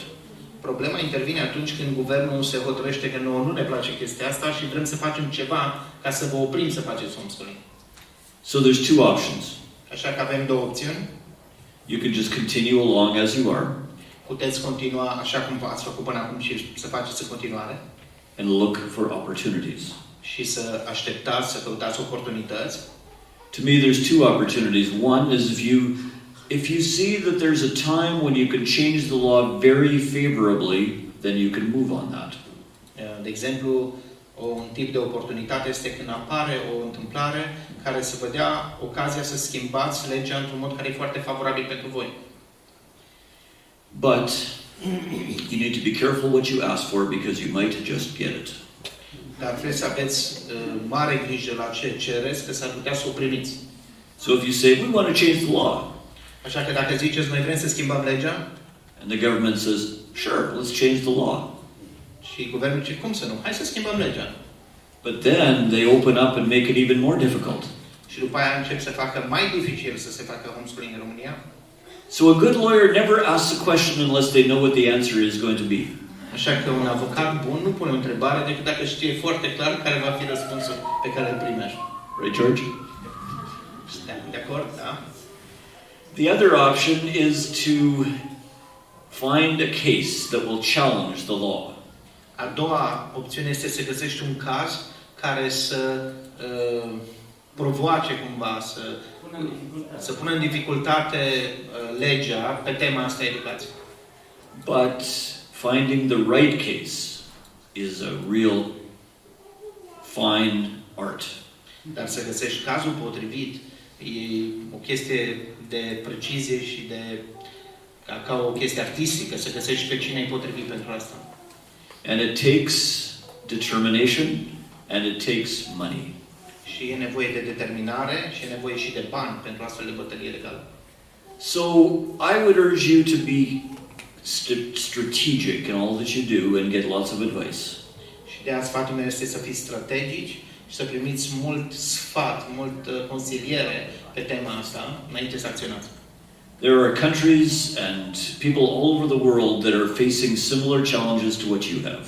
Sunt țări și oameni care fac homeschooling din alte țări, care se lovesc de aceleași provocări pe care le aveți voi acum. And I would urge you to be working together as homeschool families. Și vă încurajez pe voi, ca și familii care faceți homeschooling, să lucrați și să colaborați împreună. Because the authorities need to know that it's not just one family that they're going against. Pentru că autoritățile trebuie să știe că nu au de-a face doar cu o singură familie sau câteva cazuri izolate. A politician in our province, the premier or the governor of our province, when we had a disagreement, shared something with me. Guvernatorul provinciei din care noi facem parte, în momentul în care am avut o dispută cu el, a împărtășit un lucru cu mine. He told me that there is nothing that stirs fear in the heart of a politician more than the wrath of a mother. Zis că nimic nu îl face pe un politician să se teme mai tare decât furia unei mame înfuriate. So I want you to know you're not alone. Vreau să știți că nu sunteți singuri. We're with you for the rest of the world. Și noi din restul lumii stăm alături de voi. Și vă susținem. Întrebări? Questions? Aici. Pentru cine? Pentru general și de Ok. niște sugestii pentru a nu lăsa ca experiența noastră cu școala să ne afecteze. Experiența noastră ca părinților să se îmi dau seama că e un proces și în viața mea, dar de multe ori mă trezesc comparându-mă cu ce se întâmplă. So the question is for you guys, how can I not be influenced by the experience that we had in the public system and the way we were educated, how not to let that affect the way we do homeschooling. I know it's a process, but from time to time we keep comparing what we do with the education that we have. We bought desks, school desks, the first year. We used them for a couple of months, and then it just got awkward. By the time we were in junior high school, most of our schooling was done on the couch in the living room. Our daughter, most of her schooling is done on the floor. I have to translate. Deci am dus un război prima oară cu birourile de la școală, care ne aduceau aminte de ce se întâmpla la școală. După câteva luni am renunțat la ele și mare parte din educație am făcut-o la masă în bucătărie, pe canapea, în diverse locuri din casă. Okay. I don't know completely how you can overcome this. Sometimes it's maybe simple things. Nu știu în mod complet cum poți scăpa de chestia asta, câteodată poate doar pași simpli. Maybe you need a sign over your door of your bedroom, somewhere maybe where only you see it, that says, this is not a school. Poate trebuie să-ți notezi undeva pe interior, la camera dormitorului vostru, aici nu este o școală. This is a place of home learning. Aici se face învățământ acasă. We need to remind ourselves. Trebuie pur și simplu să ne aducem din nou și nouă aminte. What I would suggest is that each family should have your philosophy of home education. Cred că fiecare familie ar trebui să aibă niște valori scrise, o filozofie, educație care e particulară a voastră familie. Write it for yourself, but it's a why are you doing this and how are you doing this? Trebuie scrisă de voi, dar să răspundă la aceste două întrebări. De ce faci asta și cum o faci? Put it in a place or in a way, maybe it's a screensaver on your iPad, maybe it's something that you will see. Pune într-un loc unde să o vezi frecvent, poate în casă sau pe telefon, să fie poza de fundal și să o vezi des. Maybe it's a little sign in your bathroom. Poate la baie undeva un semn care ți aduce aminte. But something that will remind you, why are we doing this and how are we doing this? Ceva ce să aducă aminte din nou. De ce facem asta și cum facem asta? Because you actually asked a very good question. Pentru că ai pus o întrebare foarte bună. We regularly forget why we're doing this and how we've decided to do this. Încă foarte frecvent uităm de ce și cum am decis că vom face asta. We need to remind ourselves. Trebuie să ne aducem constant aminte. Alte întrebări?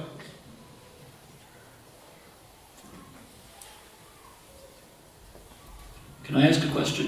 Pot eu să pun o întrebare? Is there something that you came here today to learn a question that you haven't heard an answer to yet.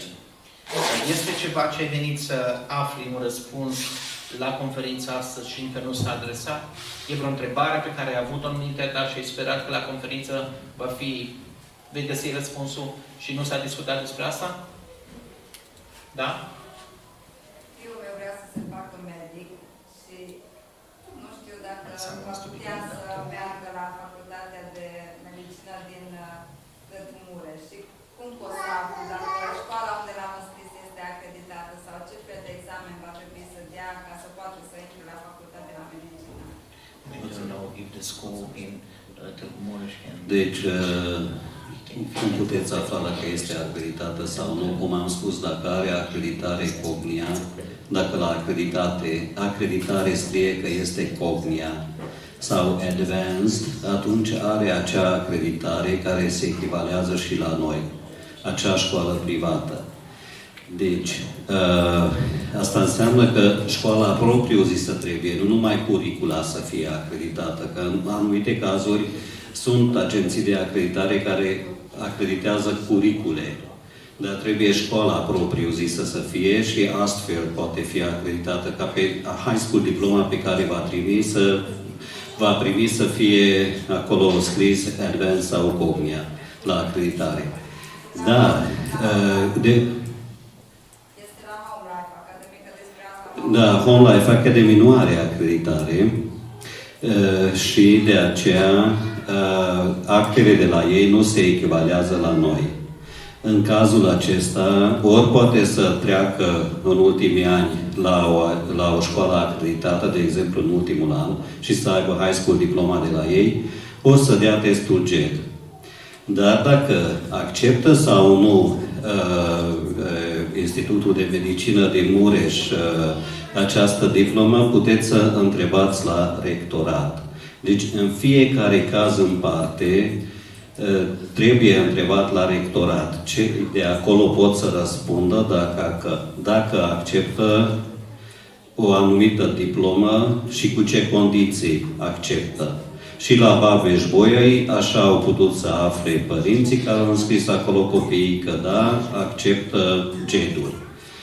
În cazul Institutului de Medicină, trebuie să accepte GED-ul, probabil cer și un SAT, dar esențialul este să întrebați pe ce bază, adică de unde poate să strângă acele puncte sau ce mai contează la ei la examen.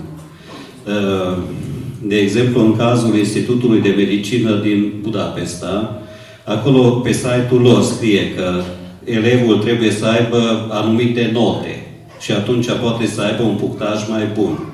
Dar spune că dacă, de exemplu, nu are acele note, poate să meargă la anumite cursuri organizate de facultatea sau de Institutul de Medicină și atunci acele cursuri sunt punctate în așa fel încât poate să meargă la facultatea acolo la ei.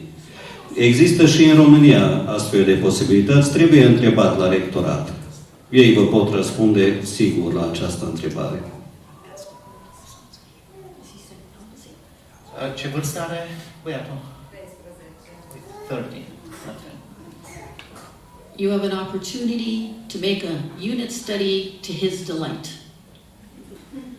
Este o oportunitate să creezi o unitate de studiu pe interesul lui. Study the human body. Studiați corpul uman. Build models. Creați voi modele.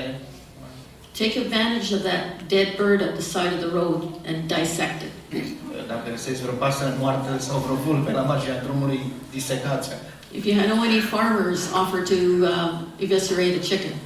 Dacă sunt fermieri în zonă când taie pui sau altceva, să vă invite. At that age, you can cater to his interest, but you're not at the point where you need to get credits yet, if I'm not right. Da. Deci la vârsta respectivă, cred că e mai important să lucrezi pe interesul lui și întrebările astea despre acreditare, credite, vor urma mai târziu, de obicei, când te apropii de liceu. Most kids change their mind and want to be a truck driver instead. Majoritatea copiilor se schimbă părerea și pe câțiva ani se fac camionaci. Dar nu toți părinți. Dar nu toți părinții schimbă părerea și nu mai lasă camera. Says like the parents don't change it, they still want to have the truck driver. But there's a lot of professions that you can make more money with a lot less work than being a doctor. Dar sunt multe profesii unde poți face să câștigi un salariu mult mai bun decât a fi medic. Let me make a comment about this whole area of university entrance and accreditation. Vreau să fac un comentariu pe tot subiectul ăsta cu acreditare, facultăți, recunoaștere a diplomelor. I don't know the specifics of Romania. Eu nu știu detaliile cu privire la sistemul vostru românesc. But around the world, parents have been concerned about getting their children into higher education. Dar pe tot locul în lume, părinții s-au îngrijorat cu privire la subiectul ăsta de a avea copii acceptați în sisteme de educație superioară. It's not always easy. Nu întotdeauna este ușor. And it's not always automatic. Și nu se întâmplă în mod automatic tot timpul. But we find that with some creativity, there is very, very few times when a child cannot aspire and get to the higher education that they desire. Dar în general, în lume vorbind, sunt foarte rare cazurile în care ei, cu puțină creativitate și cu răbdare, să nu poată să urmărească cariera sau opțiunea pe care o vor în viață. But plan the education for what's best for the child rather than focusing only on the accreditation. Așa că planificați educația copilului întrebându-vă ce e cea mai bună soluție pentru el, nu focalizându-vă pe partea asta de acreditare. Now, it's important to realize that for institutes of higher learning, universities, they want good students. Important să știți că pentru universități, pentru institute, ei vor studenți buni. So they will look at home education because home education produces better students. Și în timp se vor uita, cum se întâmplă acum în state, la copii care vin din sistemul homeschooling, pentru că produc într-adevăr studenți de calitate. Now, there's options to higher education. Și sunt diverse opțiuni pentru educație superioară. Maybe they're better in an apprenticeship or starting their own business. Poate sunt mai bun pe partea asta de antreprenoriat, de a-și începe propria afacere.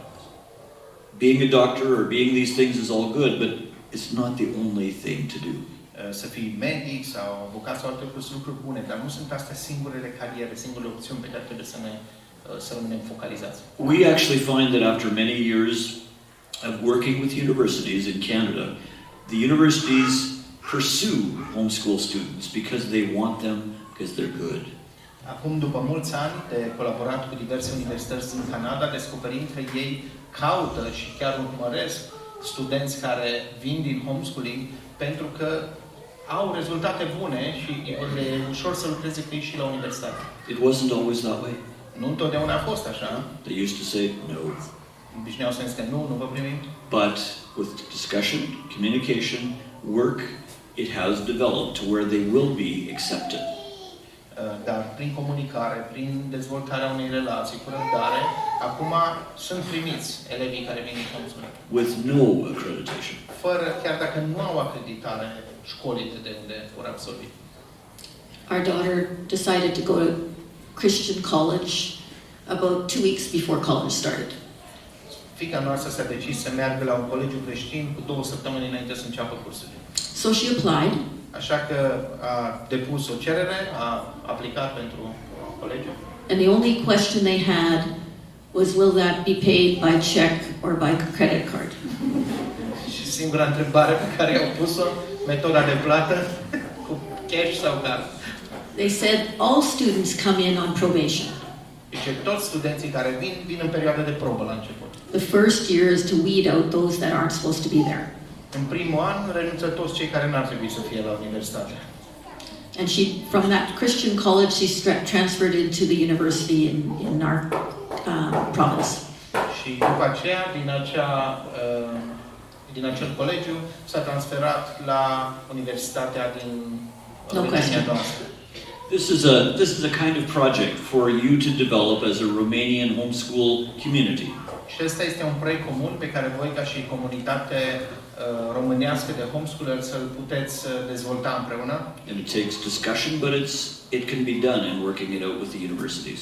Dar e ceva ce se poate face în colaborare cu universitățile. Aș vrea să mai menționez ceva și aici un pic. Eu sunt în discuție, acum mulți dintre voi știți, pentru a aduce o astfel de școală care este acreditată și să fie recunoscută de ARACI. Odată ce ajunge pe lista instituțiilor de învățământ alternativ recunoscute în România de către ARACI, oricine în ultimii ani de liceu, cum spunea fratele Gabriel, se transferă acolo, având cognia, recunoaștere cognia, ți se echivalează automat diploma și te poți duce la facultate. Dacă lucrul ăsta se va întâmpla în următorii 2 ani, va fi o soluție. Majoritatea copiilor noștri nu sunt imediat să se ducă la facultate, sunt mai micuți. Deci s-ar putea în 2 ani, 3 ani, să fie opțiune, adică să nu mai punem nimeni întrebarea asta, că există deja o soluție. Doar să adaug la ceea ce a spus și Beveri în legătură cu medicina și cu cum să motivezi copilul în cazul în care, de exemplu, vrea să meargă un elev la facultate, știe și limba engleză destul de bine, cunoaște limba engleză. Eu întotdeauna propun ca să meargă pe site-ul Coursera și pe site-ul Coursera să caute un curs în legătură cu ceea ce dorește să facă. De exemplu, dacă vrea să meargă la medicină, sunt cursuri pentru studenți la medicină.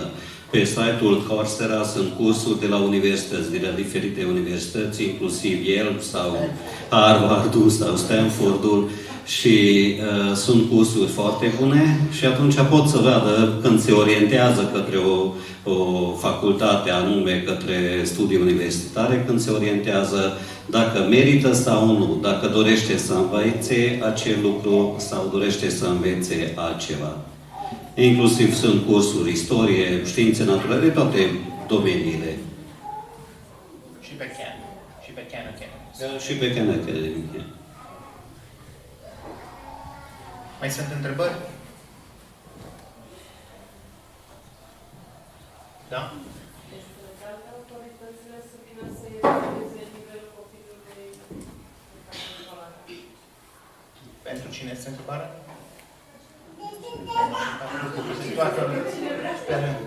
Is it legal for the authorities to come and test the kids to see their level of education? Dacă nivelul lor de educație, să vină autoritățile să-i testeze, dacă este legal? Da, dar nivelul lui, dacă o parcurs, materia, pentru vârsta lui. Depinde cine, deci polițistul local nu poate, primarul nu poate. Doar dacă vin 2, că ei nu știe să scrie, nu să citească. Să fie echipă. Păi să vină. Păi să vină și să evalueze, care e problema. Pentru că dacă am făcut treaba foarte bine, eu nu știu dacă un părinte responsabil care se ocupă de educația copilului său se teme vreodată de vreun test. Pentru că asta e ideea. Ei, dacă percepem educația acasă numai sub aspectul scoaterii din sistem, e cu totul altă problemă. Dar în momentul în care dăm toată atenția noastră, facem această activitate de stimulare a semințelor în mod adecvat, poate să vină oricine să testeze. Eu nu mă tem de un asemenea. Înțelegeți? Cred că problema se pune nu de cine votează, ci de cine numără voturile. Adică da. Cine testează, nu cine dă examen. Eu știu cine dă examen. În cazul de la Suceava, au cerut să testeze copiii. Noi am răspuns în scris cine va face testarea, care sunt testele pe care le folosește, sunt omologate acele teste, cine le interpretează, ce competențe are în domeniu, care sunt acreditările lui și s-a renunțat la testare. Am spus că vrem să ni se trimită înainte, vrem să știm exact dacă sunt standardizate, dacă este, că ori vrut să facă teste psihologice la fel, am întrebat dacă au angajat la inspectorat un psiholog specializat pe traumă, pe copii, pe care era situația cazului și ori făcut pași înapoi. Pentru că și-au dat seama că nu au competențe să facă testarea respectivă. Și inspectoratul, fiind competiție în procesul ăsta de furnizare a informației, a educației, Nu, e ca și când vine Kaufland în vizită la Lidl să se asigure că ei împlinesc procedurile lor. Pe ce criterii mă testezi tu pe mine? Deci ei, înțelegeți? Da, ei au aceeași onor, deci acolo se poate. Și e greu să găsești cineva care nu e din același trus. Da, cu profii să zice că se testează unii pe alții. Dar legal să facă testarea, asta e o altă discuție, este la standardele recunoscute internațional. Odată ce tu folosești un sistem diferit de cel românesc, întrebarea e care sunt criteriile de testare. Tu trebuie să mă testezi în conformitate cu sistemul educațional pe care eu l-am ales. Și atunci, da, haideți să facem un test din state, CAT, de exemplu, California Achievement Test, sau SAT-ul, sau pe ce nivel sunt. Și luăm în considerare testul ăla. De asta a făcut instituția CNR, Comisia Națională de Echivalare a Studiilor și a Diplomelor. De asta. Ca să existe un limbaj comun când vorbim despre educație. Dar nu poate profesoara sau inspectorul școlar local să testeze copilul tău după niște criterii educaționale pe care voi nu le-ați urmărit și după o curiculă pe care n-ați urmărit. O testare, oricum, legalmente ar fi posibilă în situația în care s-ar ajunge la, mă rog, un dosar penal și atunci s-ar apăra părintele spunând că i s-a respectat dreptul la educația copilului pentru că a primit educația corespunzătoare și atunci, în cadrul acelui dosar penal, procurorul a dispune evaluarea studentului, dar, așa cum ați spus dumneavoastră, problema să vină, nu știu, polițistul sau asistentul social sau primarul sau, nu știu, directorul de școală, sau nu știu la cine v-ați referit dumneavoastră, să vină să bată la ușă, bună ziua, am venit să testăm copil, adică. Așa.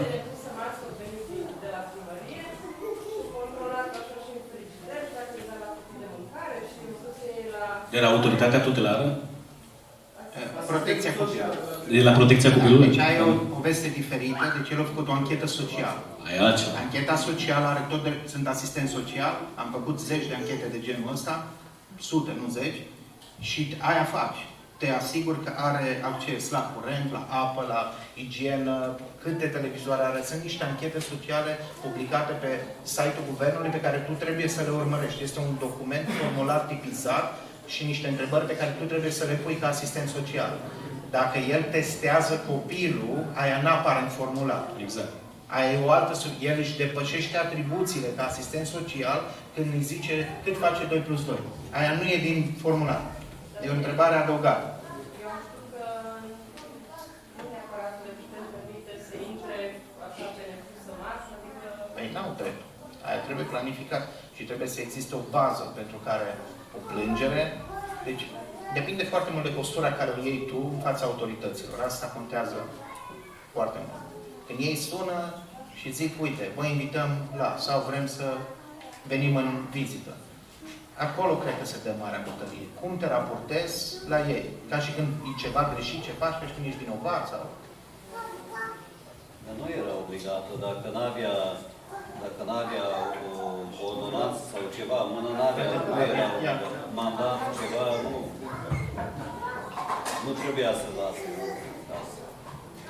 Cea mai mare problemă, cred că la noi, este că părinții nu cunosc legea. Exact.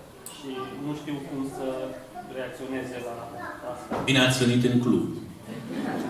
Nici noi avocații nu cunoaștem. În măsura în care a trebuit. I don't know what all the discussion has been. That's okay. That doesn't. You're right. It doesn't stop me. Nu știu despre ce discutam, dar asta mă oprește să mă bag în discuție.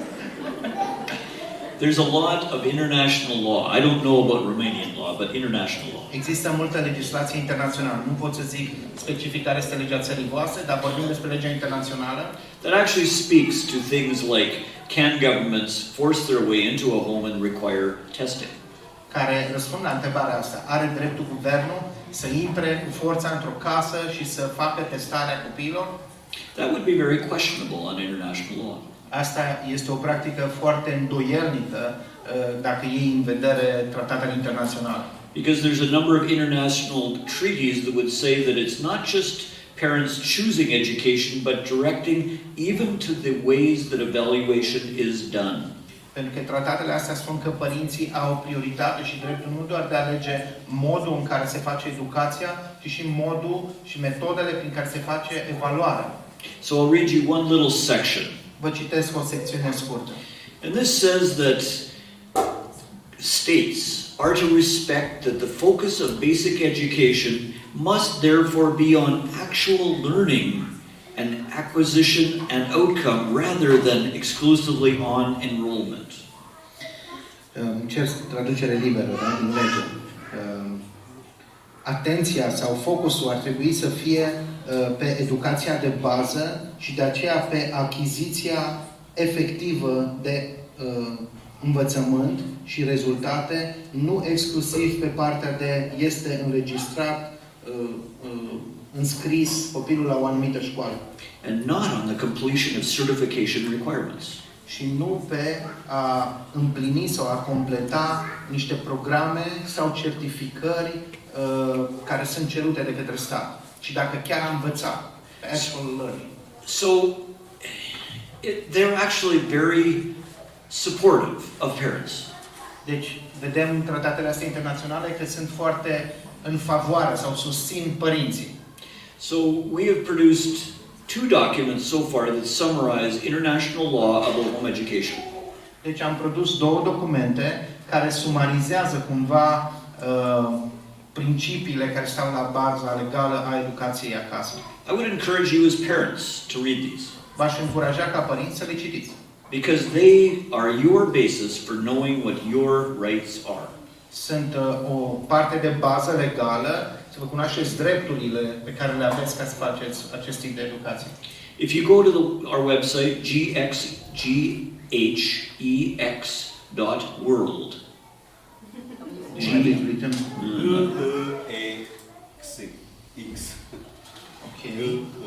Global Home Education Exchange. Yeah, .world.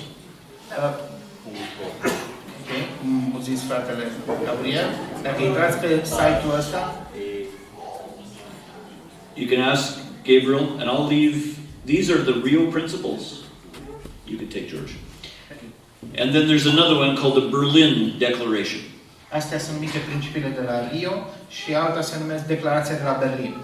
So somebody has done the research to find many of the international treaties. Cineva a făcut toată lucrarea asta de cercetare să caute multe tratate internaționale. And what they say about you and you and you and you and me.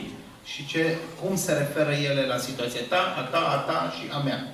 And you can use these as understanding what your rights are.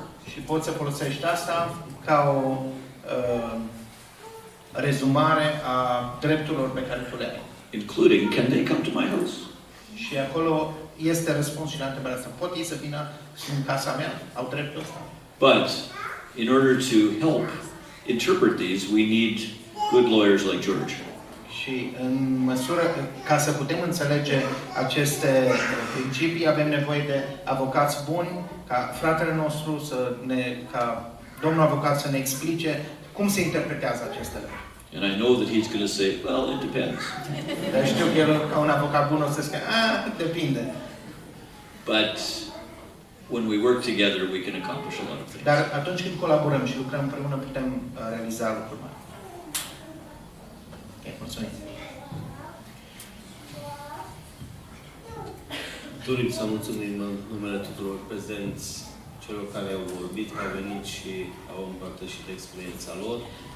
Dorim să mulțumim încă o dată Bisericii de Gloria că ne-au găzduit cu atâta dragoste și îi mulțumim tuturor că ați venit și ați susținut acest eveniment cu prezența voastră. Dacă aveți sugestii practice din care credeți că noi am putea să învățăm pentru viitor, pentru conferințe din viitor, pe adresa pe care ați primit biletul pentru eveniment, puteți să împărtășiți sugestiile voastre. Și cei care sunteți din aceleași zone, aceleași orașe, vă recomandăm să țineți legătura, să aveți grupuri mici de susținere și sperăm că în viitor o să crească în continuare această mișcare. Pentru mine e foarte încurajator că în primii 10 ani, în anii 2000, foarte greu puteai să aduni 20-30 de oameni pentru o conferință de genul ăsta și ultima perioadă e încurajată, o să vedem că tot crește interesul și deja aveți în față o generație care de la grădiniță până la facultate au mers în sistemul ăsta, acum lucrează. Am avut și noi foarte multe frici, temeri, scenarii horror. Din mila lui Dumnezeu nu s-au adeverit acele lucruri. Copiii bine și o să fie și copiii voștri. Mulțumim frumos pentru prezență.